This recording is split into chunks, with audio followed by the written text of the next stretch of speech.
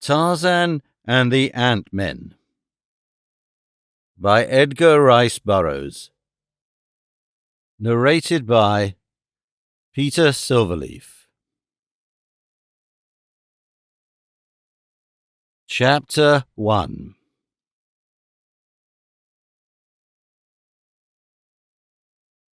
In the filth of a dark hut, in the village of Obebe the Cannibal, upon the banks of the Ugogo, Esteban Miranda squatted upon his haunches and gnawed upon the remnants of a half-cooked fish.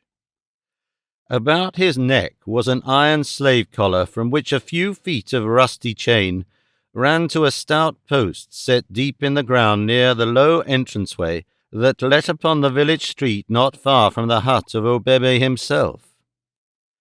For a year, Esteban Miranda had been chained thus, like a dog, and like a dog he sometimes crawled through the low doorway of his kennel and basked in the sun outside. 2 diversions had he, and only 2. One was the persistent idea that he was Tarzan of the Apes, whom he had impersonated for so long and with such growing success that, like the good actor he was, he had come not only to act the part, but to live it, to be it. He was, as far as he was concerned, Tarzan of the Apes. There was no other. And he was Tarzan of the Apes to Obebe too. But the village witch-doctor still insisted that he was the river devil, and as such one to propitiate rather than to anger. It had been this difference of opinion between the chief and the witch-doctor that had kept Esteban Miranda from the flesh-pots of the village, for Obebe had wanted to eat him, thinking him his old enemy, the ape-man. But the witch-doctor had aroused the superstitious fears of the villagers by half convincing them that their prisoner was the river devil masquerading as Tarzan, and, as such, dire disaster would descend upon the village were he harmed. The result of this difference between Obebe and the witch-doctor had been to preserve the life of the Spaniard until the truth of one claim or the other was proved. If Esteban died a natural death, he was Tarzan, the mortal, and Obebe, the chief, was vindicated. If he lived on forever or mysteriously disappeared, the claim of the witch-doctor would be accepted as gospel. After he had learned their language and thus come to a realization of the accident of fate that had guided his destiny by so narrow a margin from the cooking pots of the cannibals, he was less eager to proclaim himself Tarzan of the Apes. Instead, he let drop mysterious suggestions that he was, indeed, none other than the river devil. The witch-doctor was delighted, and everyone was fooled except Obebe, who was old and wise, and did not believe in river devils, and the witch-doctor, who was old and wise, and did not believe in them either, but realized that they were excellent things for his parishioners to believe in. Esteban Miranda's other diversion, aside from secretly believing himself Tarzan, consisted in gloating over the bag of diamonds that Krasky the Russian had stolen from the ape-man, and that had fallen into the Spaniard's hands after he had murdered Krasky, the same bag of diamonds that the old man had handed to Tarzan in the vaults beneath the Tower of Diamonds, in the valley of the Palace of Diamonds, when he had rescued the Gomangani of the valley from the tyrannical oppression of the Bolgani. For hours at a time Esteban Miranda sat in the dim light of his dirty kennel, counting and fondling the brilliant stones. 1,000 times had he weighed each one in an appraising palm, computing its value and translating it into such pleasures of the flesh as great wealth might buy for him in the capitals of the world. Mired in his own filth, feeding upon rotted scraps tossed to him by unclean hands, he yet possessed the wealth of a Croesus, and it was as Croesus he lived in his imaginings, his dismal hut changed into the pomp and circumstance of a palace by the scintillant gleams of the precious stones.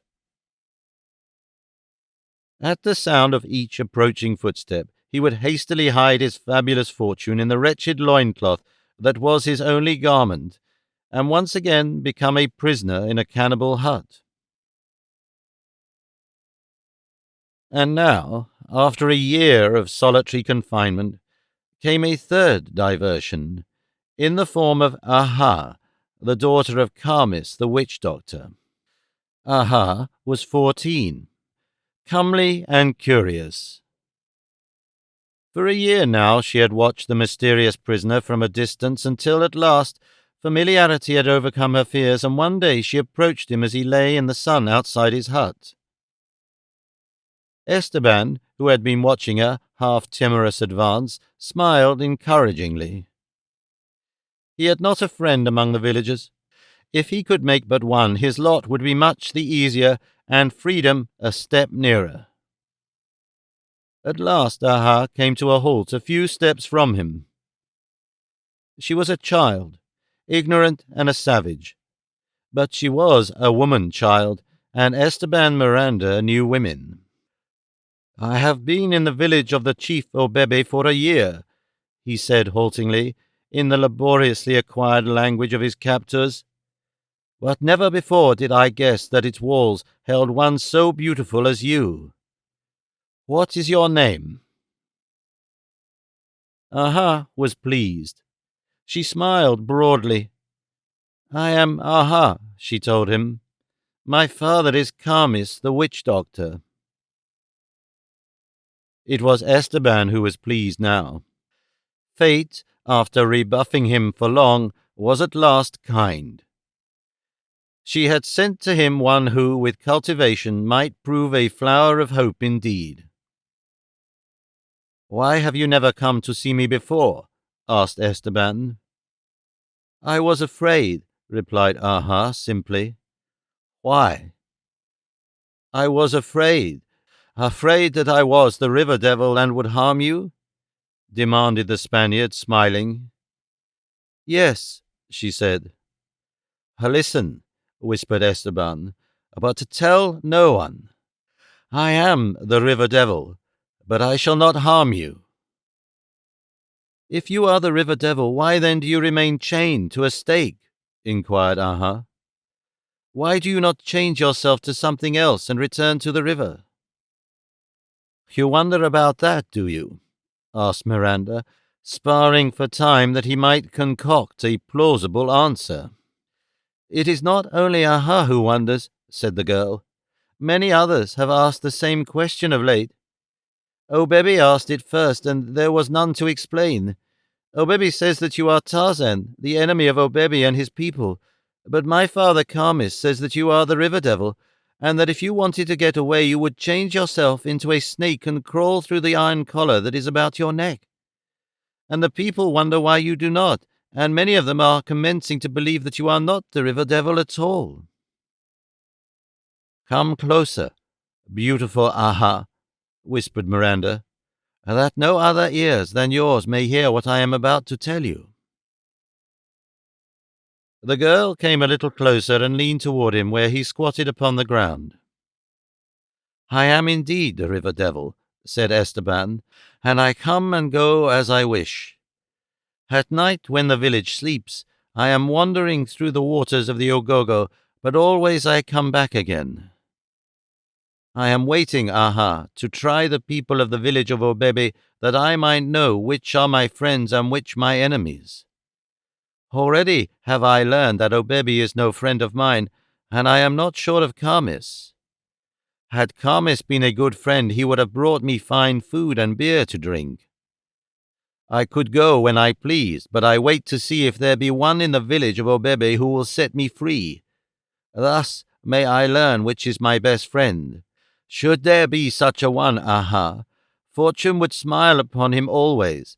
His every wish would be granted, and he would live to a great age, for he would have nothing to fear from the river devil, who would help him in all his undertakings. But listen, Aha, tell no one what I have told you. I shall wait a little longer, and if there be no such friend in the village of Obebe, I shall return to my father and mother, the Ogogo, and destroy the people of Obebe. Not one shall remain alive." The girl drew away, terrified. It was evident that she was much impressed. "Do not be afraid," he reassured her. "I shall not harm you. But if you destroy all the people, she demanded. Then, of course, he said, I cannot help you, but let us hope that someone comes and sets me free so that I shall know that I have at least one good friend here. Now, run along, Aha, and remember that you must tell no one what I have told you. She moved off a short distance and then returned. When will you destroy the village? She asked. In a few days, he said. Aha, trembling with terror, ran quickly away in the direction of the hut of her father, Carmis the witch-doctor. Esteban Miranda smiled a satisfied smile and crawled back into his hole to play with his diamonds. Carmis the witch-doctor was not in his hut when Aha, his daughter, faint from fright, crawled into the dim interior. Nor were his wives. With their children, the latter were in the fields beyond the palisade where Aha should have been. And so it was that the girl had time for thought before she saw any of them again, with the result that she recalled distinctly what she had almost forgotten in the first frenzy of fear, that the river devil had impressed upon her that she must reveal to no one the thing that he had told her. And she had been upon the point of telling her father all. What dire calamity then would have befallen her? She trembled at the very suggestion of a fate so awful that she could not even imagine it. How close a call she had had! But what was she to do? She lay huddled upon a mat of woven grasses, racking her poor, savage little brain for a solution of the immense problem that confronted her. The first problem that had ever entered her young life, other than the constantly recurring one of how most easily to evade her share of the drudgery of the fields. Presently she sat suddenly erect, galvanized into statuesque rigidity by a thought engendered by the recollection of one of the river devil's remarks. Why had it not occurred to her before? Very plainly he had said, and he had repeated it, that if he were released he would know that he had at least one friend in the village of Obebe, and that whoever released him would live to a great age and have everything he wished for. But after a few minutes of thought, Aha drooped again. How was she, a little girl, to compass the liberation of the river devil alone? How, Baba? She asked her father when he had returned to the hut later in the day. Does the river devil destroy those who harm him?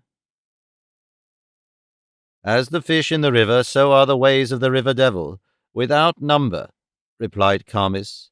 He might send the fish from the river and the game from the jungle and cause our crops to die. Then we would starve. He might bring the fire out of the sky at night and strike dead all the people of Obebe. And you think he may do these things to us, Baba? He will not harm Carmis, who saved him from the death that Obebe would have inflicted, replied the witch-doctor. Aha recalled that the river devil had complained that Carmis had not brought him good food nor beer, but she said nothing about that, although she realized that her father was far from being so high in the good graces of the river devil as he seemed to think he was. Instead, she took another tack. How can he escape, she asked, while the collar is about his neck? Who will remove it for him? No one can remove it but Obebe, who carries in his pouch the bit of brass that makes the collar open, replied Carmis. But the river devil needs no help, for when the time comes that he wishes to be free, he has but to become a snake and crawl forth from the iron band about his neck. Where are you going, Aha? I am going to visit the daughter of Obebe, she called back over her shoulder. The chief's daughter was grinding maize, as Aha should have been doing. She looked up and smiled as the daughter of the witch-doctor approached. Make no noise, Aha, she cautioned, for Obebe my father sleeps within. She nodded toward the hut. The visitor sat down, and the two girls chatted in low tones. They spoke of their ornaments, their coiffures, of the young men of the village, and often when they spoke of these, they giggled. Their conversation was not unlike that which might pass between two young girls of any race or clime. As they talked, Aha's eyes often wandered toward the entrance to Obebe's hut, and many times her brows were contracted in much deeper thought than their idle passages warranted. "Where," she demanded suddenly, "is the armlet of copper wire that your father's brother gave you at the beginning of the last moon?" Obebe's daughter shrugged. "He took it back from me," she replied, "and gave it to the sister of his youngest wife." Aha appeared crestfallen. Could it be that she had coveted the copper bracelet? Her eyes closely scrutinized the person of her friend. Her brows almost met, so deeply was she thinking. Suddenly her face brightened. "The necklace of beads that your father took from the body of the warrior captured for the last feast," she exclaimed. "You have not lost it?" "No," replied her friend. "It is in the house of my father. When I grind maize, it gets in my way, and so I laid it aside." "May I see it?" asked Aha. "I will fetch it." "No, you will awaken Obebe, and he will be very angry," said the chief's daughter. "I will not awaken him," replied Aha, and started to crawl toward the hut's entrance. Her friend tried to dissuade her. "I will fetch it as soon as Baba has awakened," she told Aha. But Aha paid no attention to her, and presently was crawling cautiously into the interior of the hut. Once within, she waited silently until her eyes became accustomed to the dim light. Against the opposite wall of the hut, Obebe lay sprawled upon a sleeping mat. He snored lustily. Aha crept toward him. Her stealth was the stealth of Sheeta the leopard. Her heart was beating like the tom-tom when the dance is at its height. She feared that its noise and her rapid breathing would awaken the old chief, of whom she was as terrified as of the river devil, but Obebe snored on. Aha came close to him. Her eyes were accustomed now to the half-light of the hut's interior. At Obebe's side and a half beneath his body, she saw the chief's pouch. Cautiously, she reached forth a trembling hand and laid hold upon it. She tried to draw it from beneath Obebe's weight. The sleeper stirred uneasily, and Aha drew back, terrified. Obebe changed his position, and Aha thought that he had awakened. Had she not been frozen with horror, she would have rushed into a headlong flight, but fortunately for her, she could not move, and presently she heard Obebe resume his interrupted snoring. But her nerve was gone, and she thought now only of escaping from the hut without being detected. She cast a last frightened glance at the chief to reassure herself that he still slept. Her eyes fell upon the pouch. Obebe had turned away from it, and it now lay within her reach, free from the weight of his body. She reached for it, only to withdraw her hand suddenly. She turned away. Her heart was in her mouth. She swayed dizzily, and then she thought of the river devil and of the possibilities for horrid death that lay within his power. Once more she reached for the pouch, and this time she picked it up. Hurriedly opening it, she examined the contents. The brass key was there. She recognized it because it was the only thing the purpose of which she was not familiar with.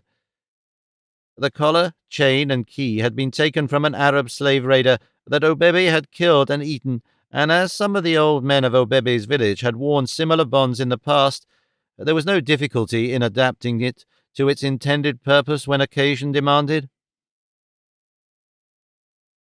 Aha hastily closed the pouch and replaced it at Obebe's side. Then, clutching the key in a clammy palm, she crawled hurriedly toward the doorway. That night, after the cooking fires had died to embers and been covered with earth, and the people of Obebe had withdrawn into their huts, Esteban Miranda heard a stealthy movement at the entrance to his kennel. He listened intently. Someone was creeping into the interior. Someone or something. Who is it? Demanded the Spaniard in a voice that he tried hard to keep from trembling. Hush, responded the intruder in soft tones. It is I, Aha, the daughter of Karmis, the witch-doctor. I have come to set you free, that you may know that you have a good friend in the village of Obebe, and will, therefore, not destroy us. Miranda smiled. His suggestion had borne fruit more quickly than he had dared to hope, and evidently the girl had obeyed his injunction to keep silent.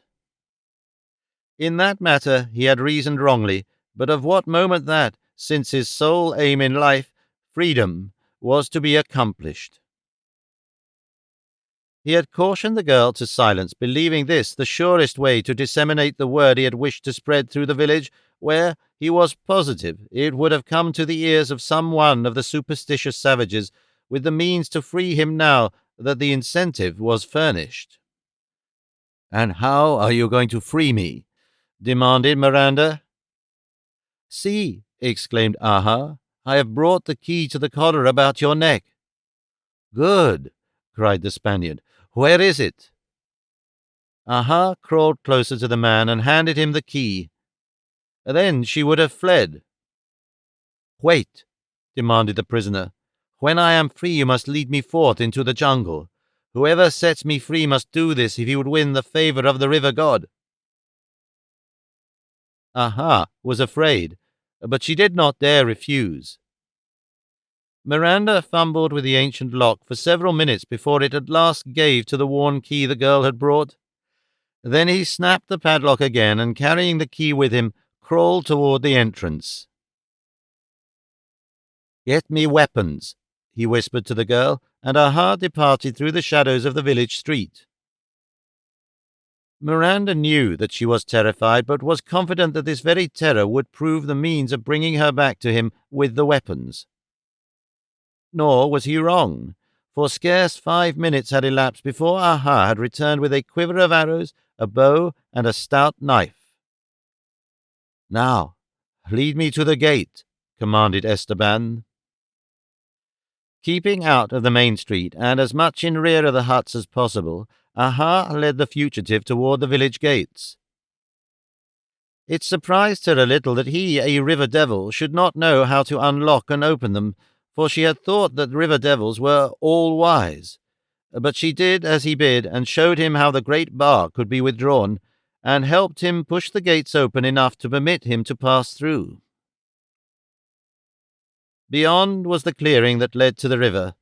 On either hand rose the giants of the jungle. It was very dark out there, and Esteban Miranda suddenly discovered that his new-found liberty had its drawbacks. To go forth alone at night into the dark, mysterious jungle filled him with a nameless dread. Aha drew back from the gates.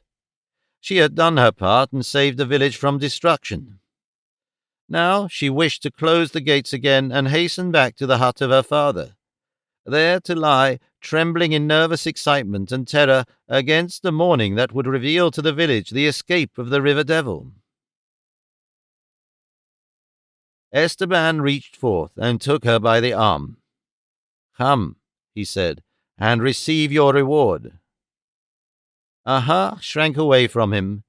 "Let me go," she cried. "I am afraid."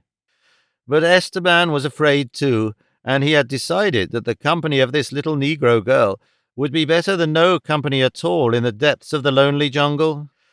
Possibly when daylight came he would let her go back to her people, but tonight he shuddered at the thought of entering the jungle without human companionship.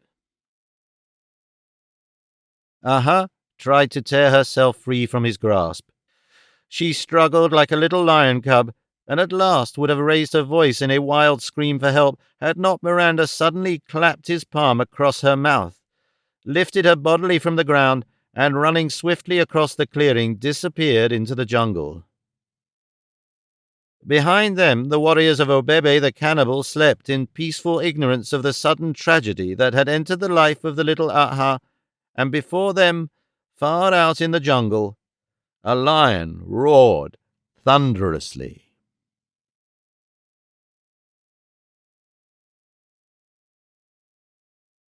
Chapter 2. 3 persons stepped from the veranda of Lord Greystoke's African bungalow and walked slowly toward the gate along a rose-embowered path that swung in a graceful curve through the well-ordered, though unpretentious, grounds surrounding the ape-man's rambling, one-story home. There were 2 men and a woman, all in khaki. The older man carrying a flyer's helmet and a pair of goggles in one hand. He was smiling quietly as he listened to the younger man. "You wouldn't be doing this now if Mother were here," said the latter. "She would never permit it." "I'm afraid you are right, my son," replied Tarzan, "but only this one flight alone, and then I'll promise not to go up again until she returns. You have said yourself that I am an apt pupil, and if you are any sort of an instructor, you should have perfect confidence in me, after having said that I was perfectly competent to pilot a ship alone. Eh, Miriam? Isn't that true?" he demanded of the young woman. She shook her head. "Like my dear, I'm always afraid for you, mon père," she replied. "You take such risks that one would think you considered yourself immortal. You should be more careful." The younger man threw his arm about his wife's shoulders. "Miriam is right," he said. "You should be more careful, father." Tarzan shrugged. "If you and your mother had your way, my nerves and muscles would have atrophied long since. They were given to me to use, and I intend using them, with discretion. Doubtless I shall be old and useless soon enough, and long enough, as it is." A child burst suddenly from the bungalow, pursued by a perspiring governess, and raced to Miriam's side.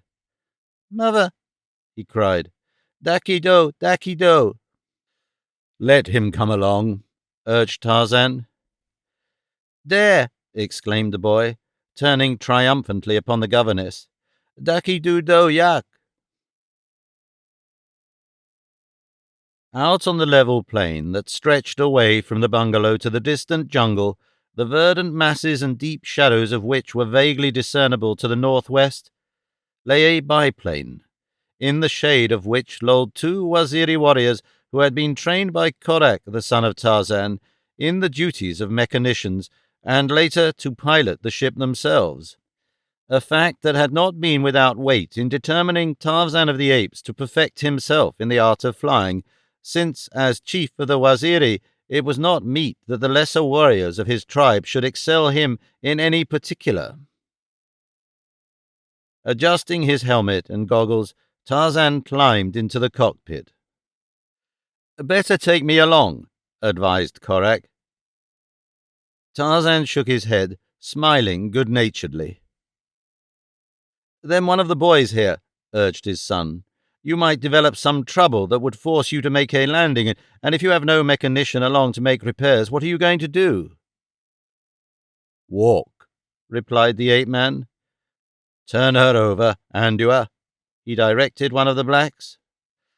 A moment later the ship was bumping over the veldt, from which directly it rose in smooth and graceful flight, circled, climbing to a greater altitude, and then sped away in an airline, while on the ground below, the 6 strained their eyes until the wavering speck that it had dwindled to disappeared entirely from their view. "Where do you suppose he is going?" asked Miriam. Korak shook his head. "He isn't supposed to be going anywhere in particular," he replied. "Just making his first practice flight alone, but knowing him as I do, I wouldn't be surprised to learn that he had taken it into his head to fly to London and see Mother." "But he could never do it," cried Miriam. "No ordinary man could, with no more experience than he has had, but then you'll have to admit, Father is no ordinary man." For an hour and a half, Tarzan flew without altering his course and without realizing the flight of time or the great distance he had covered. So delighted was he with the ease with which he controlled the ship, and so thrilled by this new power that gave him the freedom and mobility of the birds, the only denizens of his beloved jungle that he had ever had cause to envy. Presently, ahead, he discerned a great basin, or what might better be described as a series of basins, surrounded by wooded hills, and immediately he recognized to the left of it the winding Ugogo. But the country of the basins was new to him, and he was puzzled. He recognized simultaneously another fact, that he was over 100 miles from home, and he determined to put back at once. But the mystery of the basins lured him on. He could not bring himself to return home without a closer view of them. Why was it that he had never come upon this country in his many wanderings? Why had he never even heard of it from the natives living within easy access to it? He dropped to a lower level the better to inspect the basins, which now appeared to him as a series of shallow craters of long extinct volcanoes. He saw forests, lakes, and rivers, the very existence of which he had never dreamed, and then, quite suddenly, he discovered a solution of the seeming mystery that there should exist in a country with which he was familiar so large an area of which he had been in total ignorance, in common with the natives of the country surrounding it. He recognized it now, the so-called Great Thorn Forest. For years he had been familiar with that impenetrable thicket that was supposed to cover a vast area of territory into which only the smallest of animals might venture, and now he saw it was but a relatively narrow fringe encircling a pleasant, habitable country, but a fringe so cruelly barbed as to have forever protected the secret that it held from the eyes of man. Tarzan determined to circle this long-hidden land of mystery before setting the nose of his ship toward home, and, to obtain a closer view, he accordingly dropped nearer the earth. Beneath him was a great forest, and beyond that an open veldt that ended at the foot of precipitous rocky hills. He saw that, absorbed as he had been in the strange, new country, he had permitted the plane to drop too low. Coincident with the realization, and before he could move the control within his hand, the ship touched the leafy crown of some old monarch of the jungle, veered, swung completely around, and crashed downward through the foliage, amidst the snapping and rending of broken branches and the splintering of its own woodwork. Just for a second this, and then silence. Along a forest trail slouched a mighty creature, man-like in its physical attributes, yet vaguely inhuman.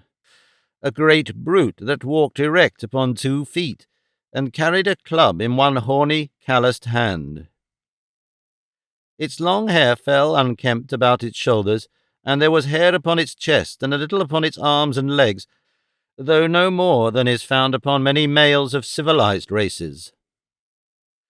A strip of hide about its waist supported the ends of a narrow G-string, as well as numerous rawhide strands, to the lower ends of which were fastened round stones from 1 to 2 inches in diameter. Close to each stone were attached several small feathers, for the most part of brilliant hues. The strands supporting the stones being fastened to the belt at intervals of 1 to 2 inches, and the strands themselves being about 18 inches long, the whole formed a skeleton skirt, fringed with round stones and feathers that fell almost to the creature's knees. Its large feet were bare, and its white skin tanned to a light brown by exposure to the elements. The illusion of great size was suggested more by the massiveness of the shoulders and the development of the muscles of the back and arms than by height, though the creature measured close to 6 feet. Its face was massive, with a broad nose and a wide, full-lipped mouth, the eyes, of normal size, being set beneath heavy, beetling brows, topped by a wide, low forehead. As it walked, it flapped its large, flat ears and occasionally moved rapidly portions of its skin on various parts of its head and body to dislodge flies, as you have seen a horse do with the muscles along its sides and flanks. It moved silently, its dark eyes constantly on the alert, while the flapping ears were often momentarily stilled as the woman listened for the sounds of quarry or foe.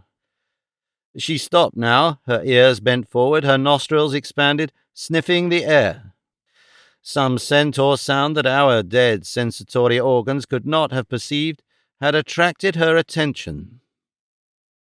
Warily she crept forward along the trail until, at a turning, she saw before her a figure lying face downward in the path. It was Tarzan of the Apes. Unconscious he lay, while above him the splintered wreckage of his plane was wedged among the branches of the great tree that had caused its downfall. The woman gripped her club more firmly and approached. Her expression reflected the puzzlement the discovery of this strange creature had engendered in her elementary mind, but she evinced no fear. She walked directly to the side of the prostrate man, her club raised to strike, but something stayed her hand. She knelt beside him and fell to examining his clothing. She turned him over on his back and placed one of her ears above his heart. Then she fumbled with the front of his shirt for a moment and suddenly, taking it in her two mighty hands, tore it apart. Again she listened, her ear this time against his naked flesh. She arose and looked about, sniffing and listening, and then she stopped, and lifting the body of the ape-man, she swung it lightly across one of her broad shoulders and continued along the trail in the direction she had been going. The trail, winding through the forest, broke presently from the leafy shade into an open, park-like strip of rolling land that stretched at the foot of rocky hills, and, crossing this, disappeared within the entrance of a narrow gorge eroded by the elements from the native sandstone, fancifully as the capricious architecture of a dream, among whose grotesque domes and miniature rocks the woman bore her burden. A half-mile from the entrance to the gorge, the trail entered a roughly circular amphitheatre, the precipitous walls of which were pierced by numerous cave mouths, before several of which squatted creatures similar to that which bore Tarzan into this strange, savage environment. As she entered the amphitheatre, all eyes were upon her, for the large, sensitive ears had warned them of her approach long before she had arrived within scope of their vision. Immediately they beheld her and her burden, several of them arose and came to meet her.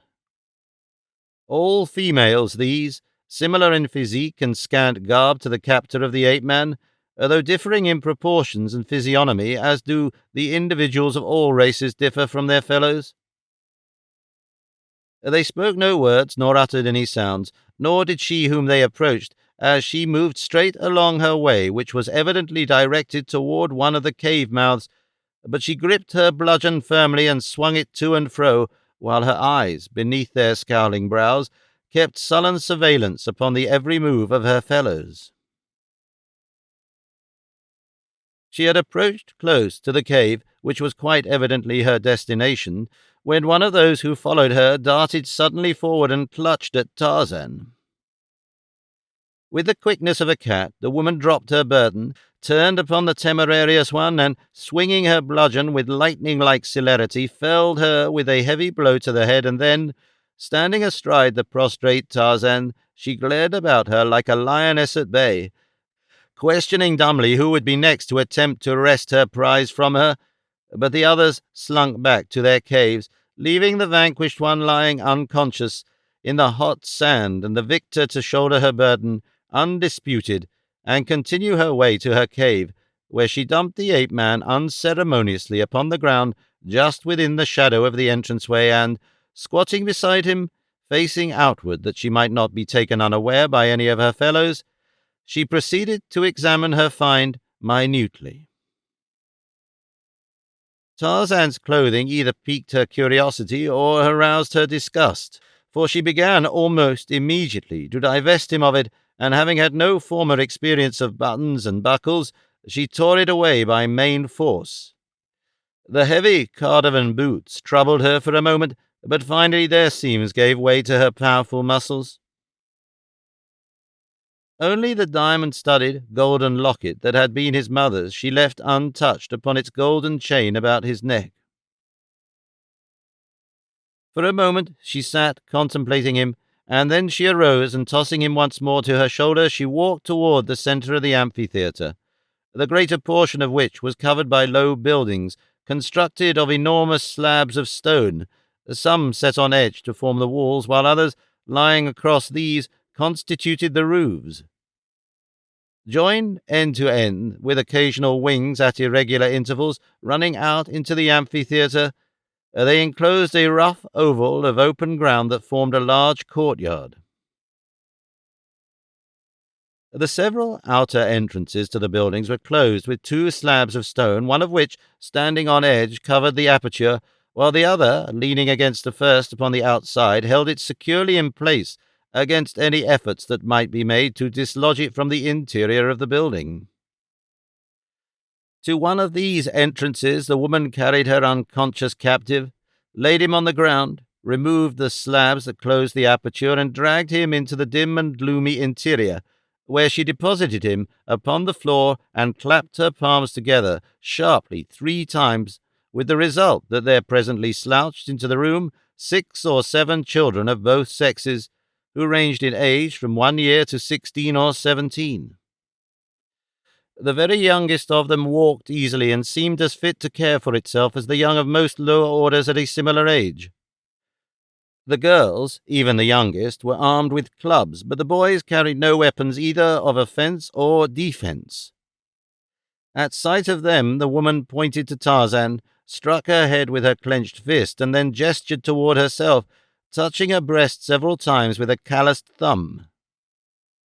She made several other motions with her hands, so eloquent of meaning that one entirely unfamiliar with her sign language could almost guess their purport, and then she turned and left the building, replaced the stones before the entrance, and slouched back to her cave, passing apparently without notice the woman she had recently struck down and who was now rapidly regaining consciousness.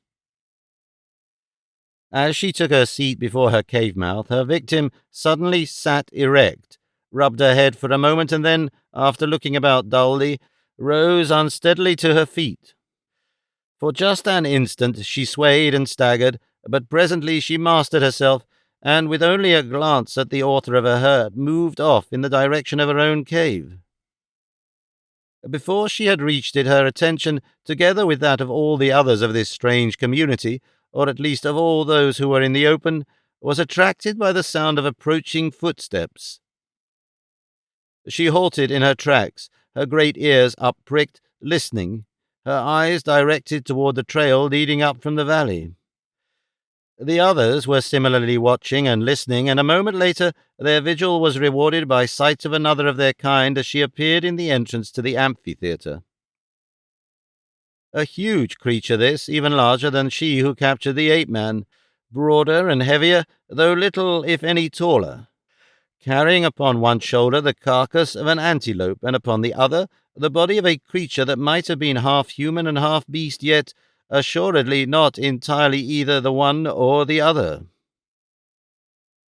The antelope was dead, but not so the other creature.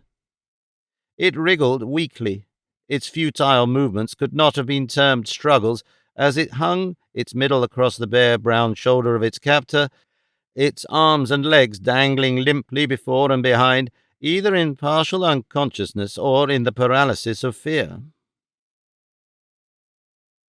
The woman who had brought Tarzan to the amphitheatre rose and stood before the entrance to her cave. We shall have to call her the first woman, for she had no name.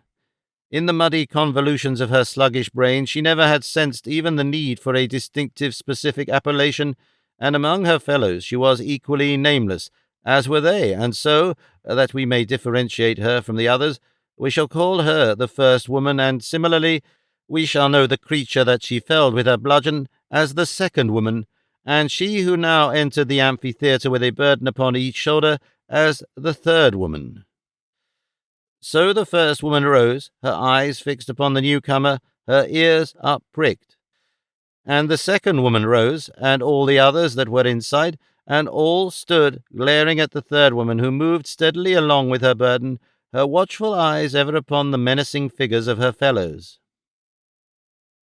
She was very large, this third woman, so for a while the others only stood and glared at her. But presently the first woman took a step forward and, turning, cast a long look at the second woman, and then she took another step forward and stopped and looked again at the second woman, and this time she pointed at herself, at the second woman, and then at the third woman, who now quickened her pace in the direction of her cave, for she understood the menace in the attitude of the first woman. The second woman understood too, and moved forward now with the first woman. No word was spoken, no sound issued from those savage lips, lips that never had parted to a smile, lips that never had known laughter, nor ever would. As the two approached her, the third woman dropped her spoils in a heap at her feet, gripped her cudgel more firmly, and prepared to defend her rights. The others, brandishing their own weapons, charged her. The remaining women were now but onlookers, their hands stayed perhaps by some ancient tribal custom that gauged the number of attackers by the quantity of spoil, awarding the right of contest to whoever initiated it. When the first woman had been attacked by the second woman, the others had all held aloof, for it had been the second woman that had advanced first to try conclusions for the possession of Tarzan. And now the third woman had come with two prizes, and since the first woman and the second woman had stepped out to meet her, the others had held back. As the three women came together, it seemed inevitable that the third woman would go down beneath the bludgeons of the others, but she warded both blows with the skill and celerity of a trained fencer, and stepping quickly into the opening she had made, dealt the first woman a terrific blow upon the head that stretched her motionless upon the ground, where a little pool of blood and brains attested the terrible strength of the wielder of the bludgeon, the while it marked the savage, unmourned passing of the first woman. And now the third woman could devote her undivided attention to the second woman, but the second woman, seeing the fate of her companion, did not wait to discuss the matter further, and instead of remaining to continue the fight, she broke and ran for her cave, while the creature that the third woman had been carrying along with the carcass of the antelope, apparently believing that it saw a chance for escape while its captor was engaged with her assailants, was crawling stealthily away in the opposite direction.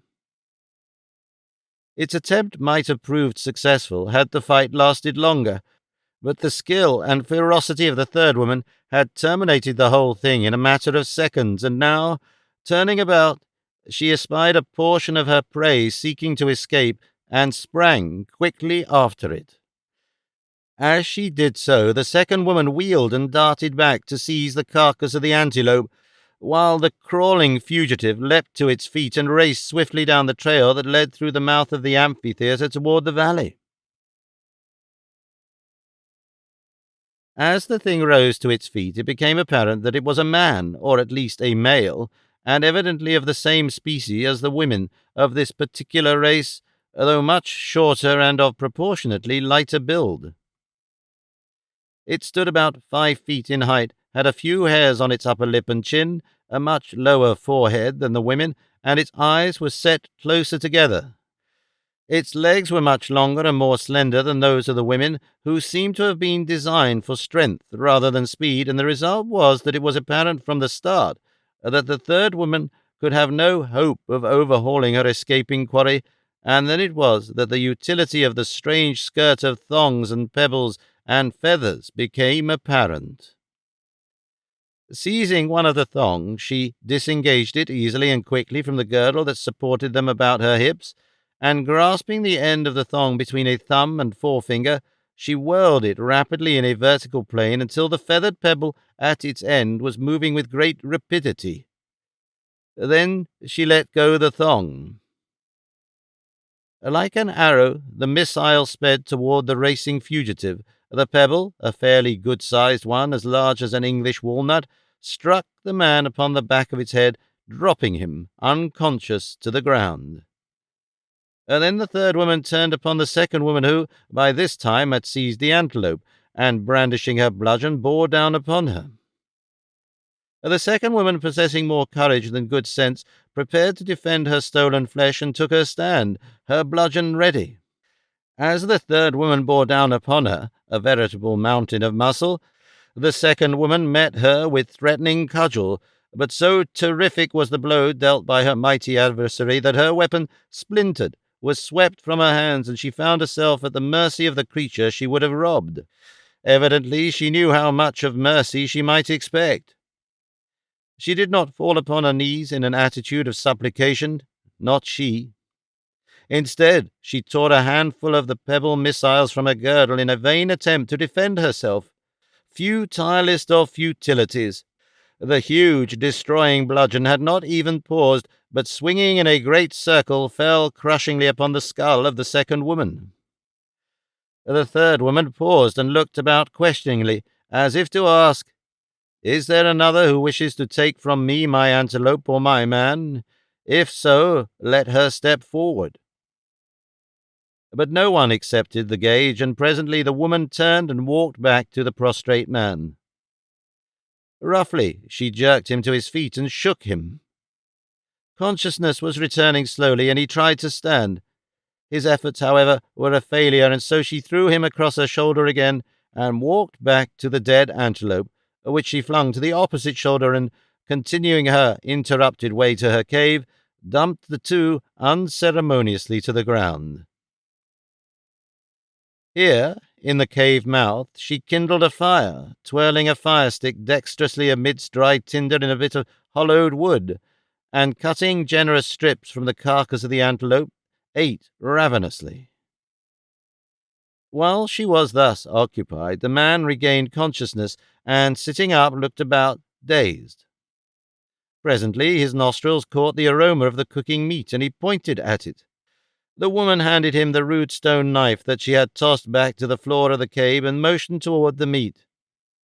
The man seized the implement and was soon broiling a generous cut above the fire. Half burned and half raw as it was, he ate it with seeming relish, and as he ate, the woman sat and watched him. He was not much to look at, yet she may have thought him handsome. Unlike the women who wore no ornaments, the man had bracelets and anklets as well as a necklace of teeth and pebbles, while in his hair, which was wound into a small knot above his forehead, were thrust several wooden skewers, 10 or 12 inches long, which protruded in various directions in a horizontal plane. When the man had eaten his fill, the woman rose and, seizing him by the hair, dragged him into the cave. He scratched and bit at her, trying to escape, but he was no match for his captor.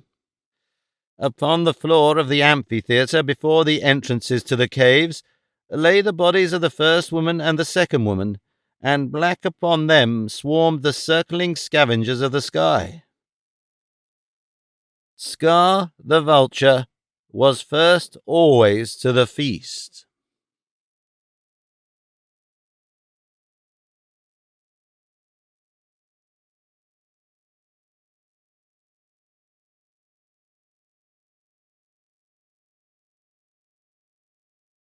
Chapter 3. Within the dim interior of the strange rocky chamber where he had been so ruthlessly deposited, Tarzan immediately became the center of interest to the several Alali young that crowded about him. They examined him carefully, turned him over, pawed him, pinched him, and at last one of the young males, attracted by the golden locket, removed it from the ape-man's neck and placed it about his own. Lowest, perhaps, in the order of human evolution, nothing held their interest over long, with the result that they soon tired of Tarzan and trooped out into the sunlit courtyard, leaving the ape-man to regain consciousness as best he could, or not at all. It was immaterial to them which he did. Fortunately for the lord of the jungle, the fall through the roof of the forest had been broken by the fortuitous occurrence of supple branches directly in the path of his descent, with the happy result that he suffered only from a slight concussion of the brain. Already he was slowly regaining consciousness, and not long after the Alali young had left him, his eyes opened, rolled dully about the dim interior of his prison, and closed again. His breathing was normal, and when again he opened his eyes, it was as though he had emerged from a deep and natural slumber, the only reminder of his ancient being a dull aching of the head.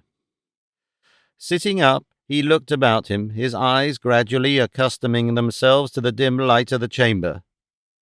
He found himself in a rude shelter constructed of great slabs of rock.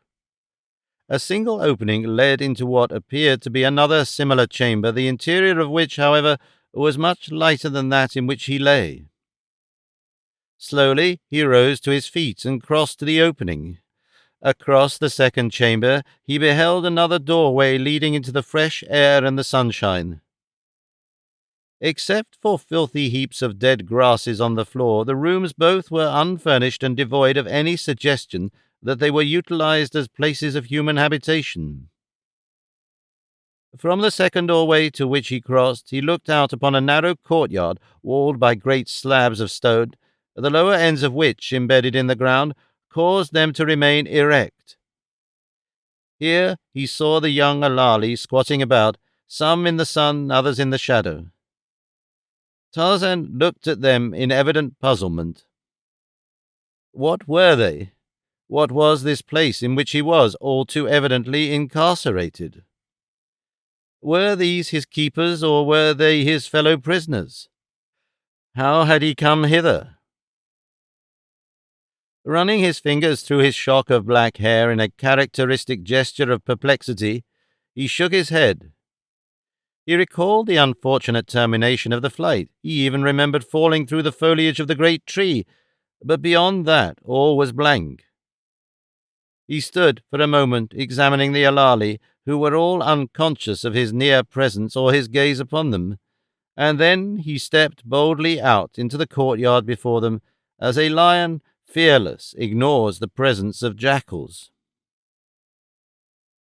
Immediately they saw him, they rose and clustered about him, the girls pushing the boys aside and coming boldly close, and Tarzan spoke to them, first in one native dialect, then in another, but they seemed not to understand, for they made no reply, and then, as a last resort, he addressed them in the primitive language of the great apes, the language of Manu the monkey, the first language that Tarzan had learned when, as a babe, he suckled at the hairy breast of Kala, the she-ape, and listened to the gutturals of the savage members of the tribe of Kerchak.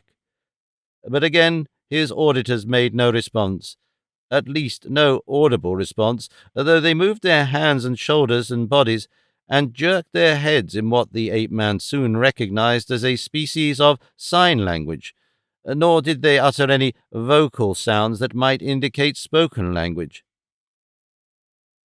Presently they again lost interest in the newcomer, and resumed their indolent lounging about the walls of the courtyard, while Tarzan paced to and fro its length, his keen eye searching for whatever avenue of escape chance might provide, and he saw it in the height of the walls, to the top of which a long running jump would take his outstretched fingers, he was sure. But not yet. He must wait for darkness to shield his attempt from those within the enclosure and those without. And as darkness approached, the actions of the other occupants of the courtyard became noticeably altered. They walked back and forth, constantly passing and repassing the entrance to the shelter at the end of the courtyard, and occasionally entering the first room and often passing to the second room, where they listened for a moment before the great slab that closed the outer aperture. Then back into the courtyard again and back and forth in restless movement. Finally, one stamped a foot upon the ground, and this was taken up by the others until, in regular cadence, the thud, thud, thud of their naked feet must have been audible for some distance beyond the confines of their narrow prison yard. Whatever this procedure might have been intended to accomplish, nothing apparently resulted, and presently one of the girls, her sullen face snarling in anger, seized her bludgeon more firmly in her two hands, and stepping close to one of the walls, began to pound violently upon one of its huge stone slabs. Instantly the other girls followed her example, while the young males continued beating time with their heels. For a while Tarzan was puzzled for an explanation of their behavior, but it was his own stomach that at last suggested an answer. The creatures were hungry and were attempting to attract the attention of their jailers, and their method of doing so suggested something else as well, something of which his past brief experience with them had already partially convinced him. The creatures were without speech, even totally unvocal, perhaps. The girl who had started the pounding upon the wall suddenly stopped and pointed at Tarzan. The others looked at him and then back at her, whereupon she pointed at her bludgeon and then at Tarzan again, after which she acted out a little pantomime, very quickly, very briefly, but none the less realistically. The pantomime depicted the bludgeon falling upon Tarzan's head, following which the pantomimist, assisted by her fellows, devoured the ape-man. The bludgeons ceased to fall upon the wall, the heels no longer smote the earth, the assemblage was interested in the new suggestion. They eyed Tarzan hungrily. The mother who should have brought them food, the first woman, was dead. They did not know this.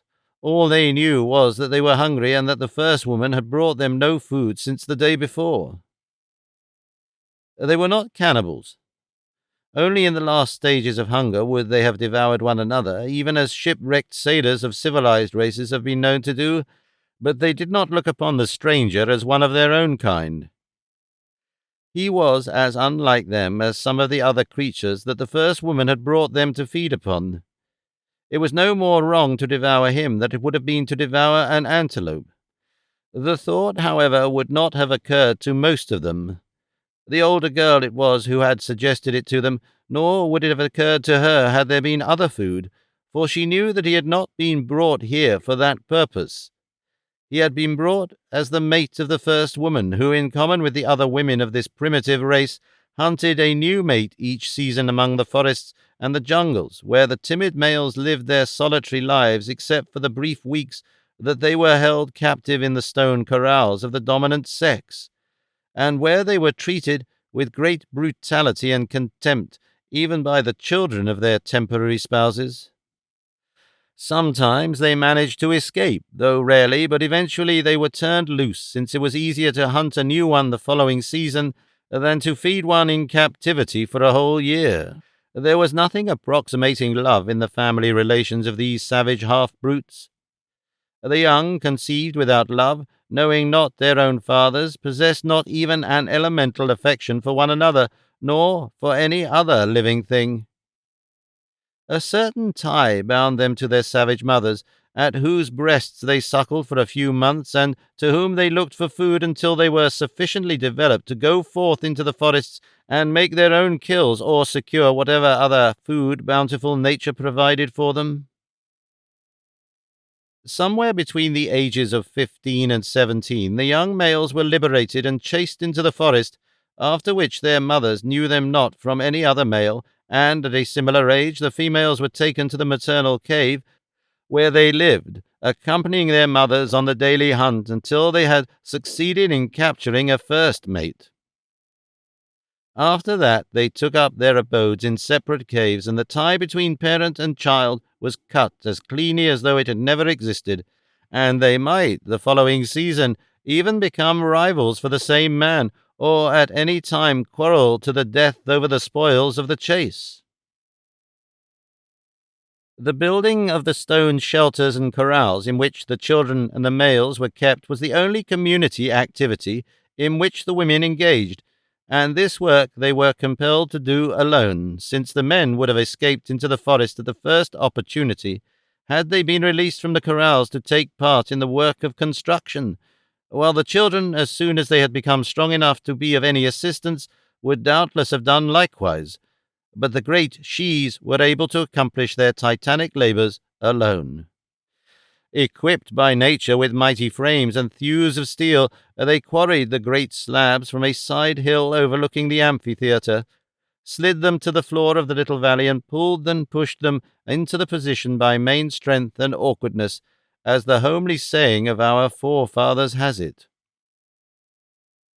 Fortunately for them, it was seldom necessary to add to the shelters and corrals already built, since the high rate of mortality among the females ordinarily left plenty of vacant enclosures for maturing girls. Jealousy, greed, the hazards of the hunt, the contingencies of intertribal wars all took heavy toll among the adult shes. Even the despised male, fighting for his freedom, sometimes slew his captor. The hideous life of the Alalus was the natural result of the unnatural reversal of sex dominance. It is the province of the male to initiate love, and by his masterfulness to inspire first respect, then admiration in the breast of the female he seeks to attract. Love itself developed after these other emotions. The gradually increasing ascendancy of the female Alalus over the male eventually prevented the emotions of respect and admiration for the male from being aroused, with the result that love never followed. Having no love for her mate and having become a more powerful brute, the savage Alalus woman soon came to treat the members of the opposite sex with contempt and brutality, with the result that the power, or at least the desire, to initiate love ceased to exist in the heart of the male. He could not love a creature he feared and hated. He could not respect or admire the unsexed creatures that the Alali women had become, and so he fled into the forests and the jungle, and there the dominant females hunted him lest their race perish from the earth. It was the offspring of such savage and perverted creatures that Tarzan faced, fully aware of their cannibalistic intentions. The males did not attack him at once, but busily engaged themselves in fetching dry grass and small pieces of wood from one of the covered chambers, and while the three girls, one of them scarce 7 years of age, approached the ape-man warily with ready bludgeons, they prepared a fire over which they expected soon to be broiling juicy parts from the strange creature that their hairy dam had brought them. One of the males, a lad of 16, held back, making excited signs with hands, head, and body. He appeared to be trying to dissuade or prevent the girls from carrying out their plan. He even appealed to the other boys for backing, but they merely glanced at the girls and continued their culinary preparations. At last, however, as the girls were deliberately approaching the ape-man, he placed himself directly in their path and attempted to stop them. Instantly, the three little demons swung their bludgeons and sprang forward to destroy him. The boy dodged, plucked several of the feathered stones from his girdle, and flung them at his assailants. So swift and so accurate did the missile's speed that 2 girls dropped, howling, to the ground. The third missed, striking one of the boys on the temple, killing him instantly. He was the youth who had stolen Tarzan's locket, which, being like all his fellow males a timid creature, he had kept continually covered by a palm since the ape-man's return to consciousness had brought him out into the courtyard among them. The older girl, nothing daunted, leapt forward, her face hideous in a snarl of rage. The boy cast another stone at her and then turned and ran toward the ape-man. What reception he expected he himself probably did not know. Perhaps it was the recrudescence of a long-dead emotion of fellowship that prompted him to place himself at Tarzan's side. Possibly Tarzan himself, in whom loyalty to kind was strong and had inspired this reawakening of an atrophied soul sense. However that may be, the fact remains that the boy came and stood at Tarzan's side, while the girl, evidently sensing danger to herself in this strange new temerity of her brother, advanced more cautiously. In signs, she seemed to be telling him what she would do to him if he did not cease to interpose his weak will between her and her gastronomic desires. But he signed back at her defiantly and stood his ground. Tarzan reached over and patted him on the back, smiling. The boy bared his teeth horribly, but it seemed evident that he was trying to return the ape-man's smile. And now the girl was almost upon them. Tarzan was quite at a loss as to how to proceed against her. His natural chivalry restrained him from attacking her and made it seem most repellent to injure her even in self-preservation. But he knew that before he was done with her he might even possibly have to kill her, and so, while looking for an alternative, He steeled himself for the deed he loathed, but yet he hoped to escape without that. The third woman, conducting her new mate from the cave to the corral where she would keep him in prison for a week or two, had heard the cadenced beating of naked heels and heavy bludgeons arising from the corral of the first woman, and immediately guessed their import. The welfare of the offspring of the first woman concerned her not as an individual. Community instinct, however, prompted her to release them that they might search for food and their services not be lost to the tribe through starvation. She would not feed them, of course, as they did not belong to her, but she would open their prison gate and turn them loose to fend for themselves, to find food or not to find it, to survive or to perish according to the inexorable law of the survival of the fittest. But the third woman took her time. Her powerful fingers entangled in the hair of her snarling spouse, she dragged the protesting creature to her corral, removed the great slab from before the entrance, pushed the man roughly within, accelerating his speed with a final kick, replaced the slab, and turned leisurely toward the nearby corral of the first woman. Removing the stone door, she passed through the two chambers and entered the corral at the moment that the oldest girl was advancing upon Tarzan. Pausing by the entranceway, she struck her bludgeon against the stone wall of the shelter, evidently to attract the attention of those within the corral. Instantly all looked in her direction. She was the first adult female, other than their own dam, that the children of the first woman had seen. They shrunk from her in evident terror. The youth at Tarzan's side slunk behind the ape-man, nor did Tarzan wonder at their fear. The third woman was the first adult Alalus he had seen, since all of the time that he had been in the hands of the first woman he had been unconscious. The girl who had been threatening him with her great club seemed now to have forgotten him, and instead stood with snarling face and narrowed eyes confronting the newcomer. Of all the children, she seemed the least terrified. The ape-man scrutinized the huge, brutish female standing at the far end of the corral with her savage eyes upon him. She had not seen him before, as she had been in the forest hunting at the time that the first woman had brought her prize back to the amphitheater. She had not known that the first woman had any male in her corral other than her own spawn. Here, indeed, was a prize. She would remove him to her own corral. With this idea in mind, and knowing that unless he succeeded in dodging past her and reaching the entranceway ahead of her, he could not escape her, she moved very slowly toward him, ignoring now the other occupants of the corral. Tarzan, not guessing her real purpose, thought that she was about to attack him as a dangerous alien in the sacred precincts of her home. He viewed her great bulk, her enormous muscular development, and the huge bludgeon swinging in her ham-like hand, and compared them with his own defenseless nakedness. To the jungle-born, flight from useless and uneven combat carries with it no stigma of cowardice, and not only was Tarzan of the Apes jungle-born and jungle-raised, but the stripping of his clothes from him had now, as always before, stripped also away the thin and unnatural veneer of his civilization. It was then a savage beast that faced the oncoming Alalus woman, a cunning beast as well as a powerful one, a beast that knew when to fight and when to flee. Tarzan cast a quick glance behind him. There crouched the Alalus lad, trembling in fear. Beyond was the rear wall of the corral, one of the great stone slabs of which tilted slightly outward. Slow is the mind of man, slower his eye by comparison with the eye and the mind of the trapped beast seeking escape.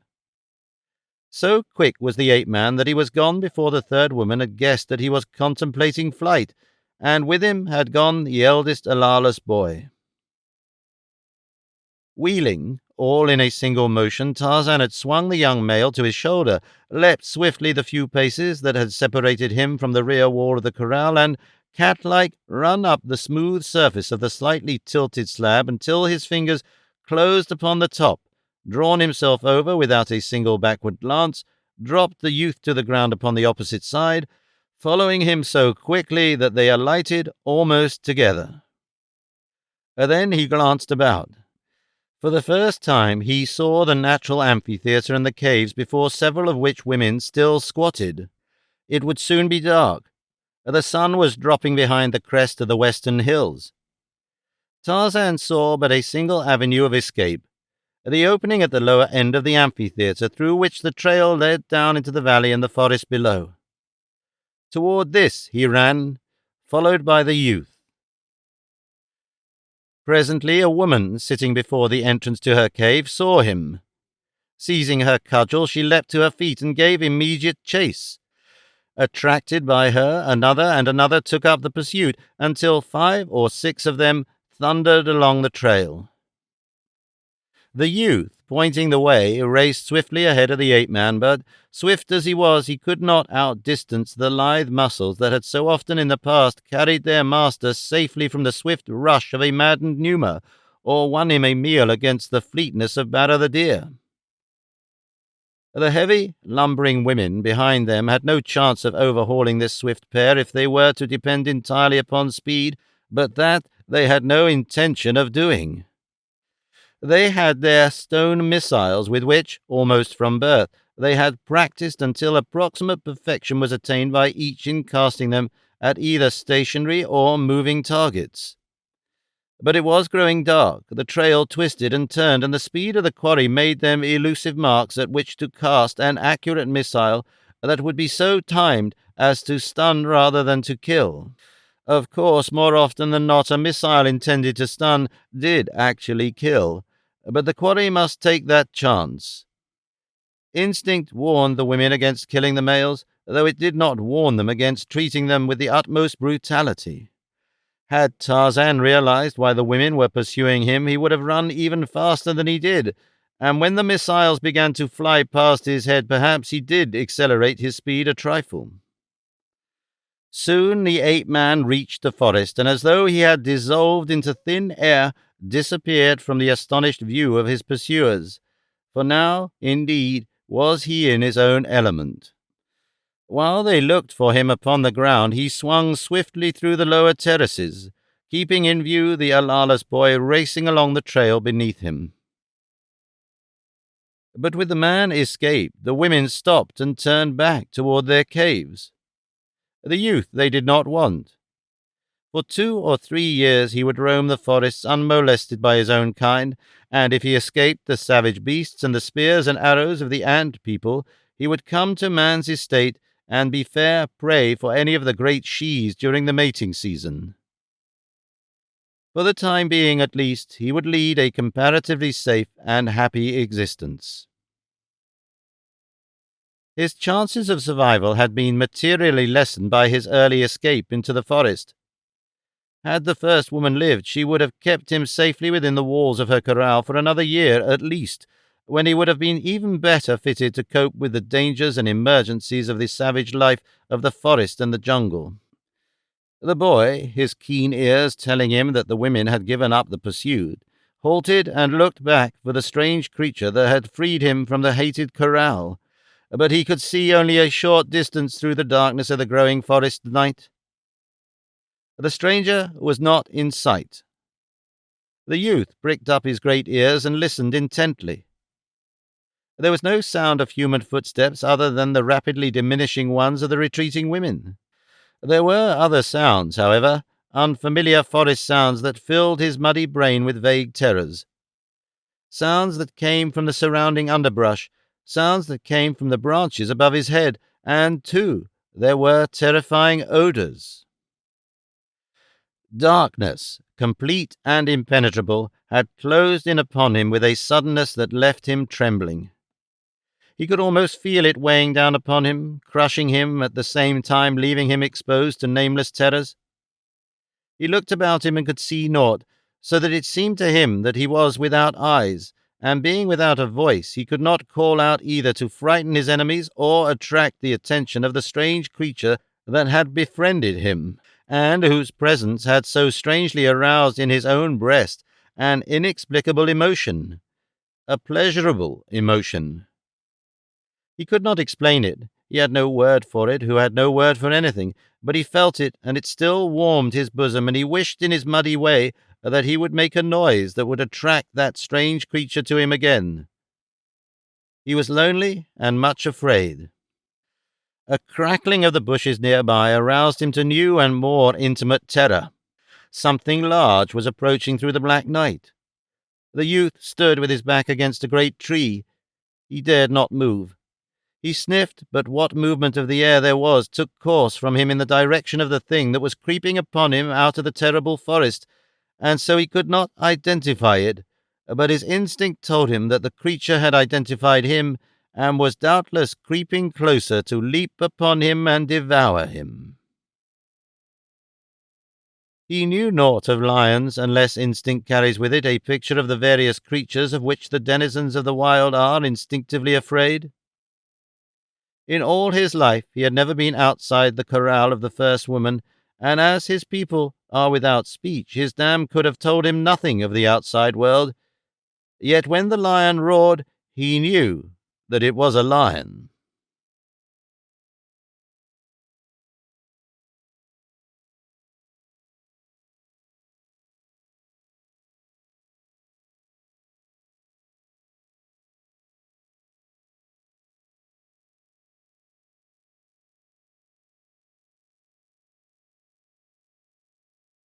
Chapter 4. Esteban Miranda, clinging tightly to the wrist of little Aha, crouched in the darkness of another forest 20 miles away, and trembled as the thunderous notes of another lion reverberated through the jungle. The girl felt the trembling of the body of the big man at her side and turned contemptuously upon him. "You are not the river devil," she cried. "You are afraid. You are not even Tarzan, for Kamis my father has told me that Tarzan is afraid of nothing. Let me go that I may climb a tree. Only a coward or a fool would stand here dead with terror, waiting for the lion to come and devour him. Let me go, I say." And she attempted to wrench her wrist free from his grasp. "Shut up," he hissed. "Do you want to attract the lion to us?" But her words and struggles had aroused him from his paralysis, and stooping he seized her and lifted her until she could grasp the lower branches of the tree beneath which they stood. Then, as she clambered to safety, he swung himself easily to her side.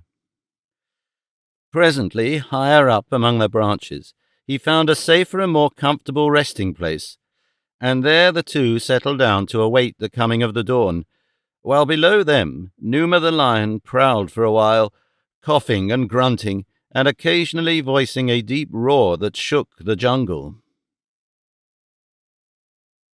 When daylight came at last, the two, exhausted by a sleepless night, slipped to the ground. The girl would have delayed, hoping that the warriors of Obebe might overtake them, but the man harbored a fear rather than a hope of the same contingency, and was, therefore, for hastening on as rapidly as possible, that he might put the greatest possible distance between himself and the black cannibal chief. He was completely lost, having not the remotest idea of where he should search for a reasonably good trail to the coast, nor at present did he care, his one wish being to escape recapture by Obebe, and so he elected to move northward, keeping always an eye open for any indication of a well-marked trail toward the west. Eventually he hoped he might discover a village of friendly natives who would aid him upon his journey toward the coast, and so the two moved as rapidly as they could in a northerly direction, their way skirting the great thorn forest along the eastern edge of which they travelled.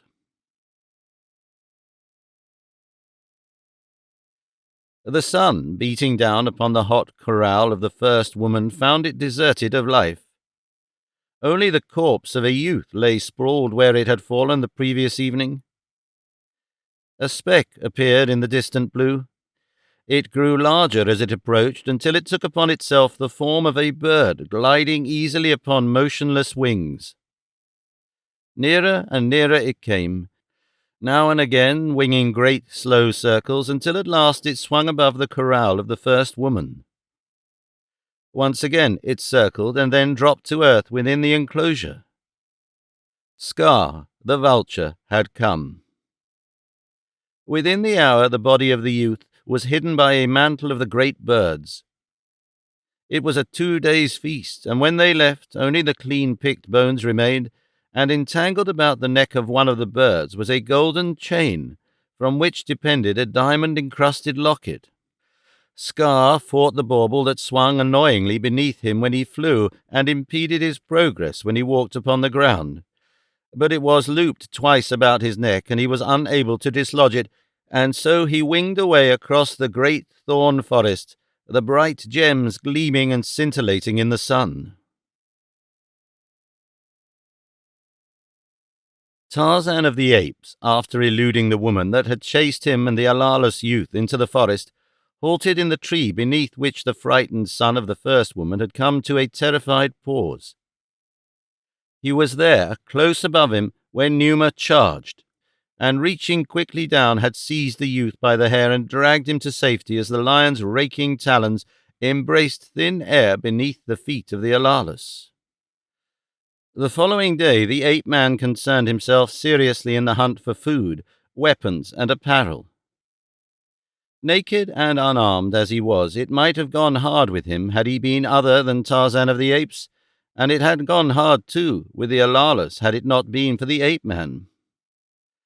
Fruits and nuts Tarzan found, and birds' eggs, but he craved meat, and for meat he hunted assiduously, not alone because of the flesh of the kill, but for the skin and the gut and the tendons, that he could use in the fabrication of the things he required for the safety and comfort of his primitive existence. As he searched for the spoor of his prey, he searched also for the proper woods for a spear and for bow and arrows, nor were they difficult to find in this forest of familiar trees, but the day was almost done before the gentle wind, up which he had been hunting, carried to his sensitive nostrils the scent spoor of Bara the deer. Swinging into a tree, he motioned the Alalus to follow him, but so inept and awkward was the creature that Tarzan was compelled to drag him to a place among the branches, where, by signs, he attempted to impart to him the fact that he wished him to remain where he was, watching the materials that the ape-man had collected for his weapons, while the latter continued the hunt alone. That the youth understood him he was not at all sure, but at least he did not follow when Tarzan swung off silently through the branches of the forest, along the elusive trail of the ruminant, the scent of which was always translated to the foster son of Kala, the she-ape, as Bara the deer, though in fact, as practically always, the animal was an antelope. But strong are the impressions of childhood, and since that long-gone day upon which he had pored over the coloured alphabet primer in the far-off cabin of his dead father, beside the landlocked harbour on the west coast, and learned that D stands for deer, and had admired the picture of the pretty animal, the thing that most closely resembled it, with which he was familiar in his daily life, the antelope, became for him then, and always remained, Bara the deer. To approach sufficiently close to Bara to bring him down with spear or arrow requires cunning and woodcraft far beyond the limited range of civilized man's ability. The native hunter loses more often than he wins in this game of wits and percipience. Tarzan, however, must excel them both, and the antelope too, in the keenness of his perceptive faculties and in coordination of mind and muscles, if he were to lay Bara low with only the weapons with which nature had endowed him. As Tarzan sped silently through the jungle, guided by his nostrils in the direction of Bara the deer, increasing strength of the familiar effluvium apprised him that not far ahead Bara foregathered in numbers, and the mouth of the savage ape-man watered in anticipation of the feast that but awaited his coming. And as the strength of the scent increased, more warily went the great beast, moving silently, a shadow among the shadows of the forest, until he came at last to the verge of an opening in which he saw a dozen antelope grazing. Squatting motionless upon a low-hanging limb, the ape-man watched the movements of the herd against the moment that one might come close enough to the encircling trees to give a charge at least a shadow of a chance for success. To wait patiently, oftentimes hour upon hour, for the quarry to expose itself to more certain death is a part of the great game that the hunters of the wild must play. A single ill-timed or thoughtless movement may send the timorous prey scampering off into the far distance, from which they may not return for days. To avoid this, Tarzan remained in statuesque immobility, waiting for chance to send one of the antelope within striking distance, and while he waited, there came to his nostrils, faintly, the scent of Numa the lion. Tarzan scowled. He was downwind from Bara, and the lion was not between him and the antelope. It must, therefore, be upwind from the quarry as well as from himself, but why had not the sensitive nostrils of the herbivora caught the scent of their arch-enemy before it had reached the ape-man? That they had not was evidenced by their placidity as they grazed contentedly, their tails switching and occasionally head raised to look about with up-pricked ears, though with no symptom of the terror that would immediately follow the discovery of Numa in their vicinity. The ape-man concluded that one of those freaks of the air currents that so often leaves a motionless pocket of air directly in the path of the flow had momentarily surrounded the antelope, insulating them, as it were, from their immediate surroundings. And while he was thinking these things and wishing that Numa would go away, he was shocked to hear a sudden crashing in the underbrush upon the opposite side of the clearing beyond the antelope, who were instantly upon the alert and poised for flight.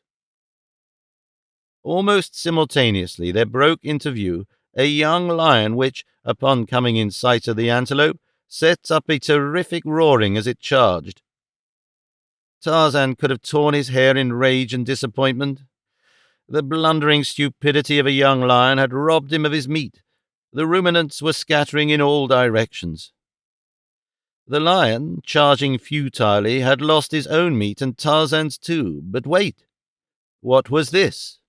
A terrified buck, blind to all save the single thought of escape from the talons of the dread carnivore, was bolting straight for the tree in which Tarzan sat. As it came beneath him, a sleek brown body shot head foremost from the foliage. Steel fingers gripped the throat of the buck, strong teeth fastened in its neck. The weight of the savage hunter carried the quarry to its knees, and before it could stumble to its feet again, a quick wrench with those powerful hands had twisted and broken its neck. Without a backward glance, the ape-man threw the carcass to his shoulder and leapt into the nearest tree. He had no need to waste time in looking back to know what Numa would be doing, for he realized that he had leapt upon Bara full in the sight of the king of beasts. Scarce had he drawn himself to safety ere the great cat crashed across the spot where he had stood. Numa, baffled, roared terribly as he returned to glare up at the ape-man perched above him. Tarzan smiled. "Son of Dango the hyena," he taunted, "go hungry until you learn to hunt." And casting a broken branch contemptuously in the lion's face, the ape-man vanished among the leafy branches, bearing his kill lightly across one broad shoulder. It was still daylight when Tarzan returned to where the Alalos was awaiting him. The youth had a small stone knife, and with this the ape-man hacked off a generous portion of the antelope for the whelp of the first woman, and another for himself. Into the raw flesh hungrily sunk the strong white teeth of the English lord, while the Alalos youth, gazing at him in surprise, sought materials for fire-making. Amused, Tarzan watched him until the other had succeeded in preparing his food as he thought it should be prepared.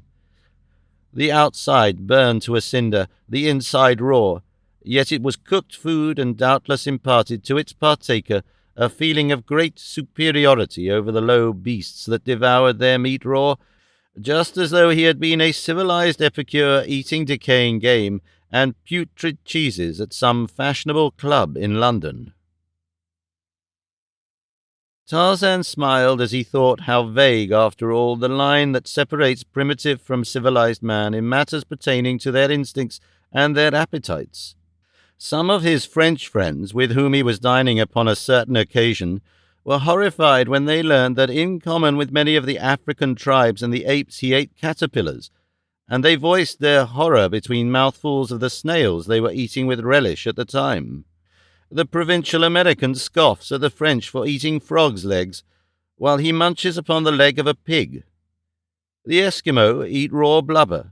The Amazonians, both white and native, eat the contents of the stomachs of parrots and monkeys and consider them delicacies.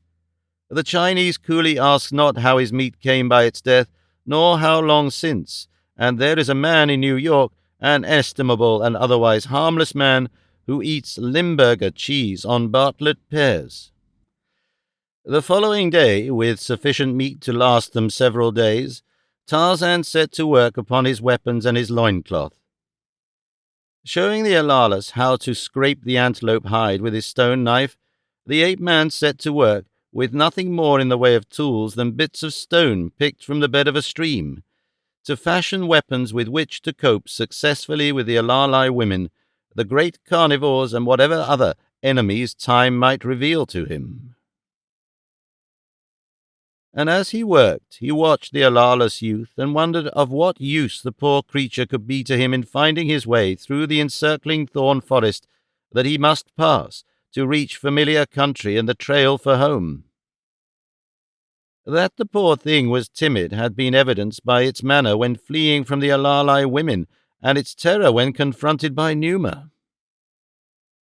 Its speechlessness made it useless as a companion, and it was entirely without woodcraft, other than a certain crude, instinctive kind that was of no use to Tarzan. But it had placed itself at his side during the altercation in the corral, and although it could not have been of any help to him, yet it had won a right to his consideration by its act. Moreover, it was evident, quite evident, that the creature had attached itself to Tarzan and intended to remain with him. An idea occurred to Tarzan as he worked upon his weapons and thought upon the Alalas. He would make similar weapons for the youth and teach him how to use them.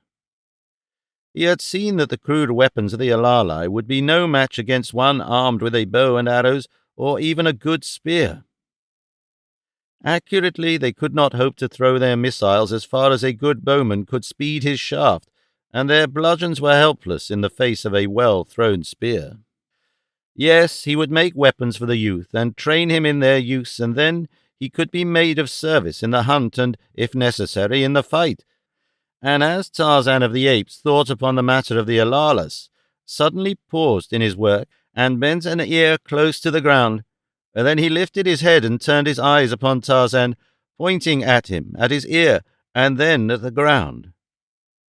The ape-man understood that he was to listen as the other had, and when he did so he distinctly heard approaching footsteps resounding upon a hard-worn trail. Gathering up his belongings, he carried them high among the trees to a safe cache with the remnants of Bara the deer, and then returning helped the youth into the tree beside him. Slowly, already, the Alalas was becoming more at ease in the trees and could help himself to a greater extent in climbing into them, but he was still practically helpless in Tarzan's estimation. The two had not long to wait before there swung down the trail one of the terrible women of the amphitheatre, and behind her at 10 or 15 paces another, and behind the second a third. It was not often that they travelled thus, for theirs was a solitary existence, the Alalai being almost devoid of gregarious instincts, yet they did occasionally start out upon their hunts together, especially when they were hunting some dangerous beast that had encroached upon their rights, or when, failing to collect sufficient men from the forest during the mating season, the unfortunate ones banded together to make a raid upon the corrals of a neighboring tribe. The three, slouching along the trail, passed directly beneath the tree from which Tarzan and the youth watched them. The great, flat ears flapped lazily, the dark eyes wandered from side to side, and from time to time they moved rapidly the skin upon some portions of their bodies as they sought to dislodge annoying insects. The two in the tree remained motionless while the three brute women passed along down the trail, to be presently lost to their view at a turning of the forest highway. Then, after a short interval of listening, they descended to the ground and resumed their interrupted labors. The ape-man smiled as he idly pondered the events of the past few minutes. Tarzan of the Apes, lord of the jungle, hiding among the trees to escape the notice of three women? But such women! He knew little about them or their ways as yet, but what he did know was sufficient to convince him that they were as formidable foes as ever he had encountered, and that while he remained weaponless he was no match against their great bludgeons and swift-thrown missiles. The days passed. The ape-man and his silent companion perfected the weapons that would more easily give them food, the latter working mechanically, following the instructions of his master, until at last the time came when Tarzan and the Alalas were fully equipped, and then they hunted together, the man training the youth in the use of bow and spear, and the long grass rope that from boyhood had formed a unique feature of the ape-man's armament. During these days of hunting there came over the Alalas youth, quite suddenly, a great change. It had been his habit to glide stealthily through the forest, stopping often to look this way and that, fearful, apparently, of every creature that roamed the shadowed trails, his one great fear, the ferocious females of his kind. But suddenly all this changed as by magic. Slowly he was mastering the bow and the spear. With deep interest and a sense of awe and respect, he had watched Tarzan bring down many animals, great and small, for food, and once he had seen him dispatch Sabor the lioness with a single thrust of his great spear when Sabor had caught the ape-man in a clearing too far from the sanctuary of his beloved trees, and then his own day came. He and Tarzan were hunting when the former disturbed a small herd of wild pigs, bringing down two with his arrows.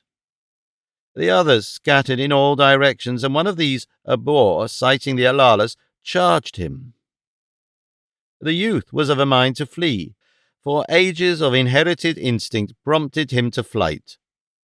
Always the male Alalas fled from danger, and between fleeing from carnivorous animals and from their own women, they had become very swift, so swift that no dangerous enemy could overtake them.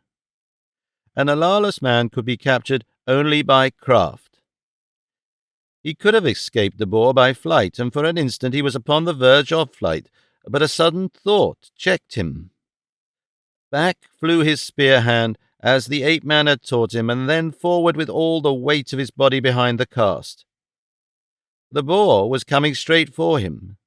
The spear struck in front of the left shoulder and ranged downward through the heart. Horta the boar dropped in his tracks.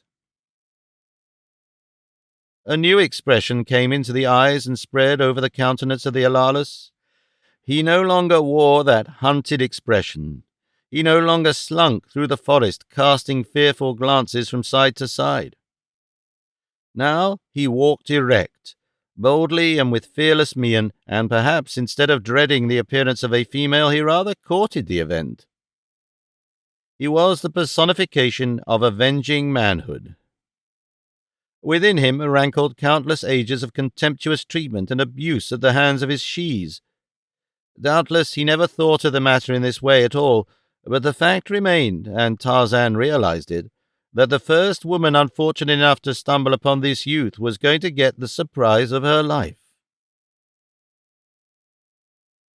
And while Tarzan and the Alalas roamed the strange land hemmed in by the great thorn forest, and the ape-man sought for an avenue of escape, Esteban Miranda and little Aha, the daughter of Carmis the witch-doctor, wandered along the forest's outer verge in search of a trail toward the west and the coast.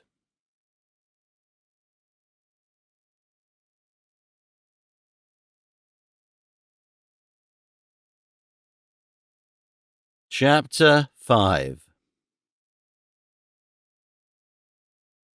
With dog-like devotion, the Alalas youth clung to Tarzan.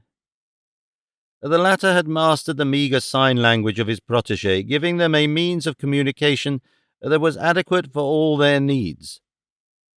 The former, gaining confidence with a growing familiarity with his new weapons, became more independent, with the result that the two more often separated for the hunt, thus ensuring a more fully stocked larder. It was upon one of these occasions that Tarzan came suddenly upon a strange sight. He had been following the scent spoor of Bara the deer when it was suddenly crossed by that of one of the great female alali. That probably meant that another would attempt to rob him of his prey. The savage instinct of the jungle beast predominated in the guidance of the breech-clouted ape-man. It was not the polished Lord Greystoke of London, whose snarling upper lip revealed two gleaming fighting fangs. It was a primordial hunting brute about to be robbed of its quarry.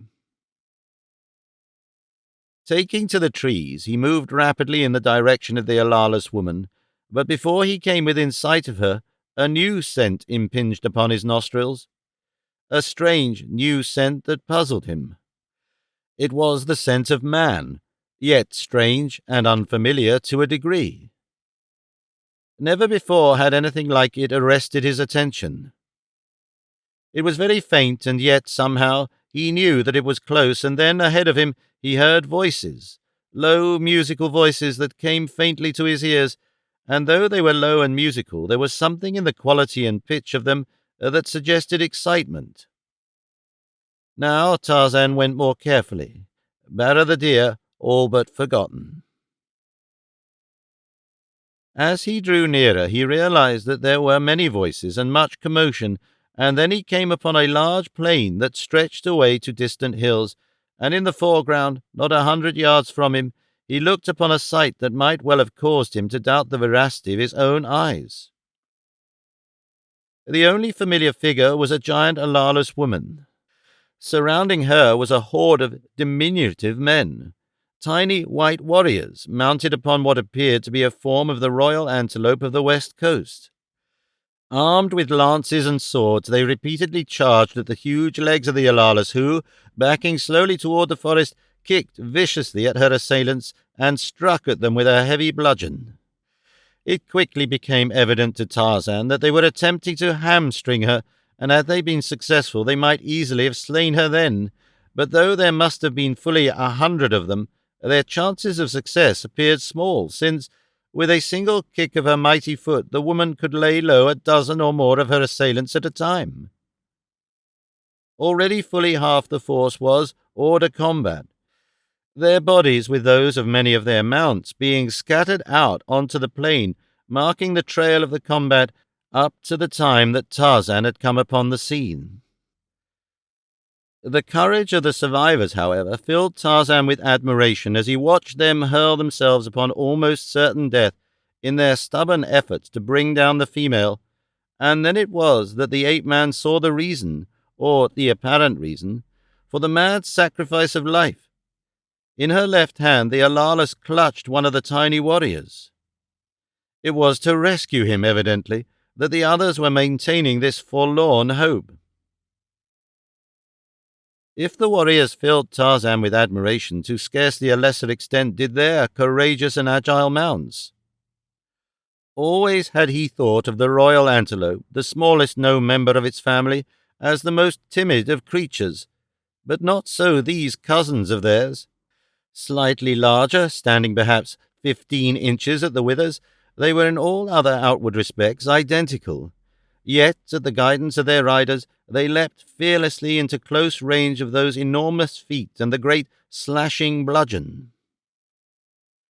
Perfectly reined were they, too, so perfectly that their muscles seemed to have coordinated with the minds of their riders.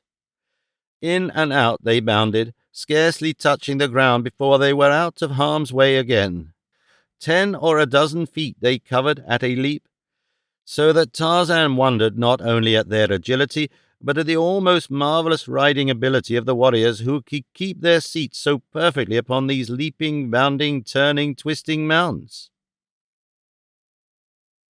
It was a pretty sight, and an inspiring one, and however unreal it had at first appeared to him, he was not long in realizing that he was looking upon a race of real pygmies, not members of the black tribe with which all African explorers are more or less familiar, but with that lost white race of diminutive men reference to which is occasionally to be found in ancient manuscripts of travel and exploration, of myth and legend.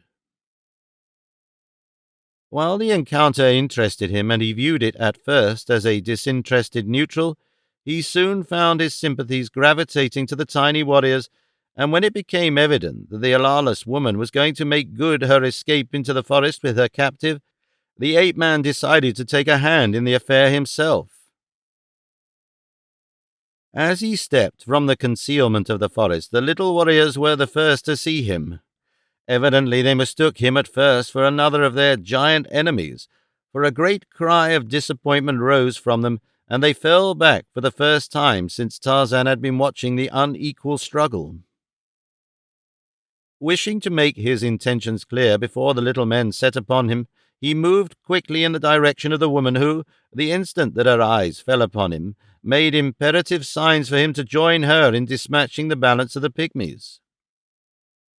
She was accustomed to being feared and obeyed by her mankind when she had them in her power. Perhaps she wondered a little at the temerity of this he, for, as a rule, they all ran from her, but she needed him badly, and that was the idea that dominated her thoughts. As Tarzan advanced, he commanded her in the sign language he had learned from the youth that she was to release her captive and go away, molesting the little men no more. At this she made an ugly grimace, and raising her bludgeon came forward to meet him. The ape-man fitted an arrow to his bow. "Go back," he signed her. "Go back, or I will kill you. Go back and put down the little man." She snarled ferociously and increased her pace. Tarzan raised the arrow to the level of his eye and drew it back until the bow bent. The pygmies, realizing that for the moment at least this strange giant was their ally, sat their mounts and awaited the outcome of the duel. The ape-man hoped that the woman would obey his commands before he was compelled to take her life, but even a cursory glance at her face revealed anything but an intention to relinquish her purpose, which now seemed to be to annihilate this presumptuous meddler as well. On she came. Already she was too close to make further delay safe, and the ape-man released his shaft. Straight into her savage heart it drove, and as she stumbled forward, Tarzan leapt to meet her, seizing the warrior from her grasp before she might fall upon the tiny body and crush it. And as he did so, the other warriors, evidently mistaking his intentions, spurred forward with loud shouts and brandishing weapons. But before they had reached him, he had set the rescued man upon the ground and released him. Instantly, the attitude of the charging pygmies changed again, and from war cries their tones turned to cheers. Riding forward, they drew rein before the warrior that Tarzan had rescued, and several of their number leapt from their mounts and, kneeling, raised his hand to their lips.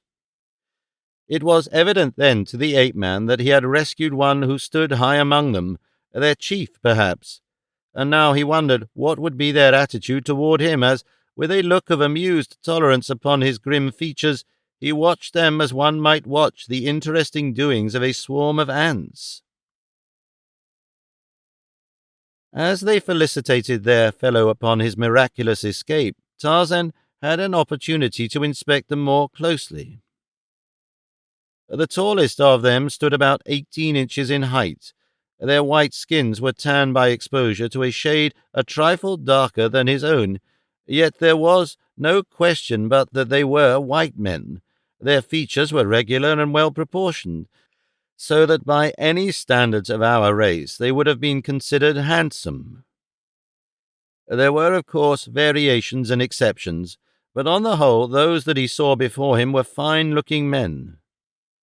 All were smooth-faced, and there seemed to be no very old men among them, while he whom Tarzan had saved from the Alalus woman was apparently younger than the average, and much younger than those who had dismounted to do him homage. As Tarzan watched them, the young man bade the others rise and then addressed them for a moment, after which he turned toward the ape-man and directed his remarks to him, none of which, of course, Tarzan could understand.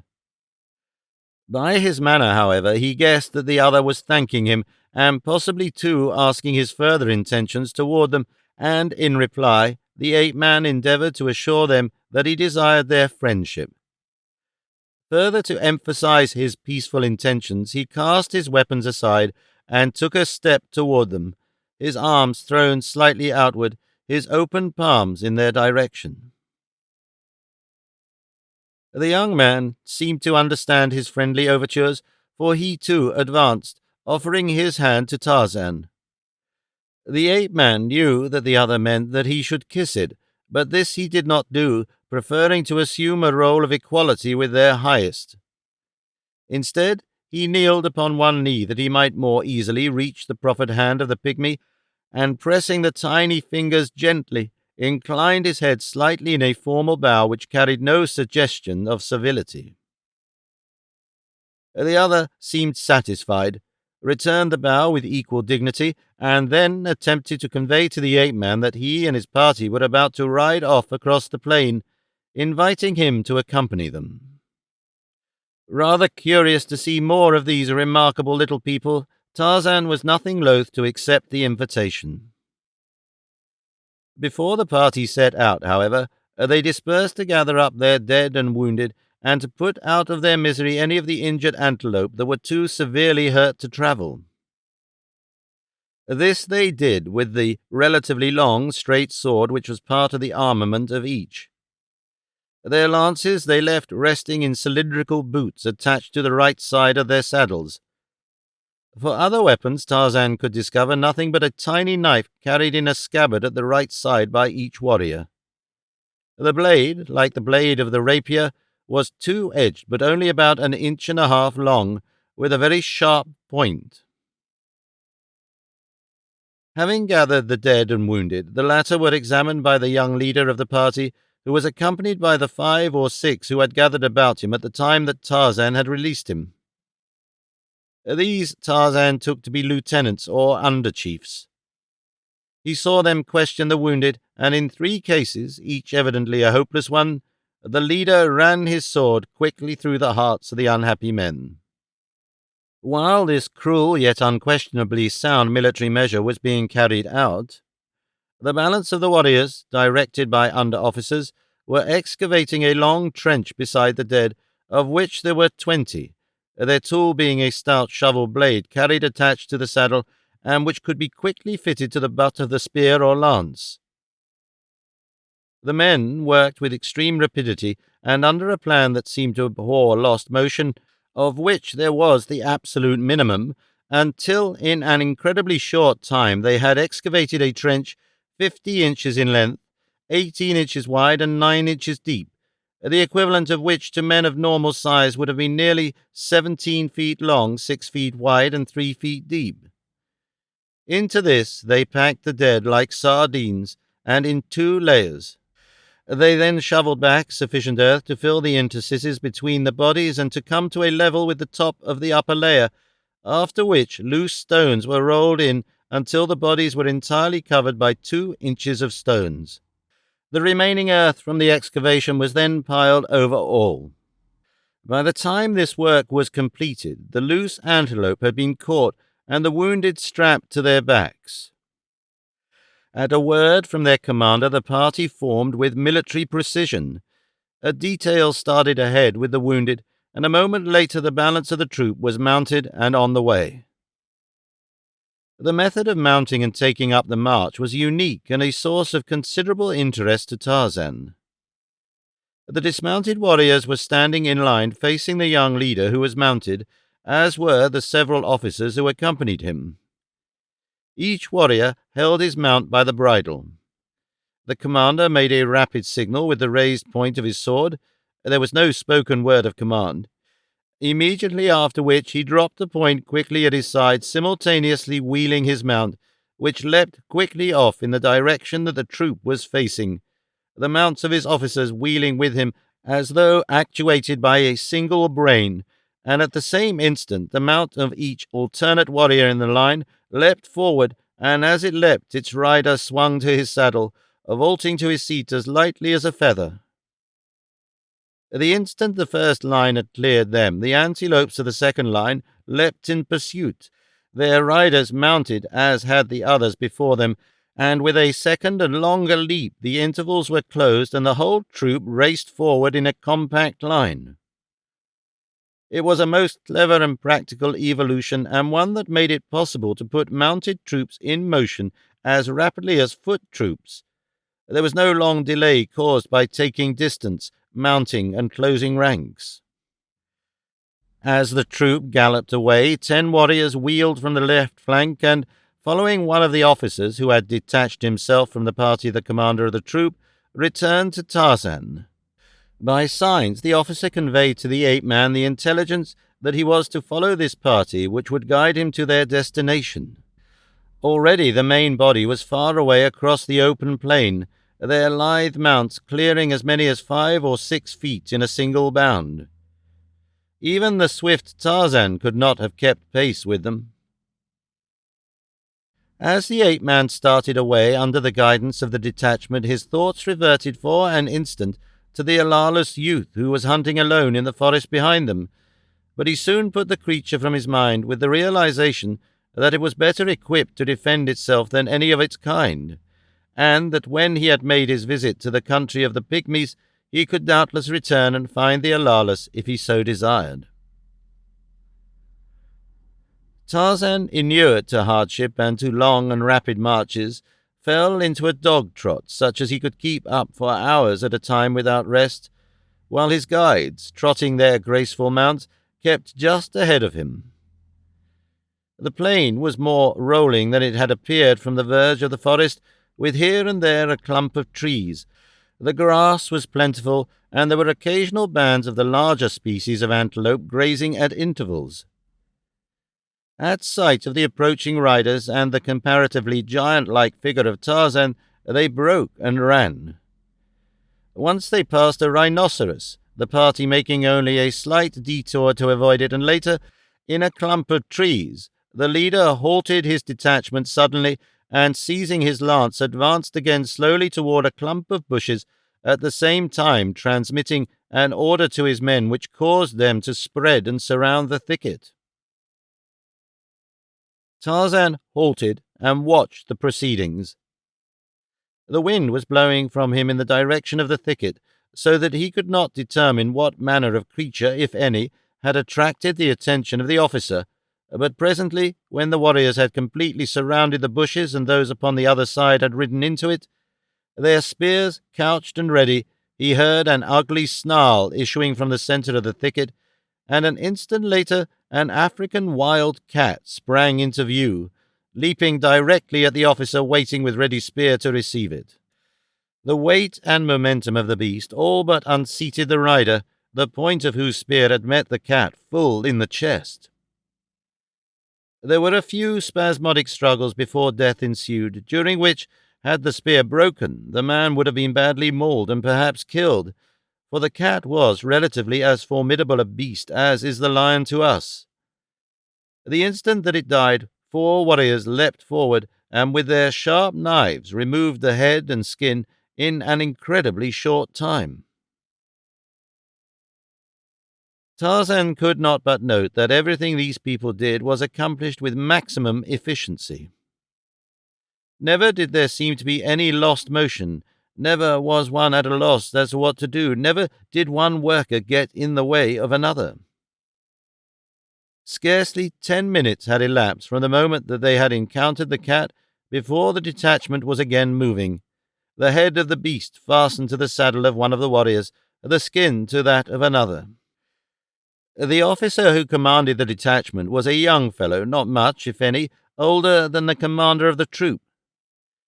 That he was courageous, Tarzan could bear witness from the manner in which he had faced what must have been to so diminutive a people a most deadly and ferocious beast. But then the entire party's hopeless attack upon the allarless woman had proved that they all were courageous, and the ape-man admired and respected courage.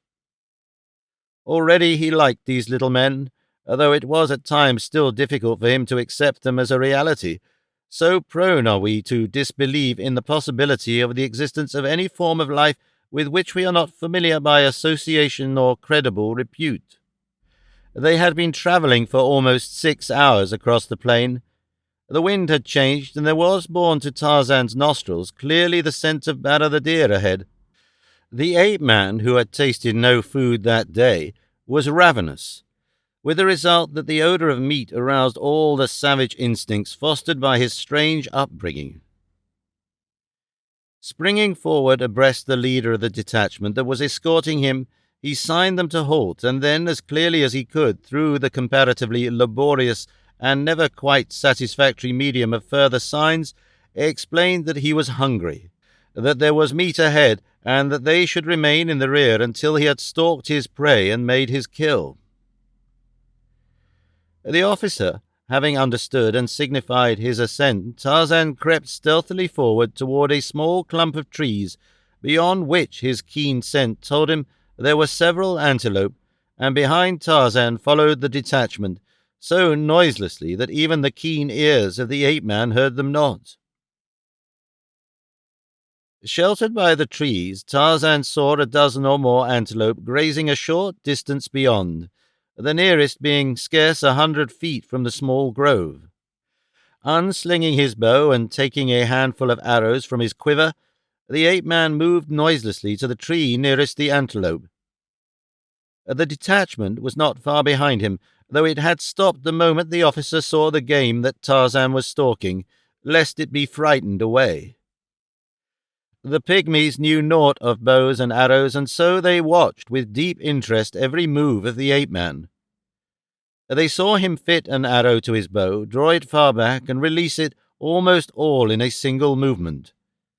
So quick with this weapon was he, and they saw the antelope leap to the impact of the missile, which was followed in rapid succession by a second and a third, and as he shot his bolts, Tarzan leapt forward in pursuit of his prey, but there was no danger that he would lose it. With the second arrow the buck was upon his knees, and when Tarzan reached him, he was already dead. The warriors, who had followed close behind Tarzan the instant that there was no further need for caution, were already surrounding the antelope, where they were talking with much more excitement than Tarzan had seen them display upon any previous occasion, their interest seemingly centered about the death-dealing projectiles that had so easily laid the great animal low, for to them this antelope was as large as would be the largest elephant to us, and as they caught the ape-man's eye, they smiled and rubbed their palms together very rapidly, with a circular motion, an act which Tarzan assumed to be in the nature of applause. Having withdrawn his arrows and returned them to his quiver, Tarzan signed to the leader of the detachment that he would borrow his rapier. For an instant the man seemed to hesitate, and all his fellows watched him intently, but he drew the sword and passed it hilt foremost to the ape-man. If you are going to eat flesh raw while it is still warm, you do not bleed the carcass, nor did Tarzan in this instance. Instead, he merely cut off a hind quarter, sliced off what he wanted, and fell to devouring it hungrily. The little men viewed his act with surprise, not unmixed with horror, and when he offered them some of the flesh, they refused it and drew away. What their reaction he could not know, but he guessed that they held a strong aversion to the eating of raw meat. Later, he was to learn that their revulsion was due to the fact that within the entire range of their experience heretofore, the only creatures that devoured raw meat devoured the pygmies as well. When, therefore, they saw this mighty giant eating the flesh of his kill raw, they could not but draw the conclusion that should he become sufficiently hungry, he would eat them. Wrapping some of the meat of the antelope in its own skin, Tarzan secured it to his back, and the party resumed its journey. The warriors now seemed troubled, and as they conversed in low tones, they cast many backward glances in the direction of the ape-man. They were not afraid for themselves, for these warriors scarcely knew the meaning of fear. The question that caused them apprehension related to the wisdom of leading among their people such a huge devourer of raw flesh who, at a single hurried meal, had eaten the equivalent of a grown man. The afternoon was drawing to a close when Tarzan discerned in the far distance what appeared to be a group of symmetrical, dome-shaped hillocks, and later, as they approached these, he saw a body of mounted warriors galloping to meet them. From his greater height he saw these before the others saw them, and attracting the officer's attention, made signs apprising the latter of his discovery. But the oncoming warriors were hidden from the view of their fellows by the inequalities of the ground. Realizing this, Tarzan stooped and, before the officer could guess his intention, had gathered antelope and rider gently in his powerful hands and lifted them high above the ground. For an instant, consternation held the remaining warriors. Swords flashed, and a warning cry arose, and even the plucky pygmy in his grasp drew his own diminutive weapon. But a smile from the ape-man reassured them all, and an instant later the officer saw why Tarzan had raised him aloft.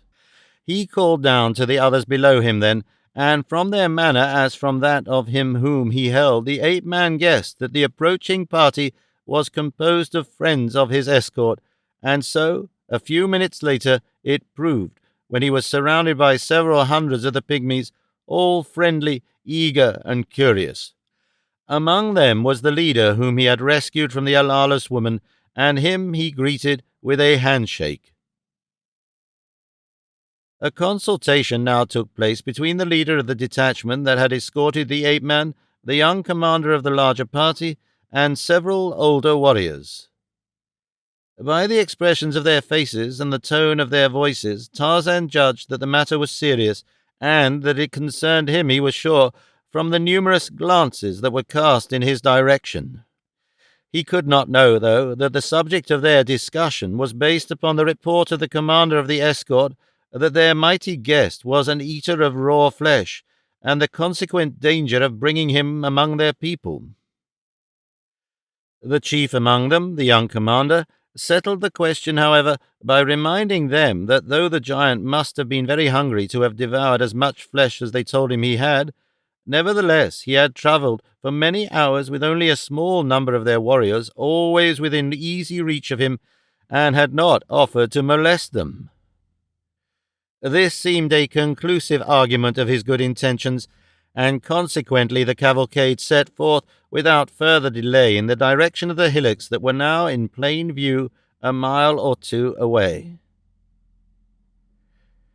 As they neared them, Tarzan saw what appeared to be literally innumerable little men moving about among the hillocks, and as he came nearer still he realized that these seeming hillocks were symmetrical mounds of small stones, quite evidently built by the pygmies themselves, and that the hordes of pygmies moving about among them were workers.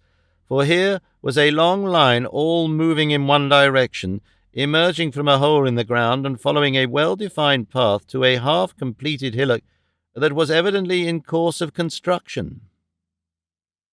Another line moved, empty-handed, in the opposite direction, entering the ground through a second hole, and upon the flanks of each line, and at frequent intervals, marched armed warriors, while other similar lines of guarded workers moved in and out of openings in each of the other dome-like structures, carrying to the mind of the ape-man a suggestion of ants laboring about their hills.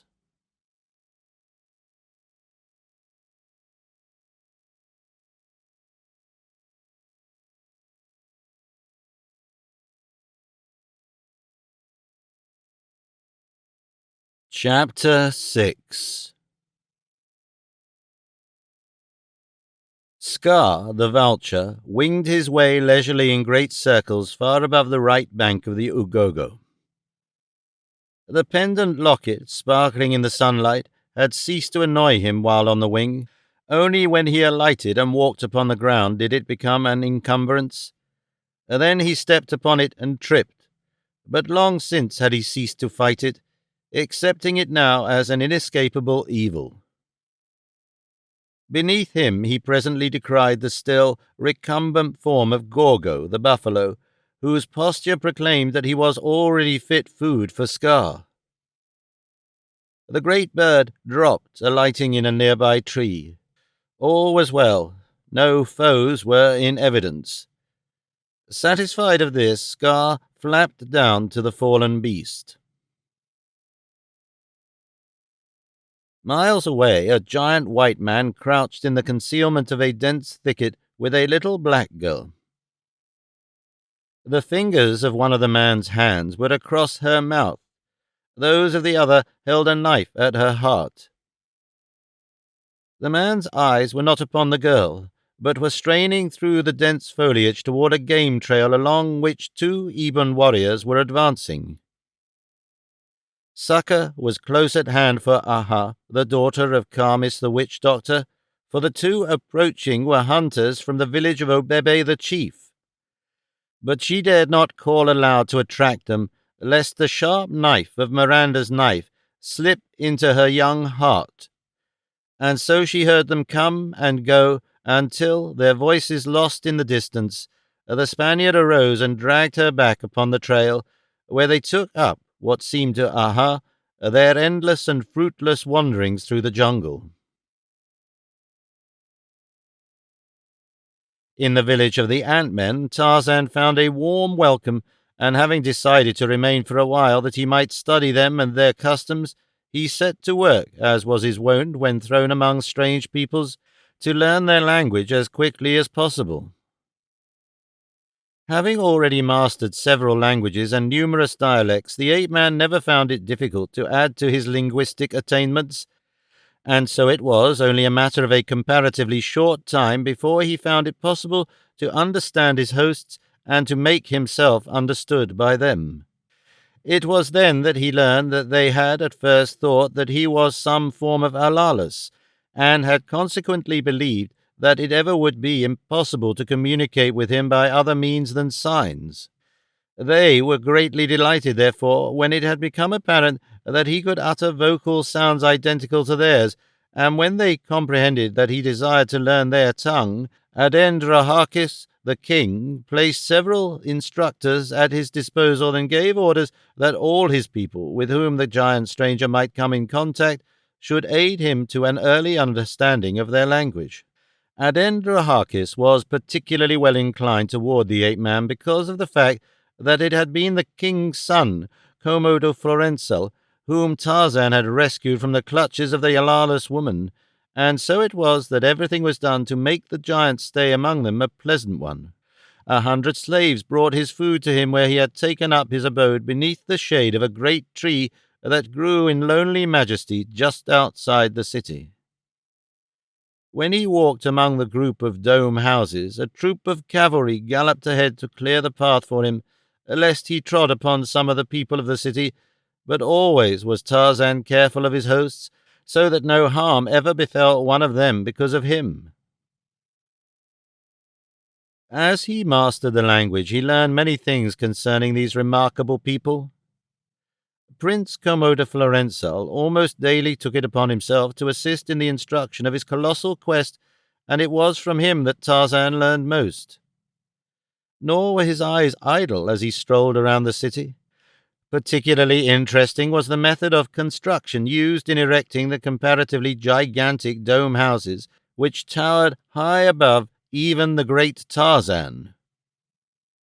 The first step in the construction was to outline the periphery of the base with boulders of uniform size and weighing perhaps 50 pounds each. 2 slaves easily carried such a boulder when it was slung in a rope hammock, and as thousands of slaves were employed, the work progressed with rapidity. The circular base, with a diameter of 150 to 200 feet, having been outlined, another, smaller circle was laid about 10 feet inside the first, 4 openings being left in each circle to mark the location of the 4 entrances to the completed building and corresponding to the 4 principal cardinal points of the compass. The walls of the entrances were then outlined upon the ground with similar large boulders, these being a little more carefully selected for uniformity, after which the 4 enclosures thus formed were packed closely with boulders. The corridors and chambers of the first floor were then outlined and the spaces between filled with boulders, each being placed with the utmost care and nicety in relation to those touching it and those that should rest upon it when the second course was laid, for these were to support a tremendous weight when the edifice was completed. The corridors were generally 3 feet wide, the equivalent of 12 feet by our standards, while the chambers varied in dimensions according to the uses to which they were to be put.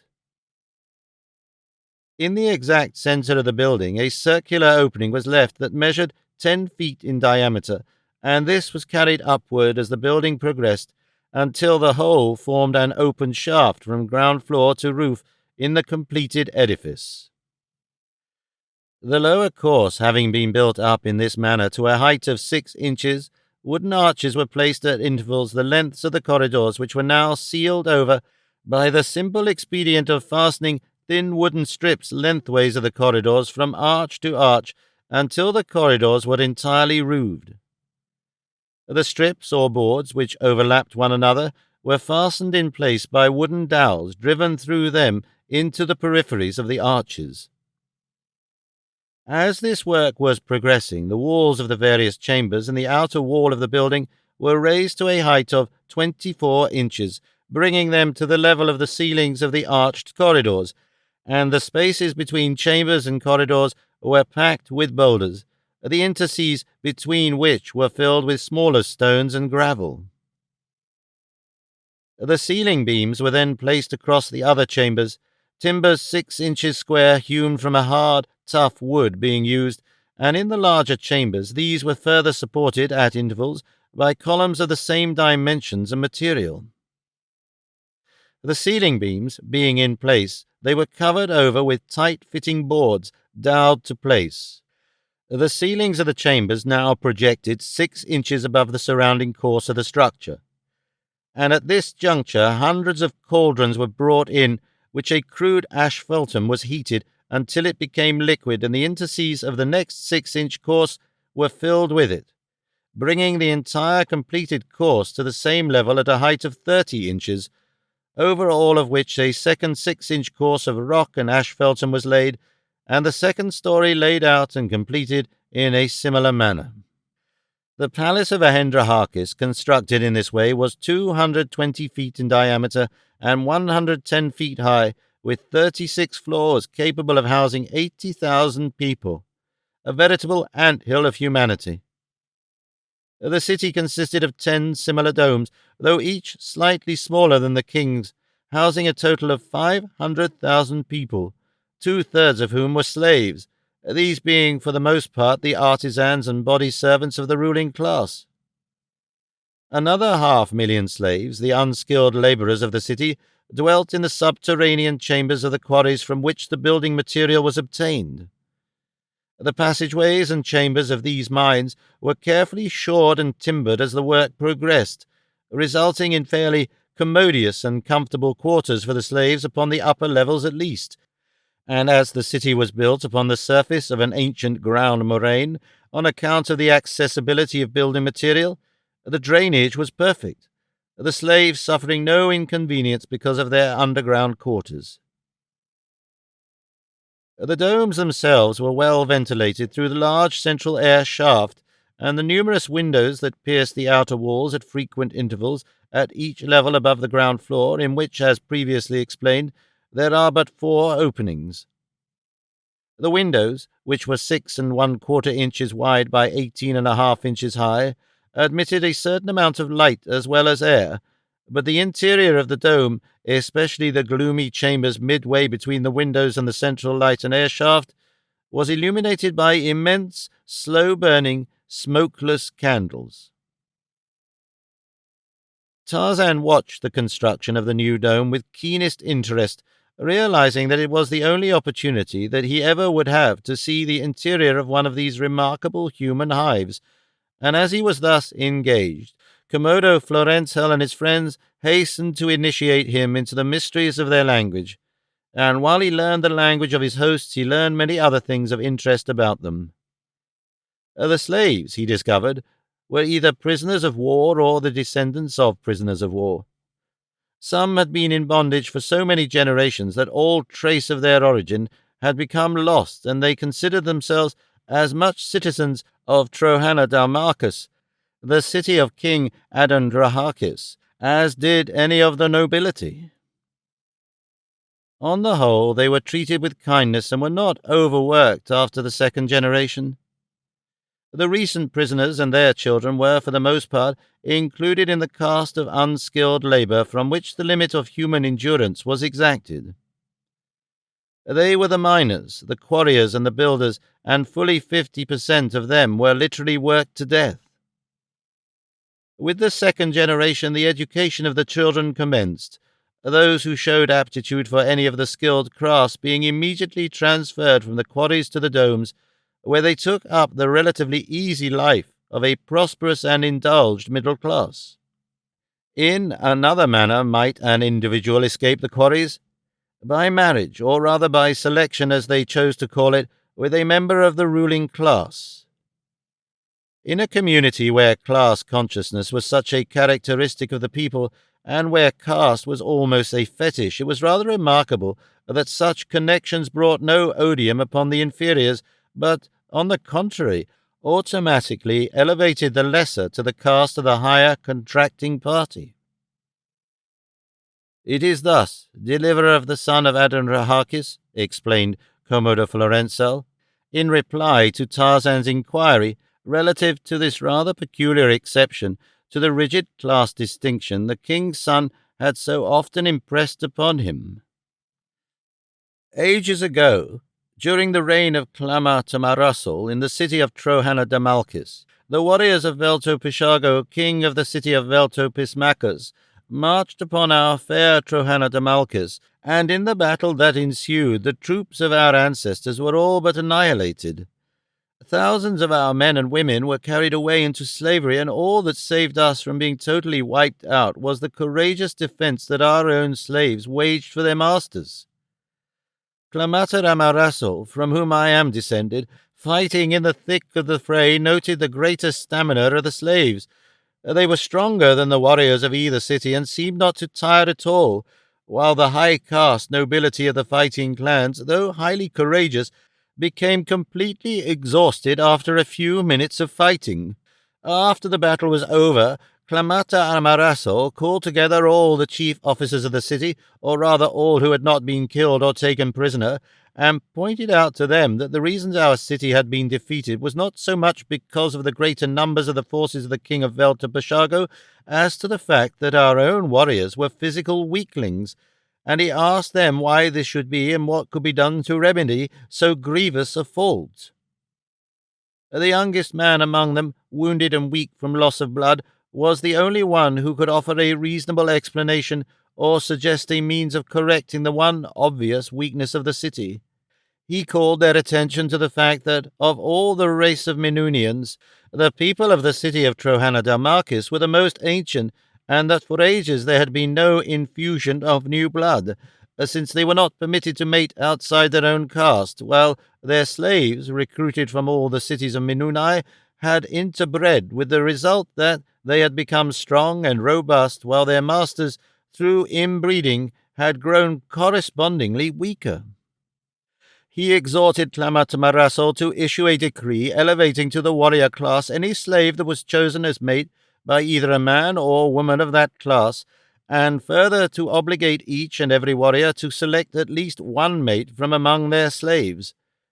At first, of course, the objections to so iconoclastic a suggestion were loud and bitter, but Clamatamaraso was quick to sense the wisdom of the idea, and not only did he issue the decree, but he was the first to espouse a slave woman, and what the king did, all were anxious to do also. The very next generation showed the wisdom of the change, and each succeeding generation has more than fulfilled the expectations of Clamatamaraso, until now you see in the people of Trohana Damalcus the most powerful and warlike of the Minunians. Our ancient enemy, Veltopismacus, was the next city to adopt the new order, having learned of it through slaves taken in raids upon our community, but they were several generations behind us. Now all the cities of Minunai wed their warriors with their slave women, and why not? Our slaves are all descended from the warrior class of other cities from which their ancestors were captured. We all are of the same race. We all have the same language, and in all important respects the same customs. Time has made some slight changes in the manner of the selection of these new mates, and now it is often customary to make war upon another city for the sole purpose of capturing their noblest born and most beautiful women. For us of the royal family it has been nothing less than salvation from extinction. Our ancestors were transmitting disease and insanity to their progeny. The new, pure, virile blood of the slaves has washed the taint from our veins, and so altered has our point of view become that, whereas in the past the child of a slave woman and a warrior was, without caste, the lowest of the low, now they rank highest of the high, since it is considered immoral for one of the royal family to wed other than a slave. "And your wife?" asked Tarzan. "You took her in a battle with some other city?" "I have no wife," replied Commodore Florencel. "We are preparing now to make war upon Veltopismachus, the daughter of whose king, we are told by slaves from that city, is the most beautiful creature in the world. Her name is Janzara, and as she is not related to me, except possibly very remotely, she is a fit mate for the son of Adendrahakis." "How do you know she is not related to you?" asked the ape-man. "We keep as accurate a record of the royal families of Veltopismachus and several others of the nearer cities of Minunai as we do of our own," replied Commodore Florencel, "obtaining our information from captives, usually from those who are chosen in marriage by our own people. For several generations the kings of Veltopismachus have not been sufficiently powerful or fortunate to succeed in taking royal princesses from us by either force of arms or strategy, though they never have ceased attempting to do so, and the result has been that they have been forced to find their mates in other and oftentimes distant cities. The present king of Veltopismachus, Elko Moelhago, the father of the Princess Janzara, took his mate, the mother of the princess, from a far distant city that was never, within historic times, taken slaves from Trohanna nor have our warriors visited that city within the memory of any living man. Janzara, therefore, should make me an excellent mate." "But what about love? Suppose you should not care for one another?" asked Tarzan. Commodore Florencel shrugged his shoulders. "She will bear me a son who will some day be king of Trohanna, he replied, "and that is all that can be asked." While the preparations for the expedition against Veltopismachus were being carried on, Tarzan was left much to his own devices. The activities of these diminutive people were a never-ending source of interest to him. He watched the endless lines of slaves struggling with their heavy burdens toward the new dome that was rising with almost miraculous speed, or he strolled to the farmlands just beyond the city, where other slaves tilled the rich soil which they scratched with their tiny ploughs drawn by teams of diadetes, the diminutive antelope that was their only beast of burden. Always were the slaves accompanied by armed warriors if they were slaves of the first or second generation, lest they should attempt escape or revolution, as well as a protection against beasts of prey and human enemies, since the slaves were not permitted to bear arms and consequently could not protect themselves. These slaves of the first and second generations were always easily recognizable by the vivid green tunic, reaching almost to the knees, which was the single garment of their caste, and which carried upon both its front and back an emblem or character in black that denoted the city of the slave's birth and the individual to whom he now belonged. The slaves employed upon public works all belonged to the king Adenhodrachis, but in the fields many families were represented by their chattels.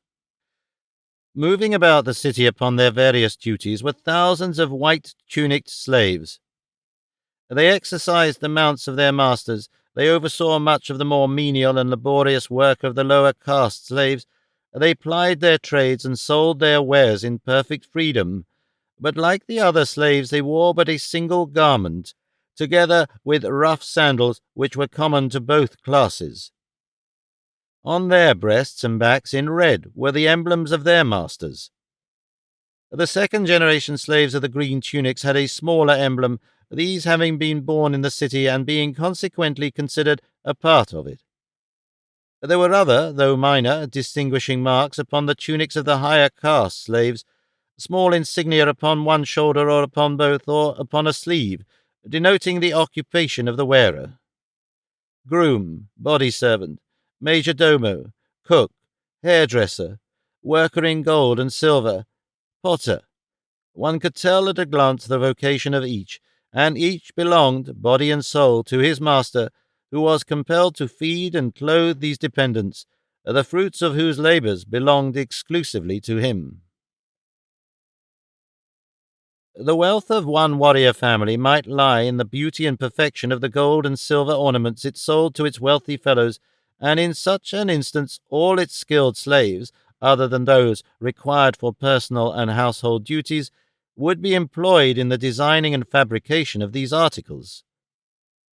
Another family might devote its attention to agriculture, another to the raising of dyadettes, but all the work was done by the slaves, with the single exception of the breaking of the dyadettes that were bred for riding, an occupation that was not considered beneath the dignity of the warrior class, but rather, on the contrary, looked upon as a fitting occupation for nobles. Even the king's son broke his own dyadettes. As an interested spectator, Tarzan whiled the lazy days away.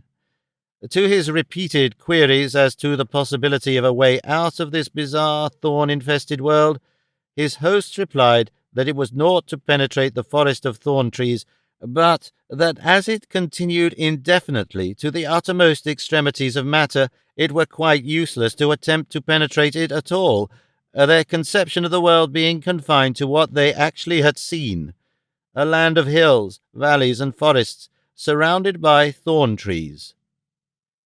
To creatures of their size, the thorn forest was far from impenetrable, but Tarzan was not their size. Still, he never ceased to plan on a means of escape, though he was in no great haste to attempt it, since he found the Minunians interesting, and it suited his present primitive mood to loll in lazy ease in the city of Trohana-Damalcus. But of a sudden a change came. Early of a morning, just as the first faint promise of dawn was tinging the eastern sky.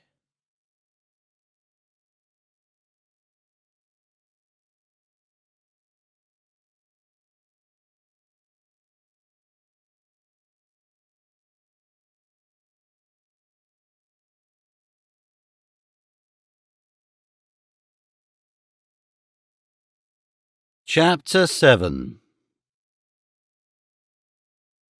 The Alalus youth, son of the first woman, ranged the forest in search of the ape-man, the only creature that ever had stirred within his savage primitive breast any emotion even slightly akin to affection. But he did not find him. Instead, he fell in with two older males of his own species, and these three hunted together, as was occasionally the custom of these inoffensive creatures. His new acquaintances showed little interest in his strange armament. They were quite content with a stick and a stone knife. To the former, an occasional rodent fell, and the latter discovered many a luscious grub and insect beneath the mould that floored the forest or hidden under the bark of a tree. For the most part, however, they fed upon fruits, nuts, and tubers. Not so the son of the first woman, however. He brought in many birds and an occasional antelope, for he was becoming daily more proficient with the bow and the spear, and as he often brought in more than he could eat, and left the remainder to his two fellows, they were permanently attached to him, or at least until such time as some fearsome woman should appear upon the scene to shatter their idyllic existence and drag one of them away to her corral. They wondered a little at him in their slow and stupid minds, for he seemed to differ in some vague, intangible way from them, and all others of their sex that they had known. He held his chin higher, for one thing, and his gaze was far less shifty and apologetic. He strode with a firmer step and with less caution. But perhaps they smiled inwardly as they cogitated muddily upon that inevitable moment that would discover one of their coarse, brutal, hairy shes felling him with her bludgeon and dragging him off toward the caves by the hair of his head. And then one day the thing happened, or at least a part of it happened. They met a huge she suddenly in an open place in the forest. The two who accompanied the son of the first woman turned in flight, but when they had reached the vantage ground of close-growing timber, they paused and looked back to see if the woman was pursuing them, and what had become of their companion. To their relief, they saw that the woman was not following them, and to their consternation, that their fellow had not fled, but was facing her defiantly and motioning her to go away, or be killed. Such crass stupidity! He must have been whelped without brains. It never occurred to them to attribute his act to courage. Courage was for the shes. The male spent his life in fleeing danger, and the female of his species. But they were grateful to him, for his rash act would save them, since the she would take but one of them, and that one would be he who thus foolishly remained behind to defy her. The woman, unaccustomed to having her rights challenged by mere man, was filled with surprise and righteous anger. Her surprise brought her to a sudden halt, 20 paces from the man, and her anger caused her to reach for one of the stone missiles hanging at her girdle. That was her undoing. The son of the first woman, standing before her with an arrow already fitted to his bow, waited not to discover her further intentions, but even as the woman's fingers loosed the feathered messenger of defeat from the leather thong of her girdle, he withdrew the shaft to his cheek and released it. His two companions, watching from the seclusion of the wood, saw the woman stiffen, her face contorted in a spasm of pain. They saw her clutch frantically at a feathered shaft protruding from her chest, sink to her knees, and then sprawl to earth, where she lay, kicking with her feet and clutching with her fingers for a brief moment before she relapsed into eternal quiet. Then they emerged from their concealment, and as the son of the first woman approached his victim and wrenched the arrow from her heart, they joined him, half stunned as they were by surprise, and gazed first at the corpse of the she with expressions of incredulity, and then at him with what was close akin to awe and reverence. They examined his bow and arrows, and again they returned to the wound in the woman's chest. It was all quite too amazing. And the son of the first woman? He held his head high and his chest out and strutted proudly. Never before had he or any other man been cast in the role of hero, and he enjoyed it. But he would impress them further. Seizing the corpse of the woman, he dragged it to a nearby tree, where he propped it in a sitting posture against the bole. Then he walked away some 20 feet, and, signing his fellows to observe him closely, he raised his heavy spear and hurled it at his realistic target, through which it passed to embed itself in the tree behind. The others were greatly excited. One of them wanted to attempt this wondrous feat, and when he had thrown and missed, his fellow insisted upon having a turn.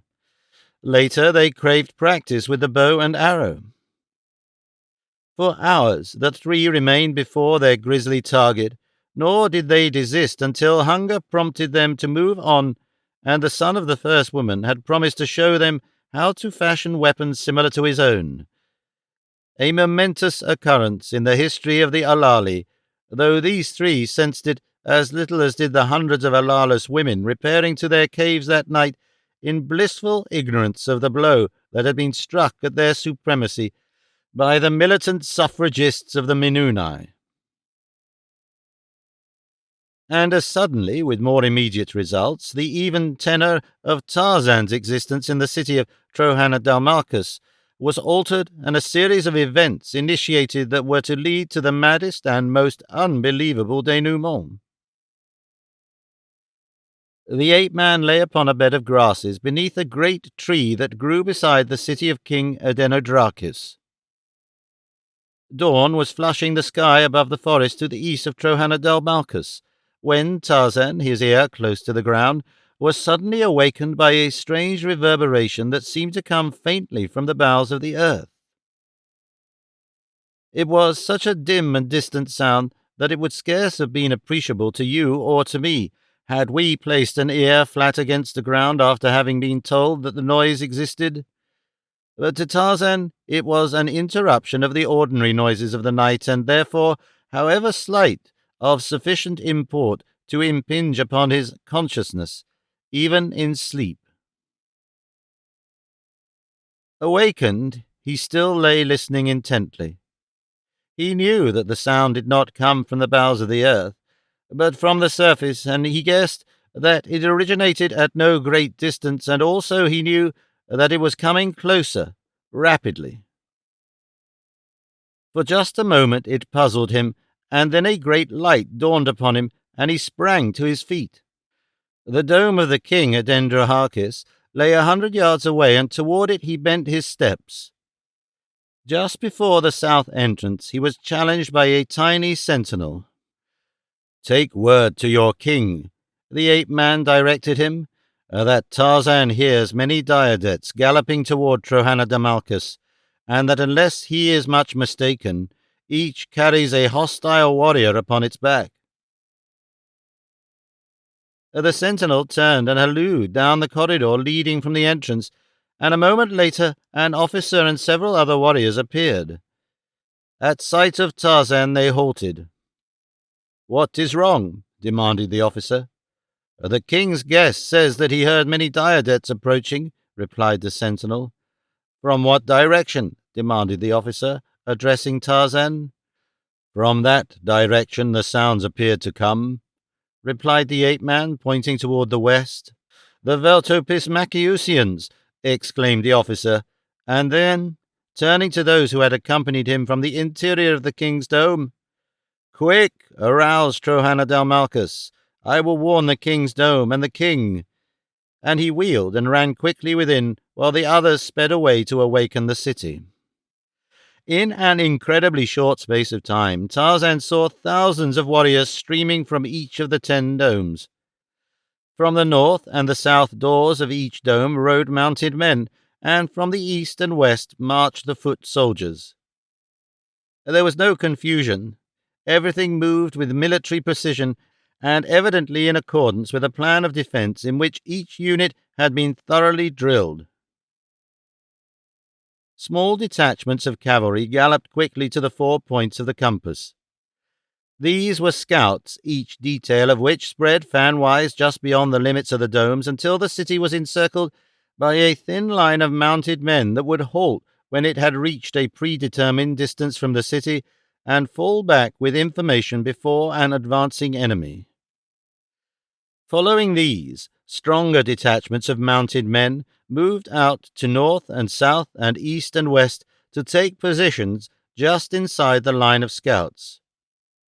These detachments were strong enough to engage the enemy and impede his progress as they fell back upon the main body of the cavalry, which might by this plan be summoned in time to the point at which the enemy was making his boldest effort to reach the city.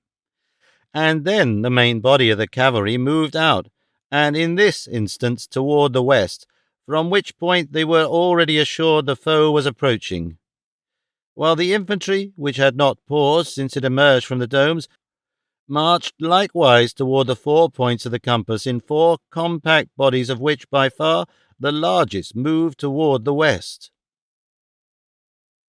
The advanced foot troops took their stations but a short distance outside the city, while within the area of the domes the last troops to emerge from them, both cavalry and infantry, remained evidently as a reserve force, and it was with these troops that Adenodrohakis took his post that he might be centrally located for the purpose of directing the defence of his city to better advantage.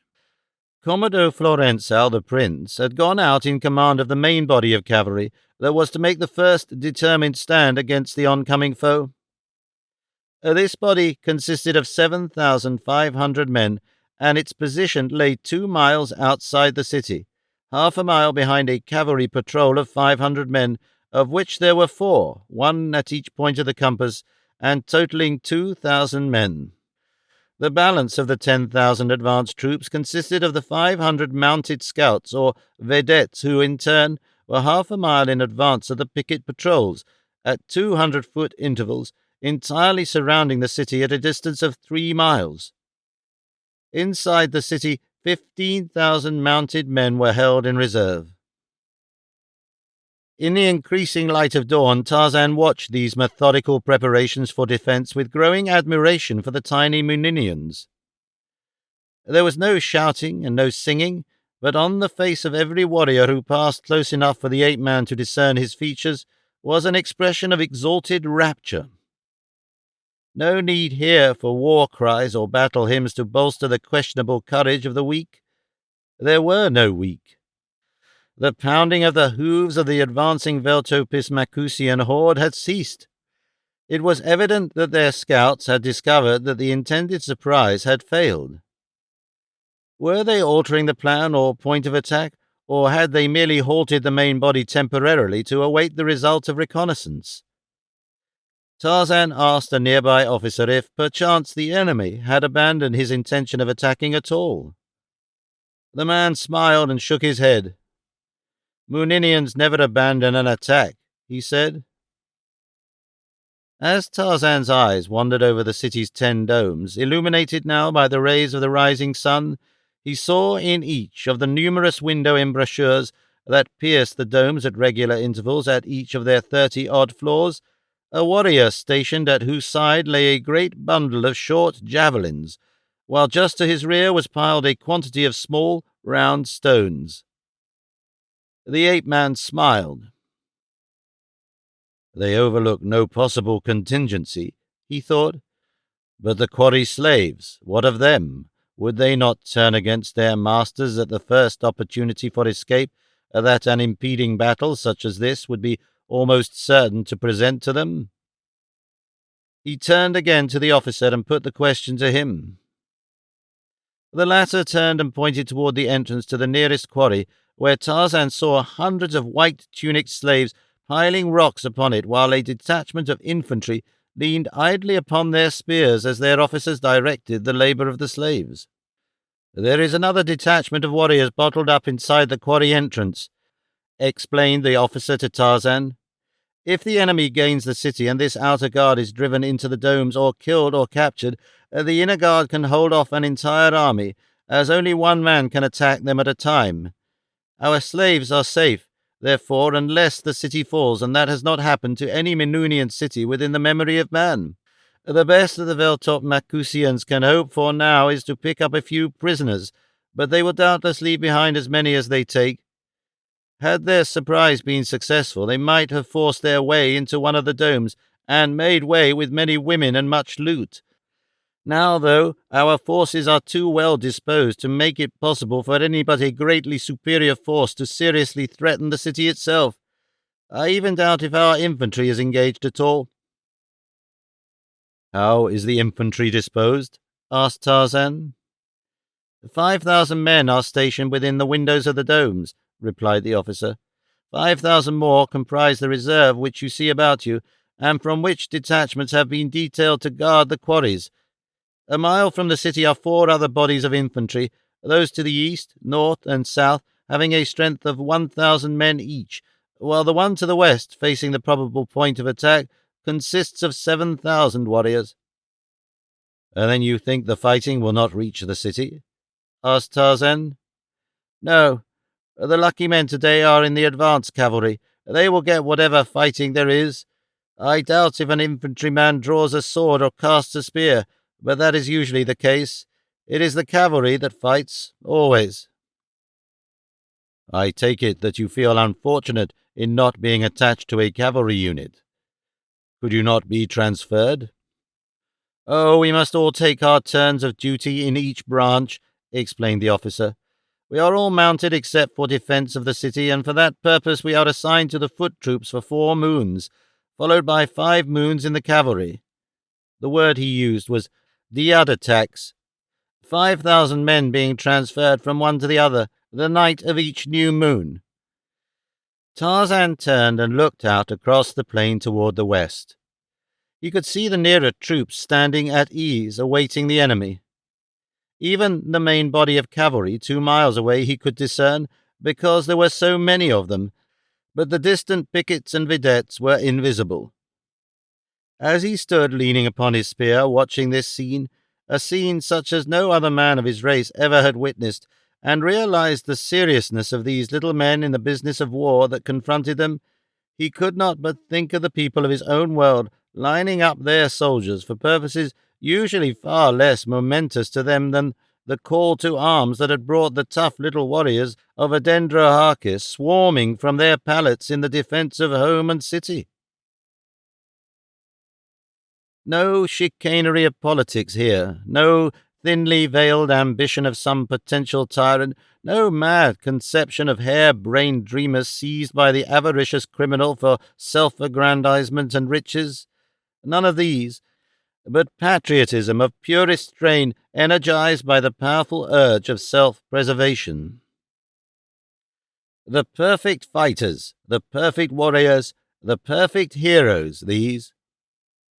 No need for blaring trumpets, of no use to them the artificial aids to courage conceived by captains of the outer world, who send unwilling men to battle for they know not what, deceived by lying propaganda, enraged by false tales of the barbarity of the foe, whose anger has been aroused against them by similar means. During the lull that followed the departure from the city of the last of the advanced troops, Tarzan approached Adendraharkis, where he sat astride his diadet, surrounded by a number of his high officers.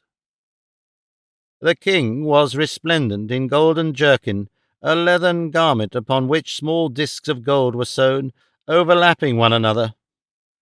About his waist was a wide belt of heavy leather, held in place by 3 buckles of gold, of such dimensions as to have almost the appearance of a corset. This belt supported his rapier and knife, the scabbards of which were heavily inlaid with gold and baser metals in intricate and beautiful designs. Leather cuisses protected his upper legs in front, covering the thighs to the knees, while his forearms were encased in metal armlets from wrists almost to elbows. Upon his feet were strapped tough sandals, with a circular golden plate protecting each ankle bone, a well-shaped leather casque fitting his head closely.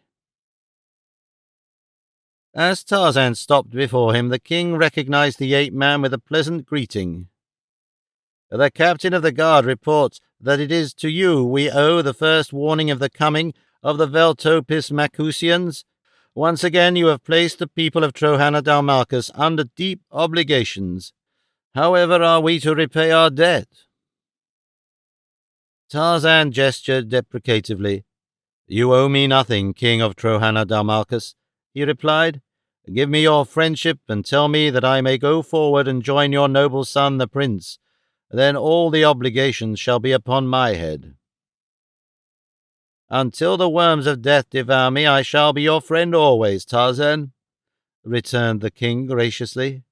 "Go where you will, and that you choose to go where there should be fighting surprises me not." It was the first time that any Minunian had addressed him by his name.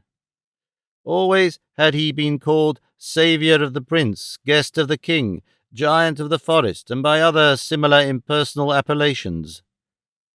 Among the Minunians a man's name is considered a sacred possession, the use of which is permitted only his chosen friends and the members of his family, and to be called Tarzan by Adendraharkis was equivalent to an invitation or a command to the closest personal friendship with the king.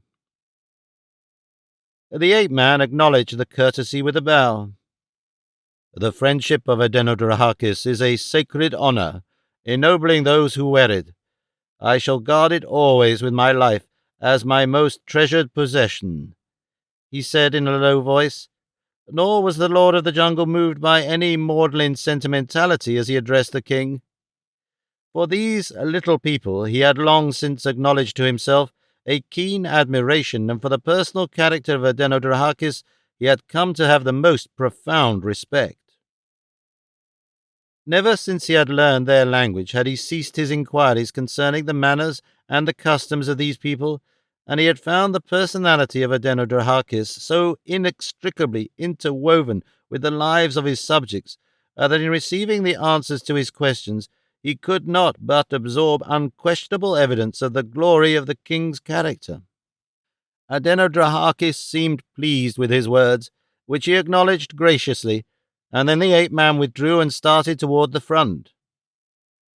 On the way he tore a leafy branch from a tree that grew beside his path, for the thought had occurred to him that such a weapon might be useful against Minunians, and he knew not what the day might hold. He had just passed the advanced infantry when a courier sped by him on a mad race toward the city.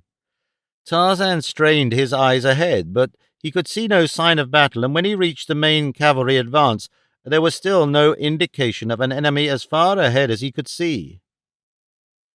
Prince Komodo Florensal greeted him warmly, and looked a little wonderingly, perhaps at the leafy branch he carried across one shoulder. "What news?" asked Tarzan. "I have just sent a messenger to the king," replied the prince, "reporting that our scouts have come in touch with those of the enemy who are, as we thought, the Veltopismacusians. A strong patrol from the outpost in our front pushed through the enemy's scout line, and one courageous warrior even managed to penetrate as far as the summit of the hill of Gartolas, from which he saw the entire main body of the enemy forming for attack. He says there are between 20 and 30,000 of them." As Komodo Florensal ceased speaking, a wave of sound came rolling toward them from the west. "They are coming," announced the prince.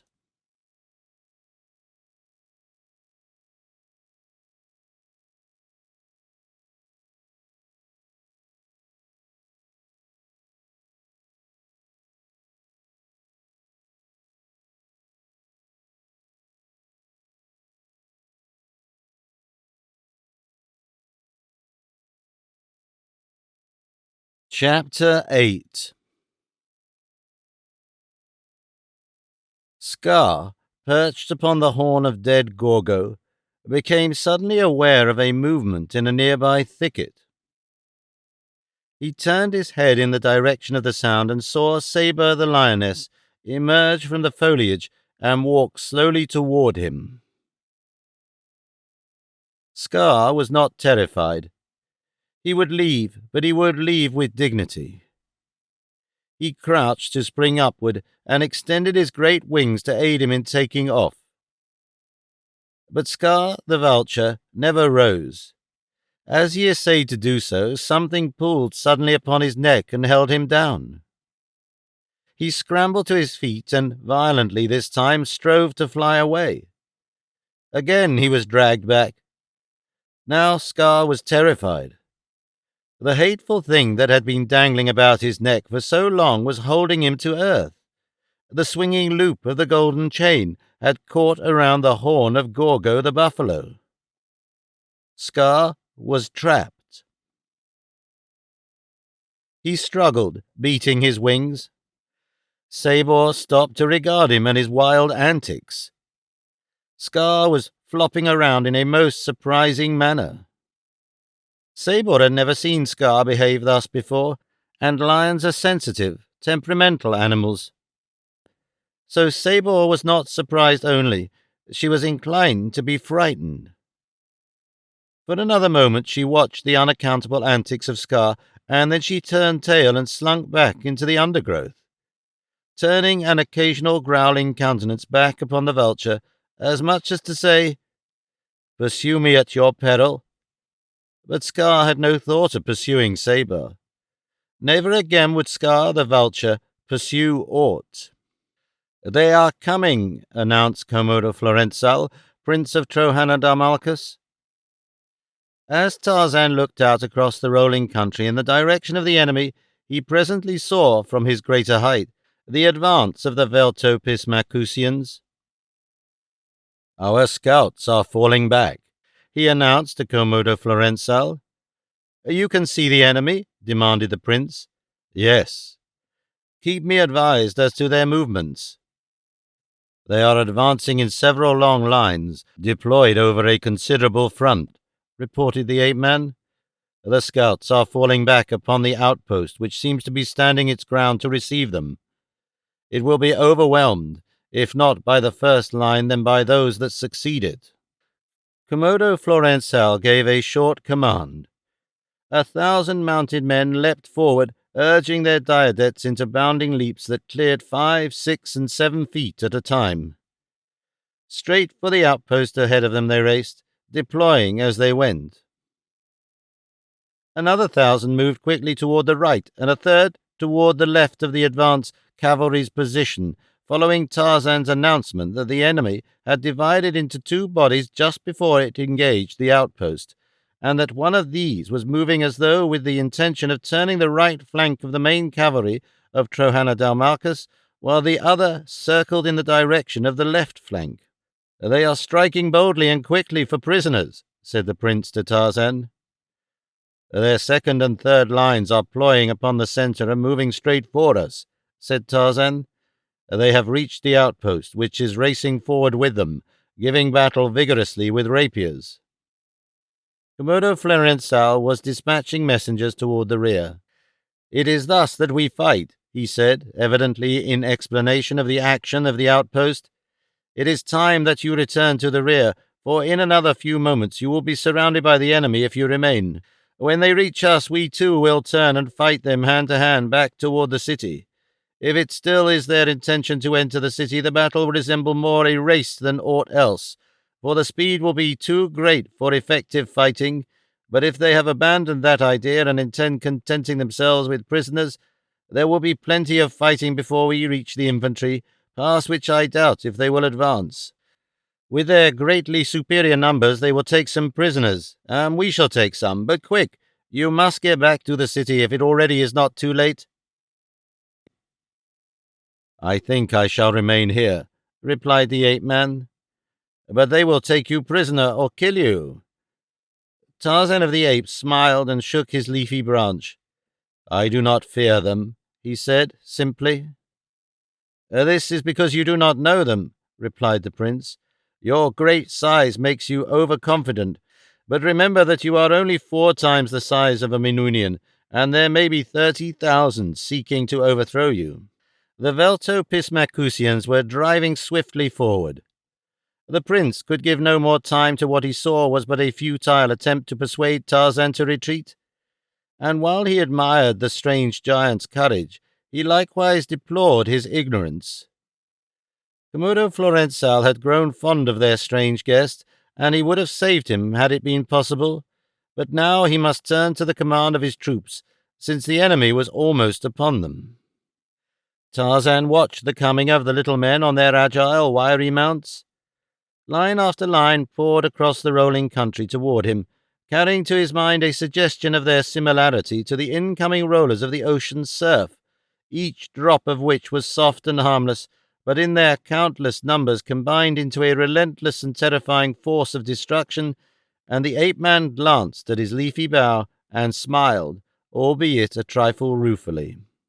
But now his whole attention was riveted by the fighting in the first 2 lines of the advancing horde. Racing neck and neck with the Veltopismacusian warriors were the men of Dendroharcus's outposts, and the thousands who had reinforced them. Each had selected an enemy rider whom he sought to strike from his saddle, and at top speed each duel was carried on with keen rapiers, though here and there was a man wielding his spear, and sometimes to good effect. A few riderless diadettes leapt forward with the vanguard, while others, seeking to break back or to the flanks, fouled the racing ranks, often throwing beasts and riders to the ground, but more frequently the warriors leapt their mounts entirely over these terrified beasts. The riding of the Minunians was superb, and their apparently effortless control of their swift and nervous steeds bordered upon the miraculous. Now a warrior, lifting his mount high into the air, cleared an adversary, and as he rose above him, cut down viciously with his rapier at his foeman's head, striking him from the saddle. But there was scarce time to catch more than a fleeting, kaleidoscopic impression of the swift-moving spectacle before the great horde swarmed down upon him. With his leafy bough, Tarzan had thought to sweep the little men from his path, but now friend and foe were so intermingled that he dared not attempt it for feat of unseating and injuring some of the warriors of his hosts. He raised the bough above their heads and waited until the first line should have passed him, and then, with only the enemies of Adonadrakis about him, he would brush them aside and break the centre of their charge. He saw the surprised expressions upon the faces of the men of Veltopis Macus as they passed near him, surprise but no fear, and he heard their shouts as one more fortunate than his fellows was able to rein closer to him and cut viciously at his legs as he sped past. Then indeed it became naught other than a matter of self-preservation to attempt to fend these off with his bow, nor was this impossible, as the first lines moved past in loose ranks, but presently the solid mass of the Veltopis Macusian cavalry was upon him. There was no veering aside to avoid him. In unbroken ranks, file after file, they bore down upon him. He threw his useless bow before him to impede their progress, and grappled them with his fingers, tearing the riders from their mounts and hurling them back upon their onrushing fellows. But still they came. They jumped their diadettes over every obstruction. One rider, leaping straight for him, struck him head on in the pit of the stomach, half winding him and sending him back a step. Another and another struck his legs and sides. Again and again the needle-like points of their rapiers pierced his brown hide until from hips to feet he was red with his own blood, and always there were more, thousands bearing down upon him. His weapons, useless against them, he made no attempt to use, and though he wrought havoc among them with his bare hands, there were always 100 to take the place of each that he disposed of. He smiled grimly as he realized that in these little people, scarce 1/4 his size, he, the incomparable Tarzan, the lord of the jungle, had met his Wellington. He realized that he was entirely surrounded by the Veltop Macusians now. The warriors of Trohanadamalcus, having engaged the advancing enemy, were racing onward with them toward the 7,000 dismounted men who were to receive the brunt of that terrific charge. Tarzan wished that he might have witnessed this phase of the battle, but he had fighting enough and to spare to engage all his attention where he was. Again he was struck in the stomach by a charging rider, and again the blow staggered him. Before he could recover himself, another struck him in the same place, and this time he went down, and instantly he was covered, buried by warriors and diadettes, swarming over him like ants in countless numbers. He tried to rise, and that was the last he remembered before he sank into unconsciousness. Aha, daughter of Karmis the witch-doctor of the tribe of Obebe the cannibal, lay huddled upon a little pile of grasses in a rude thorn shelter in an open jungle. It was night, but she was not asleep. Through narrowed lids she watched a giant white man who squatted just outside the shelter before a tiny fire. The girl's lids were narrowed in hate as her smouldering eyes rested upon the man. There was no fear of the supernatural in her expression, just hate. Undying hate.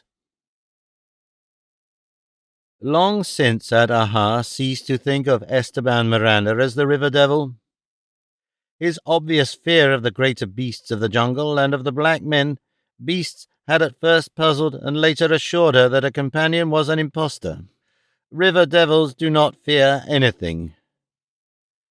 She was even commencing to doubt that the fellow was Tarzan, of whom she had heard so many fabulous stories during her childhood, that she had come to look upon him as almost a devil himself. Her people had no gods, only devils, which answer just as good a purpose among the ignorant and superstitious as do gods among the educated and superstitious. And when Esteban Miranda quite conclusively proved by his actions that he feared lions and that he was lost in the jungle, these things did not square at all with her preconceived estimate of the powers and attributes of the famous Tarzan. With the loss of her respect for him, she lost also nearly all her fear. He was stronger than she and brutal. He could and would hurt her if she angered him, but he could not harm her in any other way than physically, and not at all if she could keep out of his clutches. Many times had she rehearsed plans for escape, but always she had hesitated because of the terrible fear she had of being alone in the jungle. Recently, however, she had been coming to realize more and more clearly that the white man was little or no protection to her. In fact, she might be better off without him, for at the first hint of danger, it had been Miranda's habit to bolt for the nearest tree, and where trees were not numerous, this habit of his had always placed Aha under a handicap in the race for self-preservation, since Esteban, being stronger, could push her aside if she impeded his progress towards safety. Yes, she would be as well off alone in the jungle as in the company of this man whom she thoroughly despised and hated. But before she left him she must, her savage little brain assured her, revenge herself upon him for having tricked her into aiding him in his escape from the village of Obebe the chief, as well as having forced her to accompany him. Aha was sure that she could find her way to the village, albeit they had travelled long and far, and she was sure, too, that she could find the means for subsistence along the way and elude the fiercer beasts of prey that might beset the way. Only man she feared, but in this she was not unlike all other created things. Man alone of all the creations of God is universally hated and feared, and not only by the lower orders, but by his own kind. For of them all man alone joys in the death of others, the great coward who, of all creation, fears death the most. And so the little Negro girl lay watching the Spaniard, and her eyes glittered, for in his occupation she saw a means to her revenge. Squatting before his fire, leaning far forward, Esteban Miranda gloated over the contents of a small buckskin bag which he had partially emptied into the palm of one of his hands. Little Aha knew how highly the white man prized these glittering stones, although she was entirely ignorant of their intrinsic worth. She did not even know them for diamonds. All she knew was that the white man loved them, that he valued them more highly than his other possessions, and that he had repeatedly told her that he would die sooner than he would part with them. For a long time Miranda played with the diamonds, and for a long time Aha watched him, but at last he returned them to their bag, which he fastened securely inside his loincloth.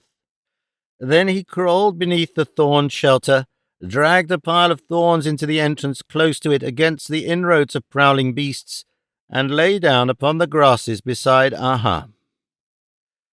How was this little girl going to accomplish the theft of the diamonds from the huge Tarzanian Spaniard? She could not filch them by stealth, for the bag that contained them was so fastened inside his loincloth that it would be impossible to remove it without awakening him, and certainly this frail child could never wrest the jewels from Esteban by physical prowess. No, the whole scheme must die where it was born, inside Aha's thick little skull. Outside the shelter the fire flickered, lighting the jungle grasses about it and casting weird, fantastic shadows that leapt and danced in the jungle night. Something moved stealthily among the lush vegetation, a score of paces from the tiny camp. It was something large, for the taller grasses spread to its advance. They parted, and a lion's head appeared. The yellow-green eyes gazed uneasily at the fire. From beyond came the odor of man, and Numa was hungry too. Upon occasion he had eaten of man and found him good. Also, of all his prey, the slowest and the least able to protect himself, but Numa did not like the looks of things here, and so he turned and disappeared from whence he had come. He was not afraid of the fire. Had he been, he would have been afraid of the sun by day, for the sun he could not even look at without discomfort. And to Numa the fire and the sun might have been one, for he had no way of knowing which was 60 feet away and which 93 million miles. It was the dancing shadows that caused his nervous apprehension. Huge, grotesque creatures of which he had had no experience seemed to be leaping all about him, threatening him from every side. But Aha paid no attention to the dancing shadows, and she had not seen Numa the lion. She lay very still now, listening. The fire flared less high as the slow minutes dragged their leaden feet along. It was not so very long that she lay thus, for it seemed long to Aha, for she had her plan all matured and ready for execution. A civilized girl of 12 might have conceived it, but it is doubtful that she would have carried it to its conclusion. Aha, however, was not civilized, and being what she was not hampered by any qualms of conscience. Presently, the Spaniard's breathing indicated that he was asleep. Aha waited a little longer to make assurance doubly sure, and then she reached beneath the grasses just beside her, and when she withdrew her hand again, she brought forth a short, stout cudgel. Slowly and cautiously she rose until she kneeled beside the recumbent form of the sleeping Spaniard. Then she raised her weapon above her head and brought it down once heavily upon Esteban's skull. She did not continue to beat him. The one blow was enough. She hoped that she had not killed him, for he must live if her scheme of revenge was to be realized. He must live and know that Aha had stolen the bag of pebbles that he so worshipped. Aha appropriated the knife that swung at Miranda's hip, and with it she cut away his loincloth and took possession of the buckskin bag and its contents.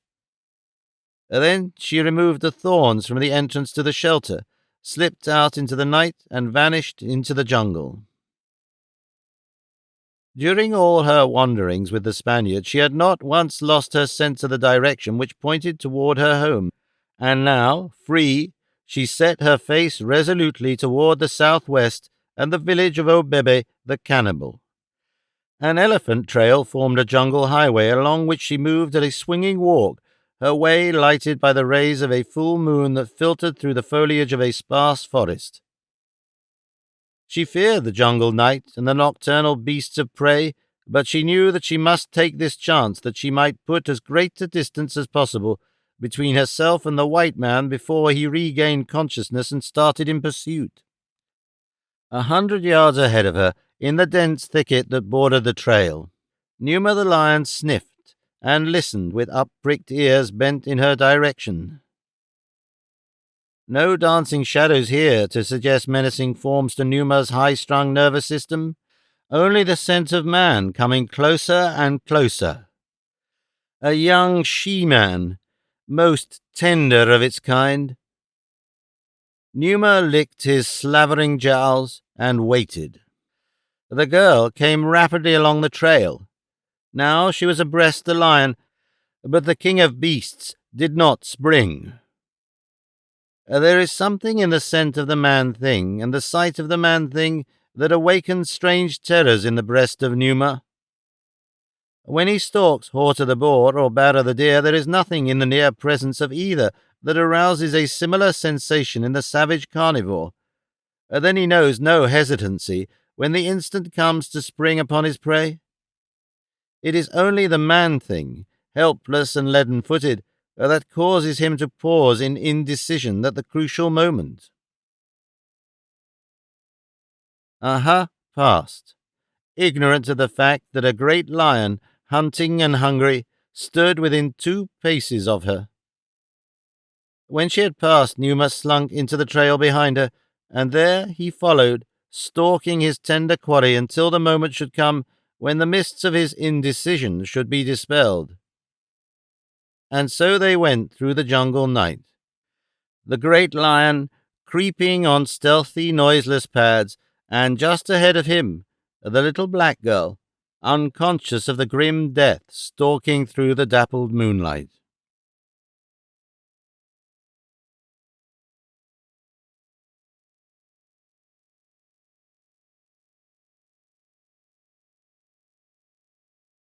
Chapter 9.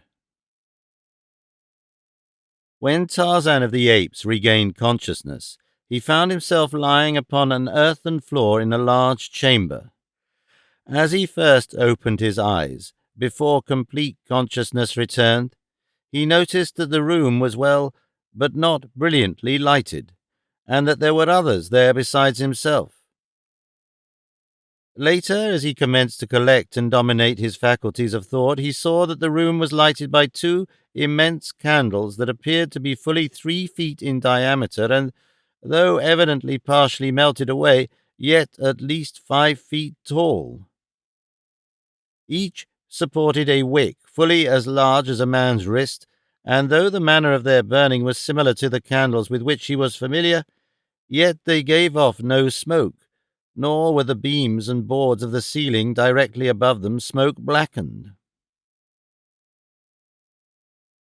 The lights, being the most noticeable things in the room, had been the first to attract the ape-man's attention, but now his eyes wandered to the other occupants of the room. There were 50 or 100 men of about his own height, but they were garbed and armed as had been the little men of Trohanodalmachus and Veltopismachus. Tarzan knit his brows and looked long and steadily at them. Who were they? Where was he? As consciousness spread slowly throughout his body, he realized that he was in pain and that his arms felt heavy and numb. He tried to move them, only to discover that he could not. They were securely bound behind his back. He moved his feet. They were not secured. At last, after considerable effort, for he found that he was very weak, he raised himself to a sitting posture and looked about him. The room was filled with warriors who looked precisely like the little Veltopismachusians, but they were as large as normal men, and the room itself was immense. There were a number of benches and tables standing about the floor, and most of the men either were seated upon the benches or lay stretched upon the hard earth. A few men moved about among them and seemed to be working over them. Then it was that Tarzan saw that nearly all within the chamber were suffering from wounds, many of them severe ones. The men who moved about among them were evidently attending to the wounded, and those who might have been the nurses were garbed in white tunics like the high-caste slaves of Trohanodalmachus. In addition to the wounded and the nurses, there were 6 armed warriors who were uninjured. One of these was the first to espy Tarzan after he had raised himself to a sitting posture. "Oh," shouted he, "the giant has come into his senses." And crossing the room, he approached the ape-man. Standing before him, his feet widespread, he eyed Tarzan with a broad grin upon his face. "Your great bulk availed you little," he taunted, "and now we are as large as you. We too are giants, eh?" And he turned to his fellows with a laugh in which they joined him. Seeing that he was a prisoner surrounded by enemies, the ape-man fell back upon that lifelong characteristic of the wild beast, sullen silence. He made no reply, but only sat there regarding them with the savage, level gaze of the brute at bay. "He is dumb like the great beast women of the caves," said the warrior to his fellows. "Perhaps he is one of them," suggested another. "Yes," seconded a third. "Perhaps he is one of the Zertalakalols." "But their men are all cowards," urged the first speaker, "and this one fought like a warrior born." "Yes, with his bare hands he fought till he went down. You should have seen how he threw deer at some warriors as one might pick up tiny pebbles and hurl them afar. He would not give a step or run, and always he smiled. He does not look like the men of the Zertalakalols. Ask him if he is." He who had first addressed him put the question to Tarzan, but the ape-man only continued to glare at him. "He does not understand me," said the warrior. "I do not think that he is a Zertalakalol, though. What he is, however, I do not know." He approached and examined Tarzan's wounds. "These will soon be healed. In 7 days or less he will be fit for the quarries." They sprinkled a brown powder upon his wounds, and brought him food and water and the milk of antelopes. And when they had found that his arms were swelling badly and becoming discoloured, they brought an iron chain, and, fastening one end about his waist with a clumsy padlock, secured him to a ring in the stone wall of the chamber, and cut the bonds from his wrists.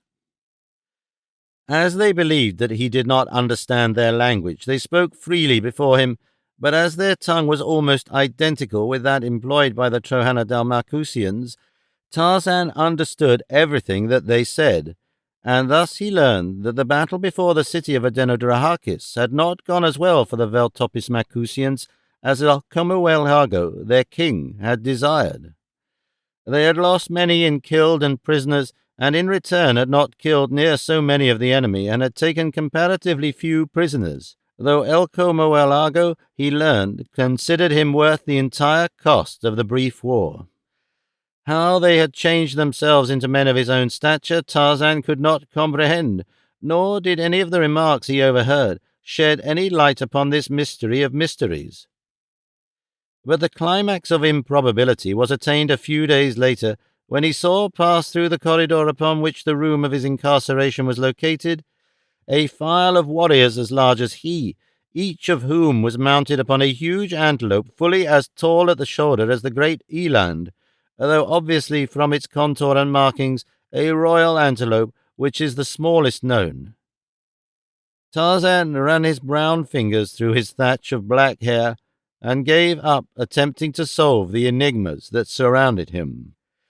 His wounds healed quickly, as did those of the Veltopismacusians who were convalescing about him, and upon the 7th day a half-dozen warriors came for him, and the chain was removed from about his waist that he might accompany them. His captors had long since ceased to address him, believing that he was ignorant of their language, which meant to them that he was as speechless as an Alalus, since they could conceive of no language other than their own. But from their conversation, as they led him from the chamber and along a circular corridor, he discovered that he was being taken before their king, Elcomoelago, who had expressed a desire to see this remarkable captive after he had recovered from his wounds. The long corridor through which they were proceeding was lighted partially by small candles set in niches, and by the light from illuminated chambers, the doors of which opened upon it. Slaves and warriors moved in two continuous and opposing lines through this corridor, and every one that crossed it. There were high-caste slaves in white tunics with the red emblems of their owners and their own occupation insignia upon them. There were green-tunicked slaves of the second generation with their masters' insignia upon breast and back in black, and green-tunicked slaves of the first generation with a black emblem upon their breasts, denoting the city of their nativity, and their master's emblem upon their backs. There were warriors of every rank and position. There were the plain leather trappings of the young and poor, and the jewel-studded harness of the rich, and passing all these in both directions, and often at high speed, were other warriors mounted upon the mighty antelopes that were still the greatest wonder that had confronted Tarzan since his incarceration in the city of Veltopismacus.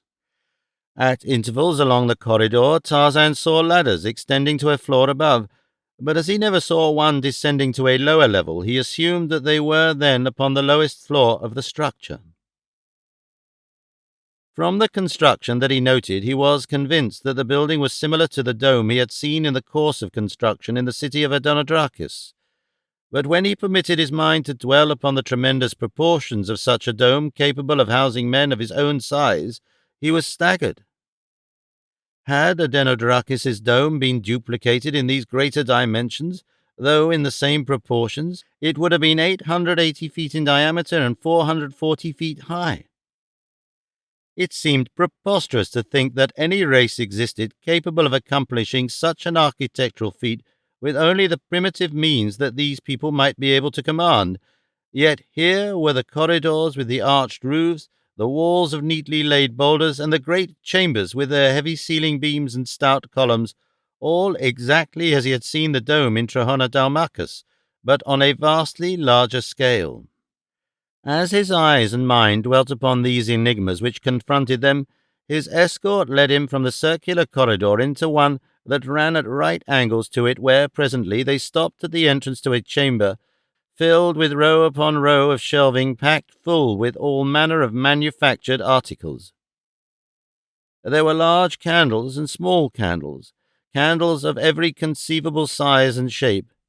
There were helmets, belts, sandals, tunics, bowls, jars, vases, and 1,000 other articles of the daily life of the Minunians with which Tarzan had become more or less familiar during his sojourn among the Trohanadalmalcusians. As they halted before the entrance to this room, a white-tunicked slave came forward in response to the summons of one of the warriors of the escort. "A green tunic for this fellow from Trohanadalmalcus," he ordered. "Whose insignia upon his back?" inquired the slave. "He belongs to Zoanthrahago," replied the warrior. The slave ran quickly to one of the shelves from which he selected a green tunic. From another he took 2 large wooden blocks, upon the face of each of which was carved a different device. These he covered evenly with some sort of paint or ink, slipped a smooth board inside the tunic, placed one of the dies face downward upon the cloth, tapped it smartly with a wooden mallet several times, and then repeated the operation with the other die upon the reverse side of the tunic. When he handed the garment to Tarzan with the instructions to don it, the ape-man saw that it bore a device in black upon the breast and another upon the back, but he could not read them. His education had not progressed thus far.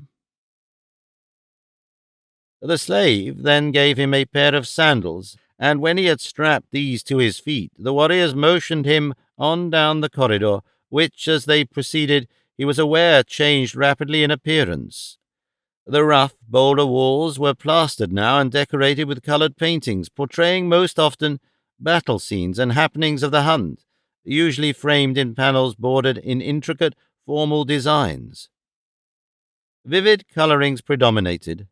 Many hued candles burned in frequent niches. Gorgeously trapped warriors were numerous. The green-tunicked slave almost disappeared, while the white tunics of the higher caste bondsmen were of richer material, and the slaves themselves often resplendently trapped with jewels and fine leather. The splendor of the scene, the brilliancy of the lighting, increased until the corridor came to an abrupt end before 2 massive doors of hammered gold, in front of which stood gorgeously trapped warriors who halted them and questioned the commander of the escort as to their business. "By the king's command we bring the slave of Zoanthrohago," replied the commander, "the giant who was taken prisoner at Trohanadalmalcus." The warrior who had challenged them turned to one of his fellows. "Go with this message and deliver it to the king," he said. After the messenger had departed, the warriors fell to examining Tarzan and asking many questions concerning him, to few of which could his guard give more than speculative answers, and then presently the messenger returned with word that the party was immediately to be admitted to the king's presence. The heavy doors were swung wide, and Tarzan found himself upon the threshold of an enormous chamber, the walls of which converged toward the opposite end, where a throne stood upon a dais. Massive wooden columns supported the ceiling, which was plastered between its beams. The beams, as well as the columns, were ornamented with carving, while the plastered portions of the ceiling carried gorgeous arabesques in brilliant colours. The walls were panelled to half their height, and above the panelling of wood were painted panels which Tarzan assumed depicted historical events from the history of Veltopismachus and her kings. The room was vacant except for 2 warriors who stood before doors that flanked the throne dais, and as the party moved down the broad centre aisle toward the throne, one of these warriors signalled the leader and motioned to the door which he was guarding, and which he now threw open before them, revealing a small antechamber in which were 6 handsomely trapped warriors seated on small carved benches, while a 7th lolled in a high-backed chair, his fingers tapping upon its broad arms as he listened to the conversation of the others, into which he threw an occasional word that always was received with deepest attention. If he scowled when he spoke, the others scowled still more deeply. If he smiled, they broke into laughter, and scarcely for an instant did their eyes leave his face, lest they miss some fleeting index of his changing moods. Just inside the doorway, the warriors who were conducting Tarzan halted, where they remained in silence until the man in the high-backed armchair deigned to notice them. Then the leader knelt upon one knee, raised his arms, palms forward, high above his head, leaned as far back as he could, and in a monotonous dead level intoned his salutation. O Echo Moalago, king of Veltopis Macus, ruler of all men, master of created things, all wise, all courageous, all glorious, we bring thee as thou hast commanded, the slave of Zoanthroago. Arise and bring the slave closer, commanded the man in the high-backed armchair, and then to his companions, This is the giant that Zoanthroago brought back from Trohana Dalmacus. We have heard of him, all glorious, they replied. And of Zoanthroago's wager? Questioned the king. And of Zoanthroago's wager, all wise, replied one. What think you of it? Demanded Echo Moalago. Even as you think, ruler of all men, quickly spoke another. And how is that? Asked the king. The six looked quickly and uneasily, one at the others. How does he think? Whispered he who was farthest from Echo Moalago to his neighbour, who shrugged his shoulders hopelessly and looked to another. What was that, Goffaloso? Demanded the king. What was that you said? I was about to remark that unless Zoanthroago first consulted our august and all-wise ruler, and is now acting upon his judgment, he must, almost of necessity, lose the wager, replied Goffaloso glibly. Of course, said the king, there is something in what you say, Goffaloso. Zoanthroago did consult me. It was I who discovered the vibratory principle which made the thing possible. It was I who decided just how the first experiments were to be carried out. Heretofore it has not been enduring, but we believe that the new formula will have a persistency of 39 moons at least. It is upon this that Zoanthroago has made his wager. If he is wrong, he loses 1,000 slaves to Delphastomalo. Wonderful, exclaimed Goffaloso. Blessed indeed are we, above all other peoples, with a king so learned and so wise as Echo Moalago. You have much to be thankful for, Goffaloso, agreed the king, but nothing compared to what will follow the success of my efforts to apply this principle of which we have been speaking, but with results diametrically opposite to those we have so far achieved. But we work upon it. Some day it will come, and then I will give to Zoanthroago the formula that will revolutionize Minuni. Then, with 100 men, might we go forth and conquer the world. Echo Moalago now turned his attention suddenly upon the green-tunicked slave standing a short distance before him. He scrutinized him closely and in silence for several minutes. From what city do you come? Demanded the king at last. Oh, all-glorious Echo Moalago, spoke up the leader of the escort, the poor ignorant creature is without speech. Utters he any sound? Inquired the king. None since he was captured, master of men, replied the warrior. He is a Zertalakalol, stated Echo Moalago. Why all this silly excitement over one of these low, speechless creatures? See now, exclaimed Goffaloso, how quickly and surely the Father of Wisdom grasps all things, probing to the bottom of all mysteries, revealing their secrets. Is it not marvelous? Now that the sun of science has shone upon him, even the dullest may see that the creature is indeed Zertalakalo, cried another of the king's companions. How simple, how stupid of us all! Ah, what would become of us were it not for the glorious intelligence of the All-Wise? Echo Moalago was examining Tarzan closely. He seemed not to have heard the eulogies of his courtiers. Presently he spoke again. He has not the features of the Zertalakalols, he pondered musingly. See his ears. They are not the ears of the speechless ones, nor his hair. His body is not formed as theirs, and his head is shaped for the storing of knowledge and the functioning of reason. No, he cannot be a Zertelakalo." "Marvellous!" cried Goffaloso. "Did I not tell you? El Comoalago, our king, is always right. The most stupid of us may easily see that he is not a Zertelakalo, now that the king's divine intelligence has made it so plain," exclaimed the second courtier. At this juncture a door opposite that through which Tarzan had been brought into the apartment opened, and a warrior appeared.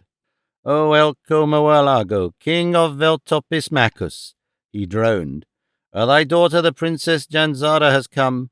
She would see the strange slave that Zoanthroago brought from Trohanodalmachus, and craves the royal permission to enter." El Comoalago nodded his assent. "Conduct the princess to us," he commanded.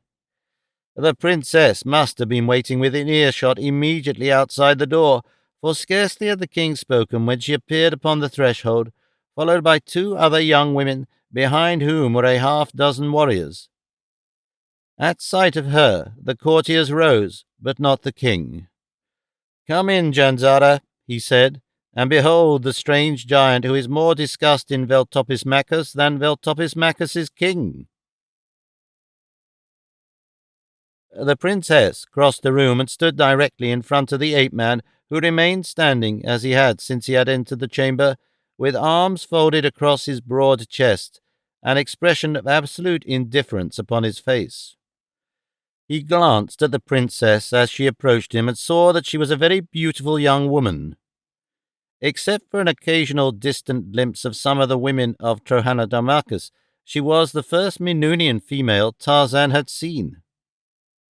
Her features were faultlessly chiseled, her soft dark hair becomingly arranged beneath a gorgeous jeweled headdress, her clear skin shaming the down of the peach in its softness. She was dressed entirely in white, befitting a virgin princess in the palace of her sire. Her gown of a soft, clinging stuff fell in straight and simple lines to her arched insteps. Tarzan looked into her eyes. They were grey, but the shadows of her heavy lashes made them appear much darker than they were. He sought there an index to her character, for here was the young woman whom his friend, Commodo Florensal, hoped some day to espouse and make queen of Trohanodalmachus, and for this reason was the ape-man interested. He saw the beautiful brows knit into a sudden frown. "What is the matter with the beast?" cried the princess. "Is it made of wood?" "It speaks no language, nor understands any," explained her father. "It has uttered no sound since it was captured." "It is a sullen, ugly brute," said the princess. "I'll wager to make it utter a sound, and that quickly." With which she snatched a thin dagger from her belt and plunged it into Tarzan's arm. With such celerity had she moved that her act had taken all who witnessed it by surprise, but she had given the lord of the jungle an instant's warning in the few words she had spoken before she struck, and these had been sufficient for him.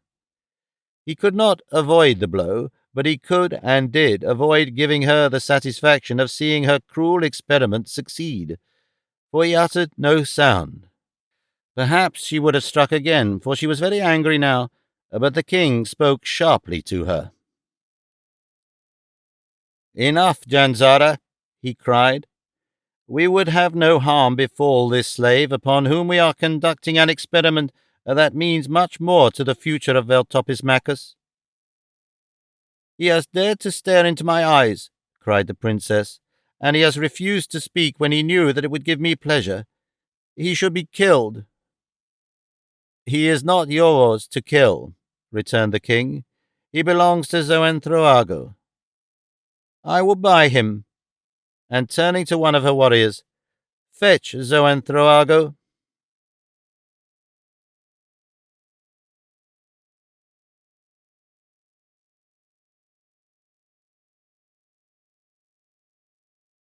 Chapter 10. When Esteban Miranda regained consciousness, the fire before his rude shelter was but a heap of cold ashes, and dawn had almost come. He felt weak and dizzy, and his head ached. He put his hand to it and found his thick hair matted with coagulated blood.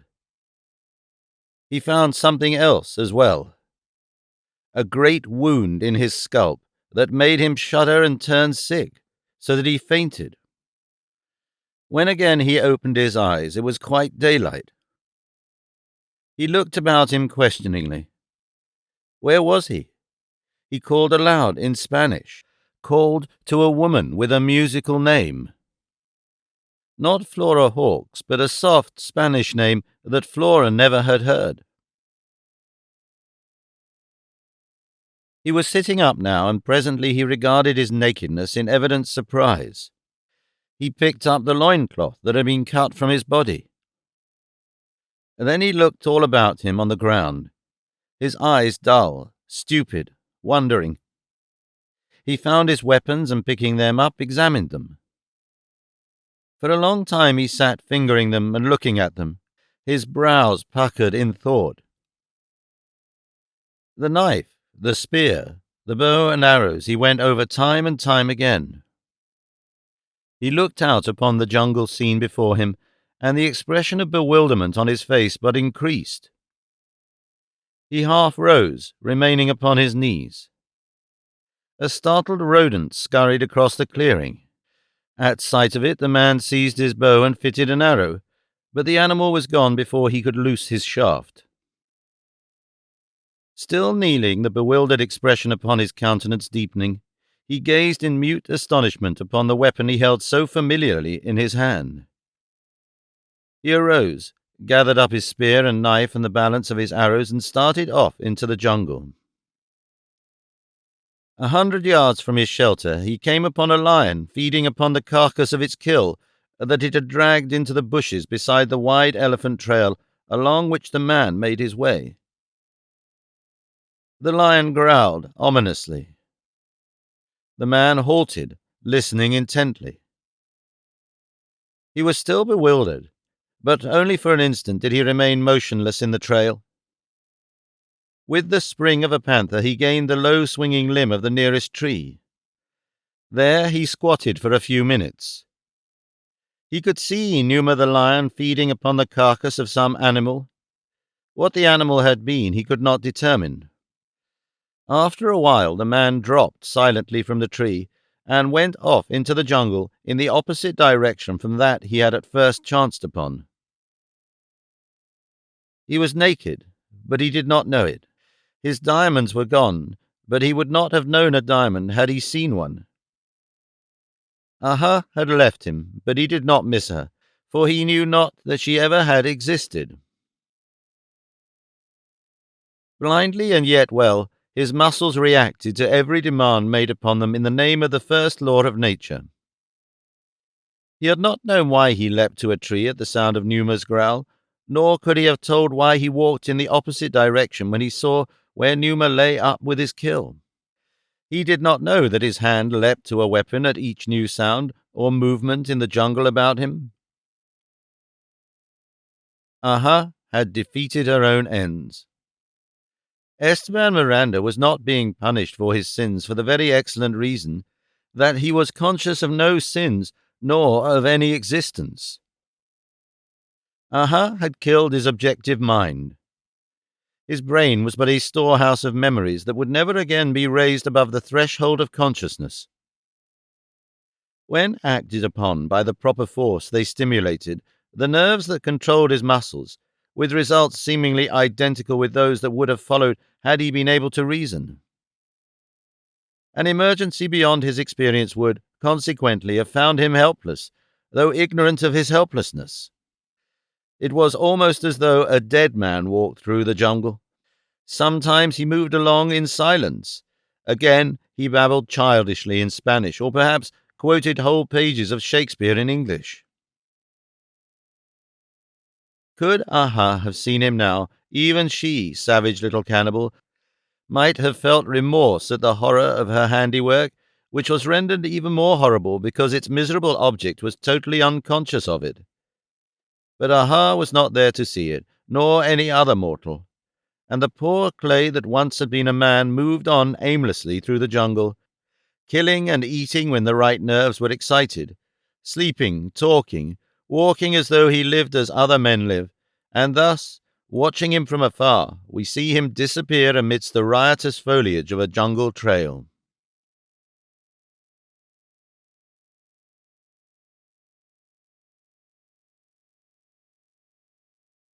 The Princess Janzara of Veltopismachus did not purchase the slave of Zoanthroargo.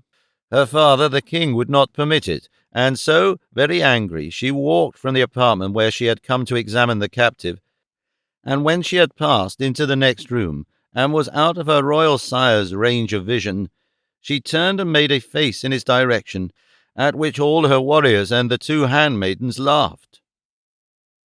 "Fool," she whispered in the direction of her unconscious father, "I shall own the slave yet, and kill him too, if I mind." The warriors and the handmaidens nodded their heads approvingly. King Elko Moalago arose languidly from his chair. "Take it to the quarries," he said, indicating Tarzan with a motion of his thumb. "But tell the officer in charge that it is the king's wish that it be not overworked nor injured." And as the ape-man was led away through one corridor, the king quitted the chamber by another, his 6 courtiers bowing in the strange Minunian way until he was gone. Then one of them tiptoed quickly to the doorway through which Echo Moalago had disappeared, flattened himself against the wall beside the door, and listened for a moment. Apparently satisfied, he cautiously insinuated his head beyond the doorframe until he could view the chamber adjoining with one eye, and then he turned back toward his fellows. "The old half-wit has gone," he announced, though in a whisper that would have been inaudible beyond the chamber in which it was breathed, for even in Menunai they have learned that the walls have ears, though they express it differently, saying instead, "Trust not too far the loyalty of even the stones of your chamber." "Saw you ever a creature endowed with such inordinate vanity?" exclaimed one. "He believes that he is wiser than, not any man, but all men combined," said another. "Sometimes I feel that I can abide his arrogance no longer." "But you will, Gefasto," said Goffaloso. "To be chief of warriors of Veltopismachus is too rich a birth to be lightly thrown aside." "When one might simultaneously throw away one's life at the same time," added Torndali, chief of quarries. "But the colossal effrontery of the man," ejaculated another, Macahago, chief of buildings. "He has had no more to do with Zoanthrago's success than have I, and yet he claims the success is all for himself and blames the failures upon Zoanthrago." "The glory of Veltopismachus is threatened by his egotism," cried Throaldo, chief of agriculture. "He has chosen us as his advisers, 6 princes whose knowledge of their several departments should be greater than that of any other individuals, and whose combined knowledge of the needs of Veltopismachus and the affairs of state should form a bulwark against the egregious horrors that he is constantly committing. But never will he heed our advice. To offer it he considers a usurpation of his royal prerogatives, to urge it little short of treason. To question his judgment spells ruin. Of what good are we to Veltopismachus? What must the people of the state think of us?" "It is well known what they think of us," snapped Goffaloso. "They say that we were chosen not for what we know, but for what we do not know. Nor can you blame them. I, a breeder of diadetes, master of 10,000 slaves who till the soil and raise a half of all the food that the city consumes, am chosen chief of chiefs, filling an office for which I have no liking and no training, while Throaldo, who scarce knows the top of a vegetable from its roots, is chief of agriculture. Macahago worked the quarry slaves for 100 moons and is made chief of buildings, while Torndali, who is acclaimed the greatest builder of our time, is chief of quarries. Gefasto and Vestaco alone are masters of their bureaus. Vestaco the king chose wisely as chief of the royal dome, that his royal comfort and security might be assured, but in Gefasto behold his greatest blunder. He elevated a gay young pleasure-seeker to the command of the army of Veltopismachus, and discovered in his new chief of warriors as great a military genius as Veltopismachus has ever produced." Gavasto bowed his acknowledgment of the compliment. Had it not been for Gavasto, the Trohanadal Malthusians would have trapped us fairly the other day, continued Gofaloso. I advised the king against pushing the assault, interjected Gavasto. As soon as it became evident that we had failed to surprise them, we should have withdrawn. It was only after we had discovered and I was free from him that I could direct the affair without interference, and then, as you saw, I quickly extricated our troops and withdrew them with as little loss of men and prestige as possible. It was nobly done, Gavasto, said Torndali. The troops worship you. They would like a king who led them in battle as you might lead them. And let them have their wine as of old, interjected Macahago. We would all rally round a king who permitted us the innocent pleasure of our wine, said Gofaloso. What say you, Vestaco? The chief of the royal dome, the king's major domo, who had remained silent throughout the arraignment of his master, shook his head. It is not wise to speak treason now, he said. The three looked sharply at him and glanced quickly at one another. Who has spoken treason, Vestaco? Demanded Gofaloso. You have all come too close to it for safety, said the oily Vestaco. He spoke in a much louder voice than the others had spoken, as though, far from being fearful of being overheard, he rather hoped that he would be. El Como Alago has been good to us. He has heaped honours and riches upon us. We are very powerful. He is a wise ruler. Who are we to question the wisdom of his acts? The others looked uneasily about. Gofaloso laughed nervously. You were ever slow to appreciate a joke, my good Vestaco, he said. Could you not see that we were hoaxing you? I could not, replied Vestaco, but the king has a fine sense of humour. I will repeat the joke to him, and if he laughs, then I shall laugh too, for I shall know that it was indeed a joke. But I wonder upon whom it will be. Oh, Vestaco, do not repeat what we have said, not to the king. He might not understand. We are good friends, and it was said only among friends. Gofaloso was evidently perturbed in spirit. He spoke rapidly. By the way, my good Vestaco, I just happened to recall that the other day you admired one of my slaves. I have intended giving him to you. If you will accept him, he is yours. I admire 100 of your slaves, said Vestaco softly. They are yours, Vestaco, said Gofaloso. Come with me now and select them. It is a pleasure to make my friends so trifling a present. Vestaco looked steadily at the other four. They shifted uneasily in momentary silence, which was broken by Throaldo, chief of agriculture. If Vestaco would accept 100 of my poor slaves, I should be overwhelmed with delight, he said. I hope they will be slaves of the white tunic, said Vestaco. Well, they will, said Throaldo. I cannot be outdone in generosity, said Torndali. You must accept 100 slaves from me. And from me, cried Macahago, chief of buildings.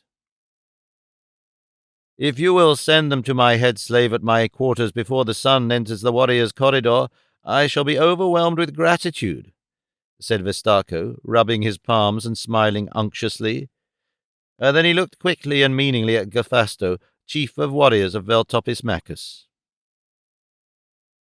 Best can I show my friendship for the noble Vestaco, said Gavasto, unsmiling, by assuring him that I shall, if possible, prevent my warriors from slipping a dagger between his ribs. Should aught of harm befall me, however, I fear that I cannot be responsible for the acts of these men who, I am told, love me. For a moment longer he stood looking straight into the eyes of Vestaco. Then he turned upon his heel and strode from the room. Of the 6 men who composed the royal council, Gavasto and Gofaloso were the most fearless, though even they flattered the vain and arrogant Ecomoalago, whose despotic powers rendered him a most dangerous enemy. Custom and inherent loyalty to the royal family, in addition to that most potent of human instrumentalities, self-interest, held them to the service of their king. But so long had they been plotting against him, and so rife was discontent throughout the city, that each now felt that he might become bolder, with impunity. Tondali, Macahago, and Throaldo, having been chosen by the king for their supposed pliability, and having, unlike Gafasto and Goffoloso, justified his expectations, counted for little one way or another. Like the majority of the Veltopis Macusian nobles, under the reign of Echo Moalago, they had become corrupt, and self-interest guided their every act and thought. Gafasto did not trust them, for he knew that they could be bought even while professing their virtue, and Gafasto had taken to the study of men since his success with the warriors of his city, a success that was fully as much a surprise to him as to others, and his knowledge of the mounting restlessness of the people had implanted in the fertile soil of a virile brain the idea that Veltopis Macus was ripe for a new dynasty. Vestaco, he knew, for a self-acknowledged and shameless bribe-taker.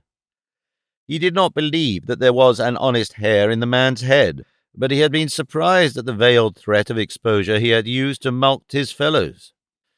Low indeed have fallen the fortunes of Veltopis Macus, he said to Goffoloso as the two walked along the warrior's corridor after quitting the council chamber of the king.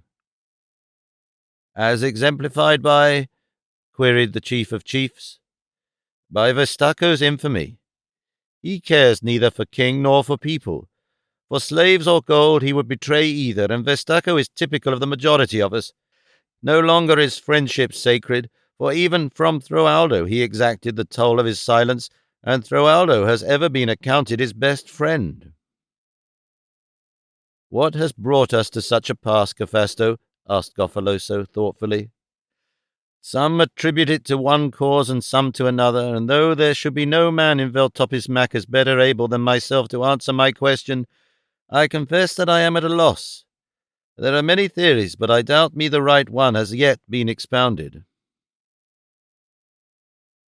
If one should ask me, Goffoloso, and you have asked me, I should say to him, as I am about to say to you, that the trouble with Veltopis Macus is too much peace. Prosperity follows peace, prosperity and plenty of idle time. Time must be occupied. Who would occupy it in labor, even the labor of preparing oneself to defend one's peace and prosperity, when it may so easily be occupied in the pursuit of pleasure? The material prosperity that has followed peace has given us the means to gratify our every whim. We have become satiated with the things we look upon in the days of yesterday as luxuries to be sparingly enjoyed upon rare occasion. Consequently, we have been forced to invent new whims to be gratified, and you may rest assured that these have become more and more extravagant and exaggerated in form and idea, until even our wondrous prosperity has been taxed to meet the demands of our appetites. Extravagance reigns supreme.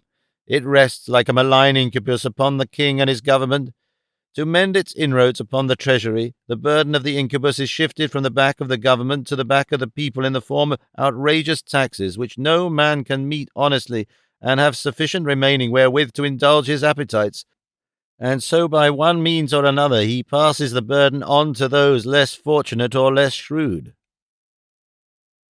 But the heaviest taxation falls upon the rich, Goffoloso reminded him.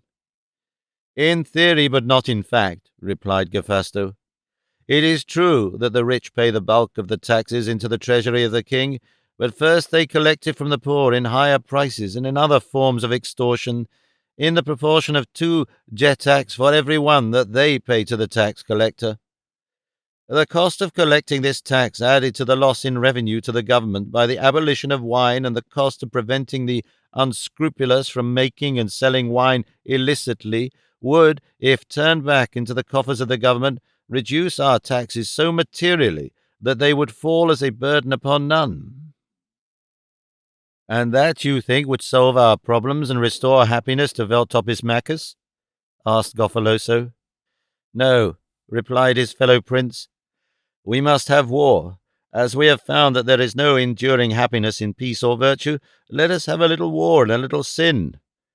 A pudding that is all of one ingredient is nauseating. It must be seasoned, it must be spiced, and before we can enjoy the eating of it to the fullest, we must be forced to strive for it. War and work, the 2 most distasteful things in the world, are, nevertheless, the most essential to the happiness and the existence of a people. Peace reduces the necessity for labor and induces slothfulness. War compels labor that her ravages may be effaced. Peace turns us into fat worms. War makes men of us. War and wine, then, would restore Veltopismachus to her former pride and happiness, you think? Laughed Goffaloso. What a firebrand you have become since you came to the command of all the warriors of our city. You misunderstand me, Goffaloso, said Gephasto patiently. War and wine alone will accomplish nothing but our ruin. I have no quarrel with peace or virtue or temperance. My quarrel is with the misguided theorists who think that peace alone or virtue alone or temperance alone will make a strong, a virile, a contented nation. They must be mixed with war and wine and sin and a great measure of hard work, especially hard work. And with nothing but peace and prosperity, there is little necessity for hard work, and only the exceptional man works hard when he does not have to.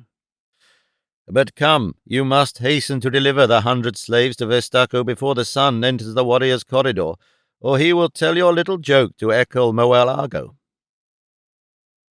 Goffaloso smiled ruefully. Some day he shall pay for these 100 slaves, he said, and the price will be very high. If his master falls, said Gephasto. When his master falls, Goffaloso corrected. The chief of warriors shrugged his shoulders, but he smiled contentedly, and he was still smiling after his friend had turned into an intersecting corridor and gone his way.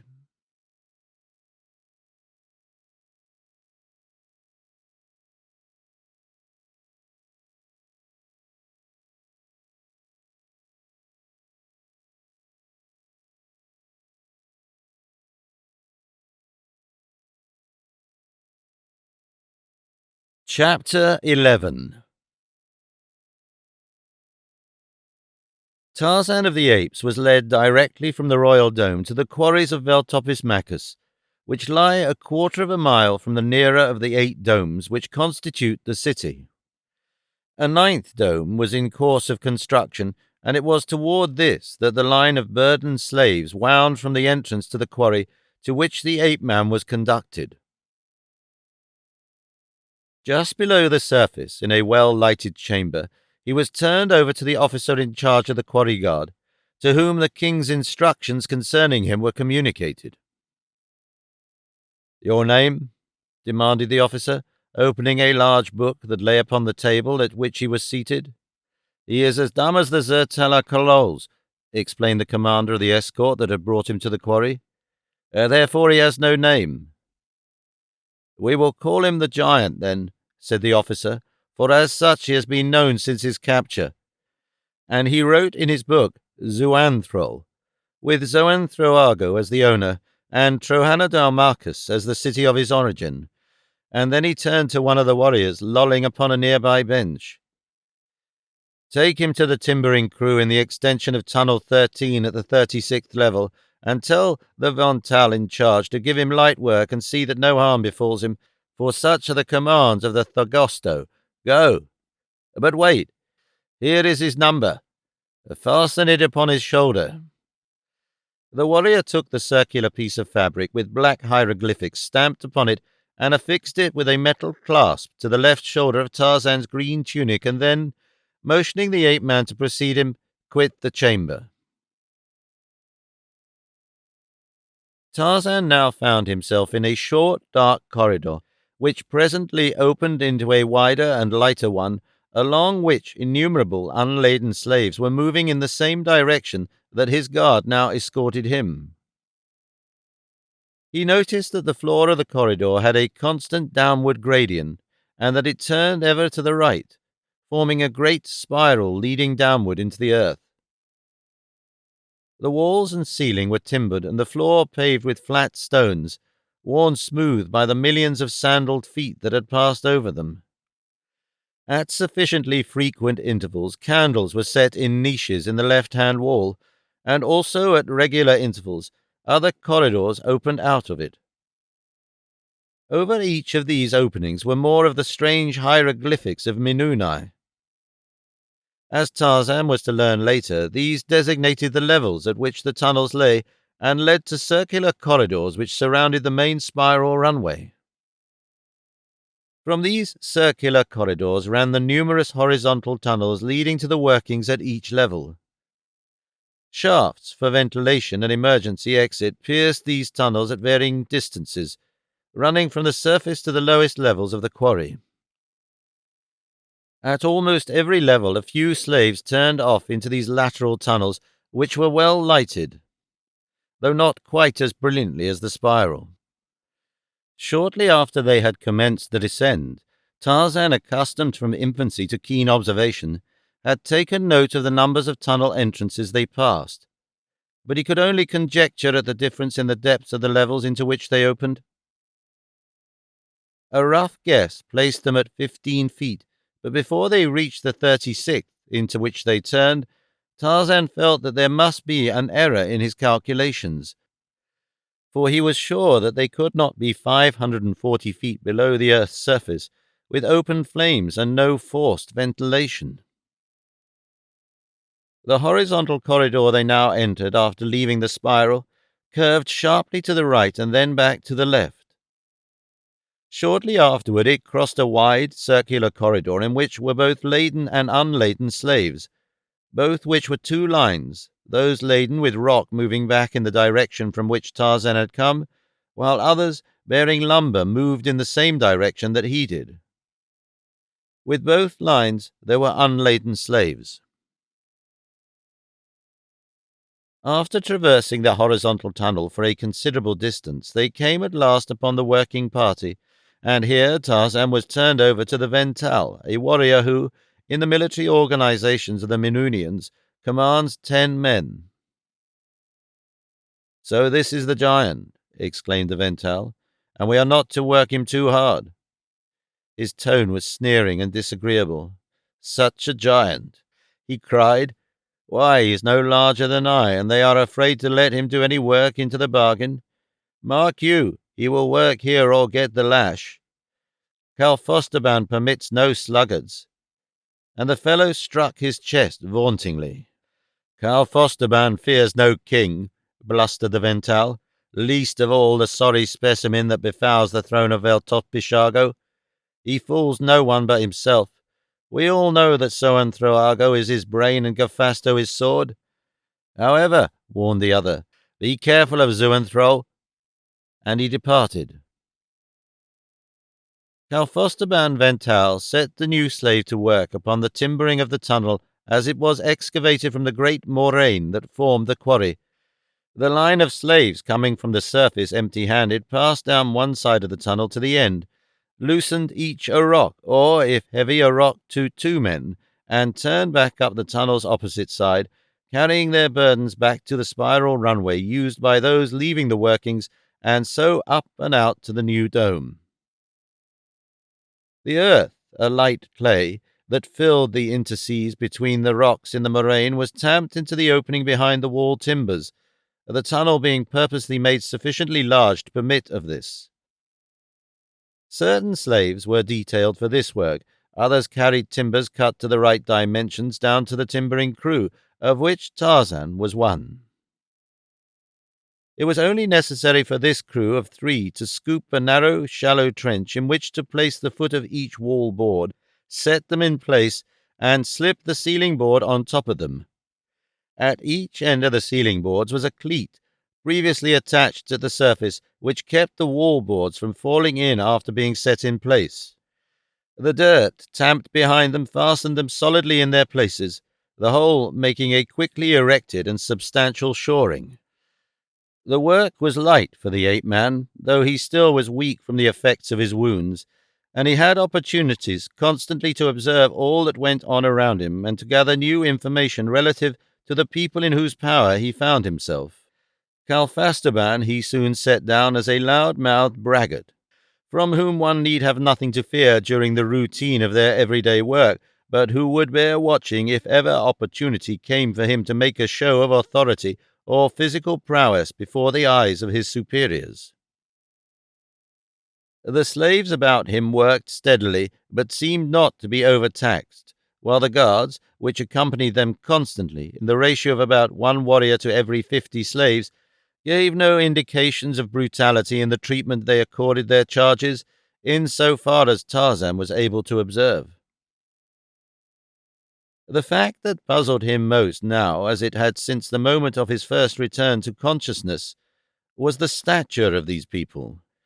They were no pygmies, but men fully as large as the usual run of Europeans. There was none quite as tall as the ape-man, but there were many who missed it by but the scantiest fraction of an inch. He knew that they were Veltopis Malchusians, the same people he had seen battling with the Trohanadar Malchusians. They spoke of having captured him in the battle that he had seen waged, and they called him Zuanthrol, the giant. Yet they were as large as he, and as he had passed from the royal dome to the quarry, he had seen their gigantic dome dwellings rising fully 400 feet above his head. It was all preposterous and impossible, yet he had the testimony of all his faculties that it was true. Contemplation of it but tended to confuse him more, and so he gave over all attempts to solve the mystery, and set himself to the gathering of information concerning his captors and his prison, against that time which he well knew must some day come, when the means of escape should offer itself to the alert and cunning instincts of the wild beast that, at heart, he always considered himself. Wherever he had been in Veltopis Macus, whoever he had heard referred to the subject, he had it borne in upon him that the people were generally dissatisfied with their king and his government, and he knew that among a discontented people efficiency would be at a low ebb, and discipline demoralized to such an extent that, should he watch carefully, he must eventually discover the opportunity he sought, through the laxity of those responsible for his safekeeping. He did not expect it today or tomorrow, but today and tomorrow were the days upon which to lay the foundation of observation that would eventually reveal an avenue of escape. When the long working day at last drew to a close, the slaves were conducted to their quarters, which, as Tarzan discovered, were always on levels near to those in which they labored. He, with several other slaves, was conducted to the 35th level, and into a tunnel the far end of which had been widened to the proportions of a large chamber, the narrow entrance to which had been walled up with stone except for a small aperture through which the slaves were forced to pass in and out of their chamber upon all fours, and when the last of them was within, this was closed and secured by a heavy door outside which 2 warriors watched throughout the night. Once inside and standing upon his feet, the ape-man looked about him to discover himself within a chamber so large that it seemed easy to accommodate the great throng of slaves that must have numbered fully 5,000 souls of both sexes. The women were preparing food over small fires, the smoke of which found its way from the chamber through openings in the ceiling. For the great number of fires, the amount of smoke was noticeably little, a fact which was, however, accounted for by the nature of the fuel, a clean, hard charcoal. But why the liberated gases did not asphyxiate them all was quite beyond the ape-man, as was still the riddle of the open flames and the pure air at the depth where the workings lay. Candles burned in niches all about the walls, and there were at least 6 large ones standing upon the floor. The slaves were of all ages, from infancy to middle age, but there were no aged venerables among them. The skins of the women and children were the whitest Tarzan had ever seen, and he marveled at them until he came to know that some of the former and all of the latter had never seen daylight since birth. The children who were born here would go up into the daylight some time, when they were of an age that warranted beginning the training for the vocations their masters had chosen for them, but the women who had been captured from other cities would remain here until death claimed them, unless that rarest of miracles occurred, they should be chosen by a Veltopis Malchusian warrior as his mate. But that was scarce even a remote possibility, since the warriors almost invariably chose their mates from the slaves of the white tunic, with whom they came in daily contact in the domes above ground.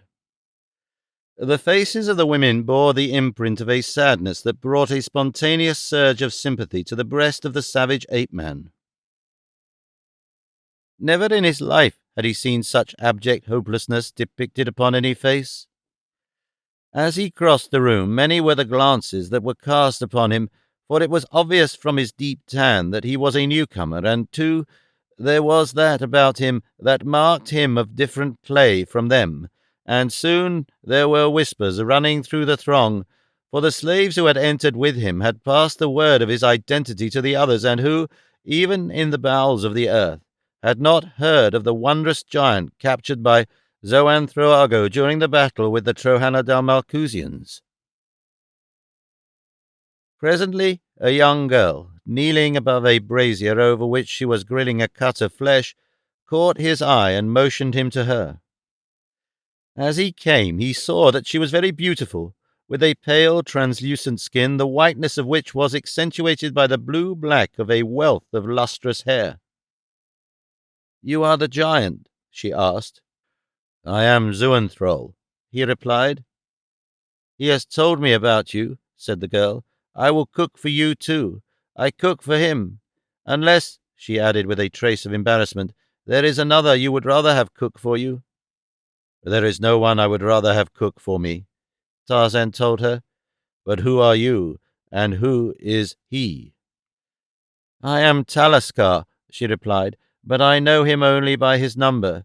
He says that while he remains a slave he has no name, but will go always by his number, which is 800 cubed, plus 19. I see that you are 800 cubed, plus 21.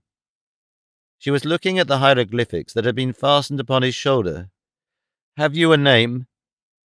"They call me Zuanthrol." "Ah," she said, "you are a large man, but I should scarcely call you a giant. He, too, is from Trohanodalmachus, and he is about your height. I never heard that there are any giants in Minunai except the people they call Zertakalols." "I thought you were a Zertakalol," said a man's voice at Tarzan's ear. The ape-man turned to see one of the slaves with whom he had been working, eyeing him quizzically, and smiled. "I am a Zertalakalol to my masters," he replied. The other raised his brows. "I see," he said. "Perhaps you are wise. I shall not be the one to betray you," and passed on about his business. "What did he mean?" asked the girl. "I have never spoken until now, since they took me prisoner," he explained, "and they think I am speechless. Though I am sure that I do not look like a Zertela Kalol, yet some of them insist that I am one." "I have never seen one," said the girl. "You are fortunate," Tarzan told her. "They are neither pleasant to see nor to meet." "But I should like to see them," she insisted. "I should like to see anything that was different from these slaves whom I see all day and every day." "Do not lose hope," he encouraged her, "for who knows but that it may be very soon that you will return to the surface." "Return," she repeated. "I have never been there." "Never been to the surface? You mean since you were captured?"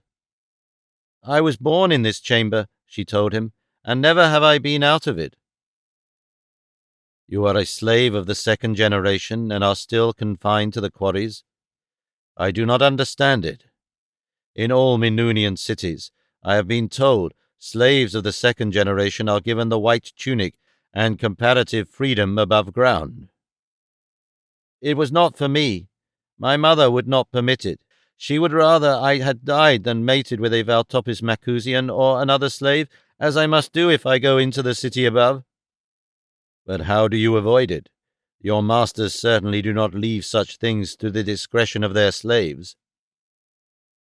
"Where there are so many, one or two may go unaccounted for indefinitely, and women, if they be ill-favoured, cause no comment upon the part of our masters.